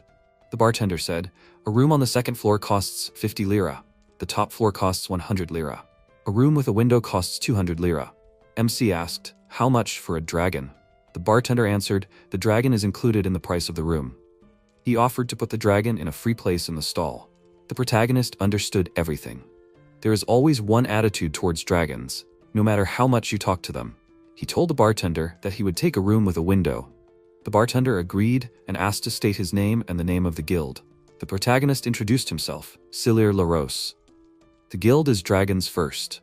There were 3 people sitting at the nearest table. They heard the name and one of them was surprised. Oh, Dragons First? MC turned his head to them and asked, is something wrong? One of the guys asked another, Dragons First, remember? The guild leader is a celebrity now. The protagonist did not provoke, as you say. He thought, what's the point of talking to dead drunks? Suddenly the third guy remembered and asked the first, was he talking about that rumor that the guild leader got rich with the help of a woman? The protagonist turned to them and asked again, what? The first was surprised and asked him, is he angry, handsome? The second apparently recognized the protagonist and asked, doesn't he know about it? He is now the favorite of the princess. The first one said that their princess is so naive. Some kid had brainwashed her. The second one laughed and answered the first one. Maybe she's happy about that? The third one didn't believe it, no. They all laughed and clinked their filled mugs. Siller got angry and called them. Hey, one of the guys asked what the handsome guy wanted. The protagonist said that the princess was not that frivolous and demanded an apology. They laughed back. What could he do to them? The protagonist used transformation. He defeated the enemies with one blow of the dragon's paw. They flew to the floor. The mugs shattered into pieces. The bartender asked the protagonist what he did with them. MC answered, "Nothing special." The bartender understood everything and holding out the keys said, "Here are the keys to Silier's room." The protagonist was surprised and he was free after all this? The bartender answered, "Bar fights are common. Such a difference in strength, they are lucky to be alive. Besides, the bartender likes guys who defend the honor of a girl." The protagonist laughed and thanked him. The bartender handed him the keys and told him to enjoy. The protagonist went to his room. A girl sitting at one of the tables watched him leave with an interested look. MC lay down on the bed. It was boring to lie down. If he went down to the bar, he might get into a fight again. He stayed at the hotel to save energy, but he had already spent almost a whole second, consider 1/4. Should he go to bed? Suddenly there was a knock on the door. He thought, were those guys? MC opened the door a little and asked who was there. There was a girl. She asked if he could come in. The protagonist was surprised. A woman? He felt the scent of a dragon coming from her. He thought, was she a dragon knight? Siller asked, was she on some business? The girl was holding a bottle and 2 glasses in her hands. She asked, let's drink together? The protagonist was surprised. He invited her to come in. The girl thanked him for that. MC looked out the door. Was there any ambush outside? He asked what her name was. She answered, how rude of her. A strange girl showed up and asked to come in. She asked to be called Lisa. Lisa filled the glasses and handed one to the protagonist. He reached out and took it. Lisa offered to drink to their acquaintance. He agreed and they clinked glasses. She drank and laughed loudly. Lisa saw that he was not drinking and asked, what's wrong with him? He won't drink? The protagonist answered her that he doesn't like to drink when he doesn't understand the situation. Lisa asked, his name is Siller, right? He confirmed it. She said that she was at the bar and according to rumors, he is very strong. The protagonist asked her, did she see everything? She looked at him and said, in general, she would like to feel the embrace of a strong man. Doesn't he find this strange? The protagonist was surprised and thought that she was speaking straight to his face. The girl is a dragon knight and she is close to her dragon. Is that why she is looking for a strong man? But he had a feeling that this is not all that Lisa is looking for. Suddenly, a noise was heard. Lisa asked what was going on. He replied that there was some noise outside. She agreed, indeed. They both looked out the window. A carriage with guards drove up to the inn. The protagonist was surprised. A nobleman? What could a nobleman do in such an inn? Lisa saw a nobleman and said, this can't be. The protagonist asked her if she knew this nobleman. She was surprised. Did she know him? And who doesn't know him? Siller heard footsteps. He saw that the nobleman was looking straight at him. Had he come to him? A voice was heard from behind the door. I apologize for disturbing you at such a late hour. The voice said that he was looking for a room that belonged to Mr. LaRose of the Dragons, first of all. The protagonist said that it was him and offered to come in. The voice thanked him and entered the room. He was not alone, but accompanied by a footman and guards. He was a handsome young man, an aristocrat. He apologized once again for such a sudden visit to the protagonist. The aristocrat introduced himself. His name was Charles Sabre. Lisa was surprised and exclaimed, Charles Sabre? Siller asked her in a whisper, is he really that famous? She answered that he was the heir to the famous Saint Simon family. The protagonist was surprised. Saint Simon was the capital of dragons, his current destination. The protagonist understood, so he was the customer? The aristocrat confirmed this and said that he was the customer of the request that MC was currently fulfilling. Siller understood, so that's how it was. A request for the protection of the Dragon Master. As expected, an aristocrat was involved. The protagonist asked him, so why was he here? MC assumed that it was not that the aristocrat wanted to meet him. Charles confirmed this and said that he had come to pick up the protagonist. Siller was surprised. Pick up? Charles confirmed this as well. He said that because of his mistake, the protagonist had to stay at this inn. He was truly sorry. MC was surprised. Mistakes? It was not that he was against staying here. The protagonist thought that it was not often that they took so many people with them for a simple escort. He asked Charles, he was an influential person, why did he come personally to pick up MC? The aristocrat replied that the protagonist had agreed to lend them his power. It would be rude of them to show disrespect to him. MC was surprised. Even so, he was only a first-star knight. Charles replied that third-star knights did appear in history, but they all started with the first star. The protagonist noted, well said. And he thought to himself, no matter what he said, Charles would find something to say in response. He was not one to cling to titles. The aristocrat told the protagonist that they had prepared a place for him to live. He asked permission to accompany him there. Siller replied that he shouldn't have, but he was grateful. He remembered that Lisa was standing behind him. She laughed and said, no big deal, she was leaving already. She stopped at the door and told the protagonist that he was more interesting than she thought. The door slammed behind her. The protagonist thought that something bad had happened with Lisa. Charles apologized for interrupting him. MC said, "No big deal." The noble asked, "Can they go then, Sir LaRose?" The protagonist turned up. He said that Colette, the dragon he came with, was sleeping now. The protagonist asked Charles if they could set out early in the morning. The noble asked him not to worry about it. He said that he had specially prepared a pair of legs for the protagonist's dragon. MC was surprised. Legs? Charles suggested that he look outside. The protagonist went to the window, looked and asked, "Is this a cart?" He was surprised. "Don't tell me. This size. Did they prepare it specially for the dragon?" The aristocrat smiled and confirmed it. MC asked again, "Specifically for the dragon?" Charles replied, "They know how dear dragons are to Sir LaRose. That's why they wanted to show the dragon due respect." Silier was clear. Dragons come first. For him, it's not an empty phrase. Not only does he talk, but he also acts. It's much more convincing. After all, he had prepared seriously. Silier agreed and said that he would pack his things right away. Charles thanked him for that. The protagonist went downstairs. He apologized and said that he was grateful for the room, but he would have to check out early. MC handed over the keys to the room. The bartender told him not to worry. Charles also passed by and apologized for the inconvenience. The bartender obediently bowed his head and told him not to worry about it. The protagonist went to stand the dragons. He saw Colette and was surprised. She woke up. The dragon said it was too noisy.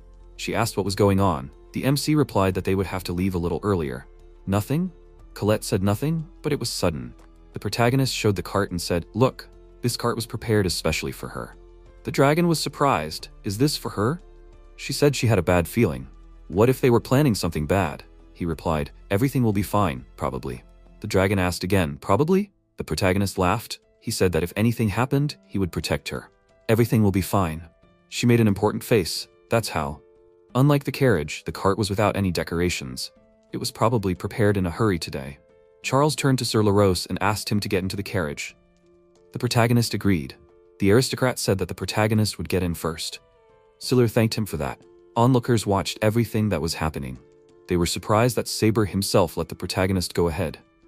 One of them wondered who this guy was. They had not been riding in the carriage for long. The protagonist thought, Charles really is a celebrity. Charles said that they were there. The protagonist was surprised. Have they arrived already? They drove up to a large house. The protagonist saw it and asked, was there such a luxurious house here? After all, they were in a simple postal town.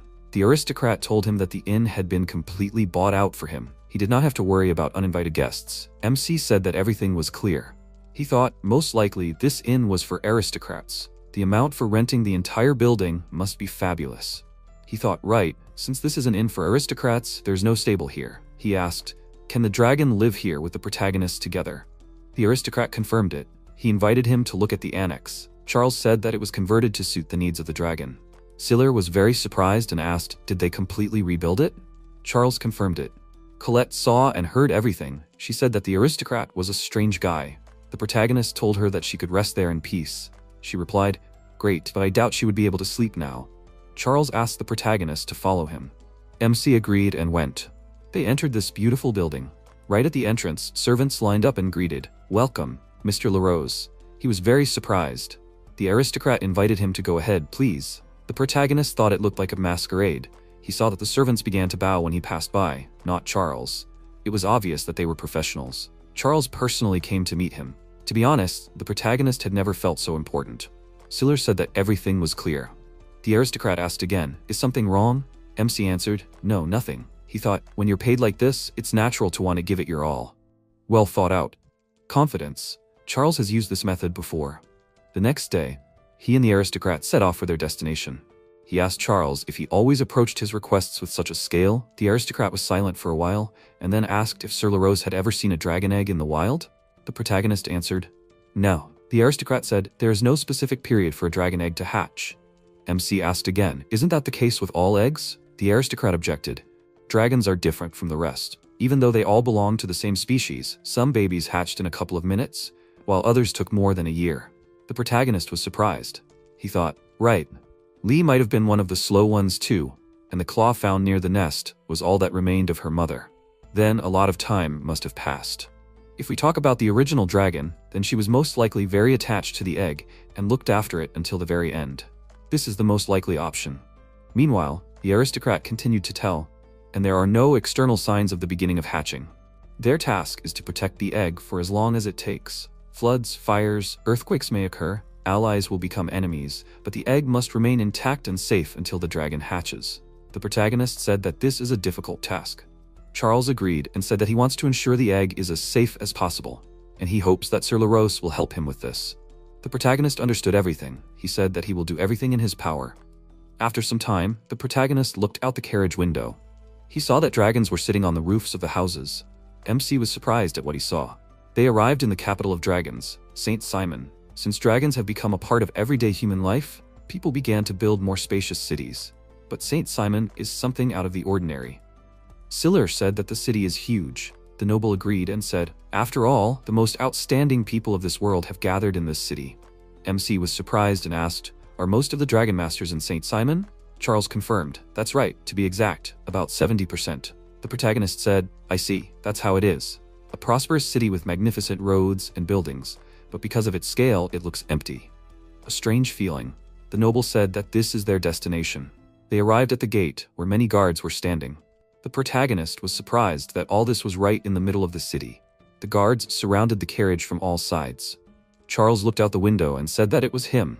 The guard reported and said that he apologized for the inconvenience to Mr. Saber. MC thought, even a little pompous. They arrived at the building. The nobleman invited the protagonist to get off. He thanked him in turn. Colette's voice was heard from the carriage. She asked if she could come down too.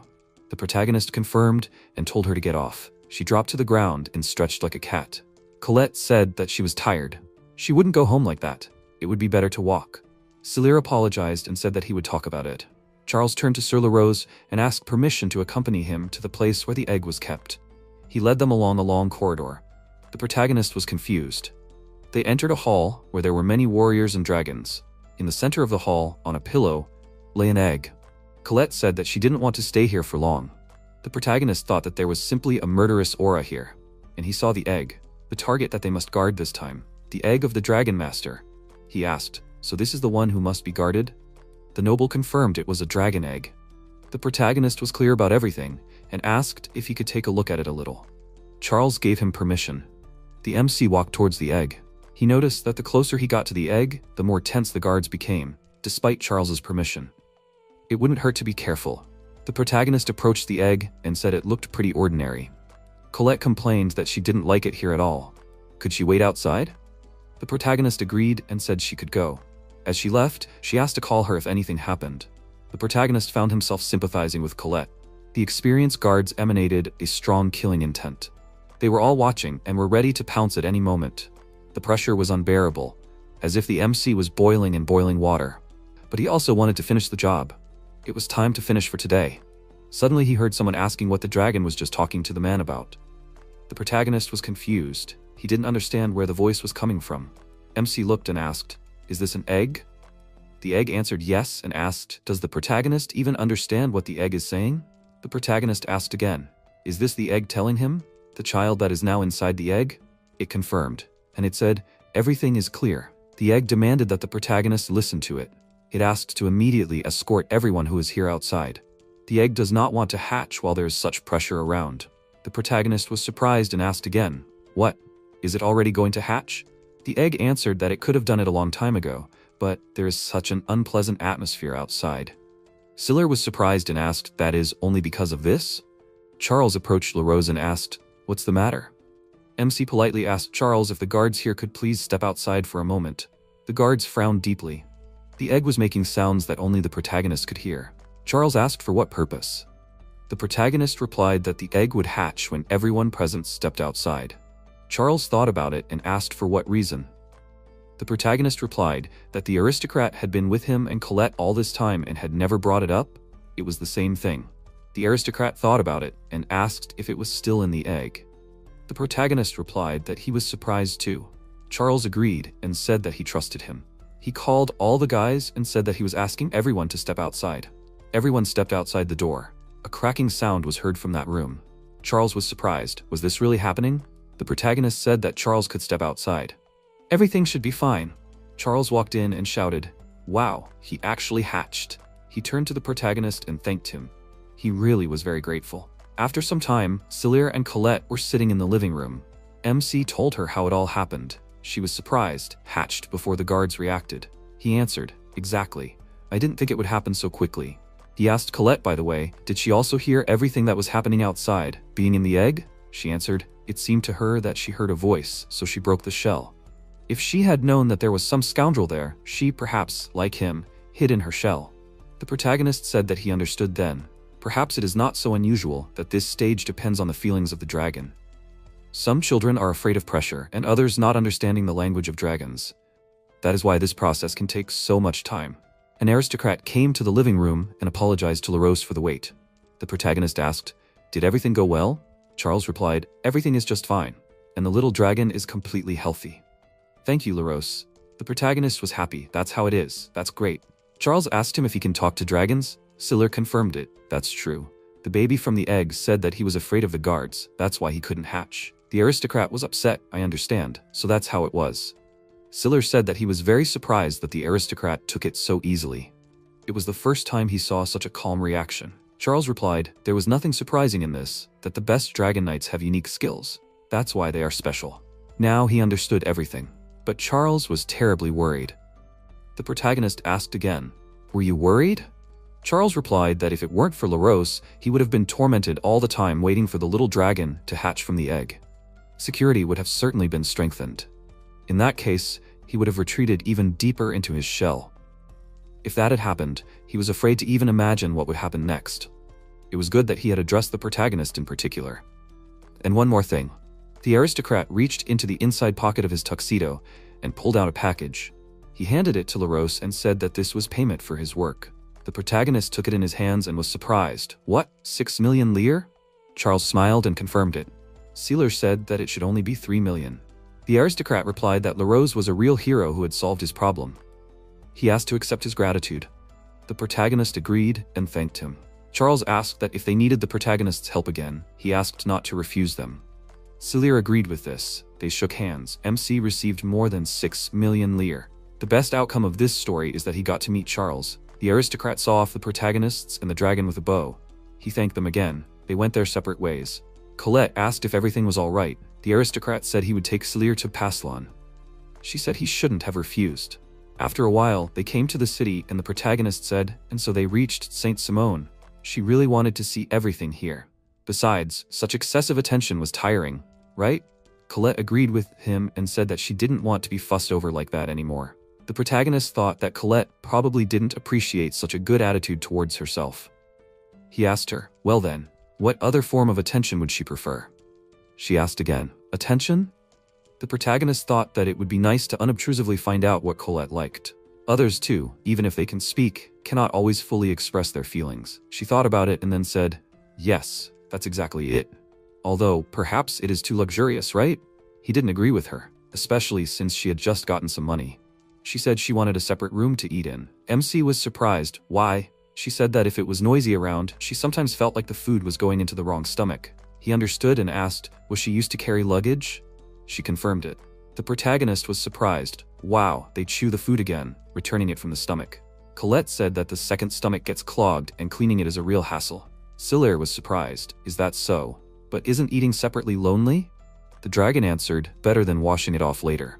The protagonist agreed. Okay, if she says so, then how to return to Paslon? He will arrange everything right away. She asked again, right? He confirmed and said that he wanted her to say this earlier. If she needs anything, she should ask and not be shy. She was happy and thanked him. He confirmed that since they understand each other, they should not be lazy in communicating and strive for mutual understanding. They walked through the city and she said in surprise, and yet, there are so many shops selling dragon equipment. He confirmed, yes, quite a few. More than 7 out of 10 shops here specialize in dragon goods or selling dragons themselves. Like in St. Simon. Siller asked if he should look into any shop. What if they found some unknown dragon equipment there? She agreed. He was glad. Great. Where is a good shop here? Colette looked at one of these and asked, what? This one. It looks smaller than the others and old-fashioned. He thought about it and suggested going there. She was surprised. What? Why? There are newer shops. MC grinned and said, a hunch. Colette gasped and agreed, oh well. The protagonist thought he doesn't know why, but he is so drawn to this shop. And also this strange feeling. And they went to this store. He opened the door and apologized loudly. Colette said that it was very dusty here. There was an old man in the store and he said, "Welcome." The protagonist thought about it. It seemed like the store was still open, but something seemed wrong. Colette asked, "What is this here? Is there anything useful here?" "Only old tools and a complete mess." MC said that he would look around a bit. The dragon was surprised. "What?" "Well, nothing can be done." The protagonist decided that he was sure there was something there. Sealer approached the man and asked if he was the owner of the store. "Can I see him for a minute?" The man with a stern look from under his glasses asked, "What are you looking for?" The protagonist answered, "Well, some things for the dragon." The man was turned on by the book and answered, "They are lying around somewhere. Look for them yourself." The protagonist groaned and agreed. He scratched the back of his head and looked around. The dragon asked, "Did something happen?" MC replied, "Legs, they just want to break away." Colette asked again, "Legs?" He thought, well, no. More like a tingling at the tips of imaginary claws. Maybe this claw is part of the baral, the original form that's merged with the dragon's body. He thought, the legs react to something? The legs themselves went in the right direction and approached the box. The protagonist was surprised. Is this a saddle for a dragon? The old man approached the protagonist and said, "Young people today have excellent intuition. This is a unique dragon tool, one of a kind, created specifically for a certain species." MC thought, a unique dragon tool. Siller said, "Coincidence or not, but this saddle is perfect for Sirish." Colette was surprised. For her? The protagonist asked the old man, "So what is this saddle for at all? Maybe this one has some special properties?" The seller replied, "Once you put it on, your belly won't get bigger, no matter how much you stuff in there. You can always stay in the same shape." MC was surprised and asked again, "Right?" Colette was happy to hear it and said that she wanted it. She suddenly became as if on edge. The protagonist stopped her with a shout, "Colette?" She immediately calmed down. Sirishas use energy not for digestion, but for movement. The protagonist didn't know how exactly it worked, but didn't it affect their appearance in any way? Siller agreed. Okay. He told the seller that they were buying this saddle. MC asked how much it cost. The old man named the amount. Colette screamed indignantly, 5 million. Wow. The protagonist agreed to pay that much money. The dragon was surprised. What? Is this normal? The price is simply exorbitant.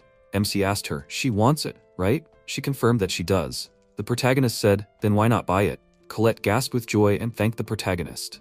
The seller asked him, "Well, what, young man? Won't he even check?" The protagonist answered, "He sees that the saddle is real." The seller was surprised, right? Why does he think so? Selir explained, "It seems to him that the saddle itself called him to itself." The old man chuckled and said, "Well, okay. In that case, the protagonist can pay half. 2.5 million. MC was surprised. What? The old man answered, he liked the precision with which Selir found this saddle in a pile of junk. He said that the protagonist can take it for free, if he really needs it. MC was indignant. "No, this is too much." The protagonist thanked him and handed over the money, said, "Look, here are 2.5 million lire." The old man looked at the money and groaned. Siller turned to Colette and asked, "Well, will she try it on?" The dragon happily agreed. The protagonist put a saddle on her. She said that the saddle was so light, she didn't even feel it. MC said that there was almost nothing there now, so it was hard to judge the effect. She agreed. Well, okay. If so, she decided to put something else. The protagonist said that he would never have thought that such mysterious things for dragons existed. He asked the seller, "How is this unique thing made?" The old man answered, "Well, usually the master works at this all his life, and sometimes he can't even repeat this invention." MC said that he understood. "So this is a one-of-a-kind masterpiece?" The old man confirmed that it was so.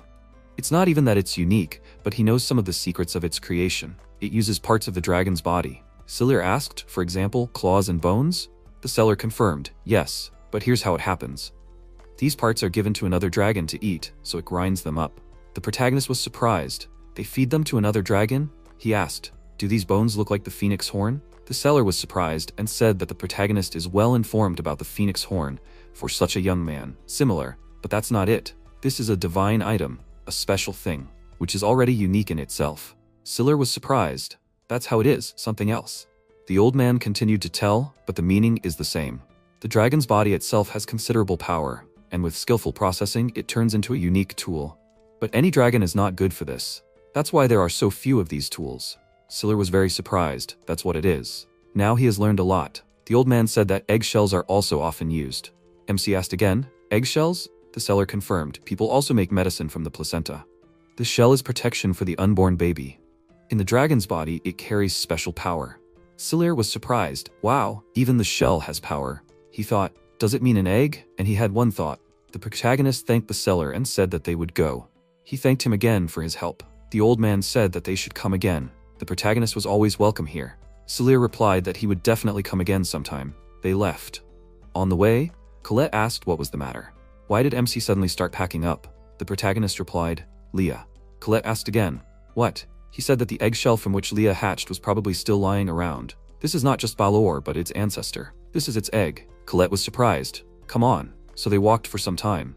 Then MC said that he had a premonition. If they return the shell, something useful will come out. We need to go back. 2 days later, they reached the place where the egg was. Colette asked, well, it should be somewhere around here? He confirmed and said that he often went here with Louise and with her for the first time. This is the same Himalaya mountain where he met the princess and Leah. Colette smirked and said, the irony of fate. MC said that Leah was born, if he remembered correctly, around that turn. He pointed his hand in the right direction. The protagonist felt that there was something there. He asked Colette to wait here. She was indignant. Why? She wanted to go there too. He explained he felt that they might have to engage in battle.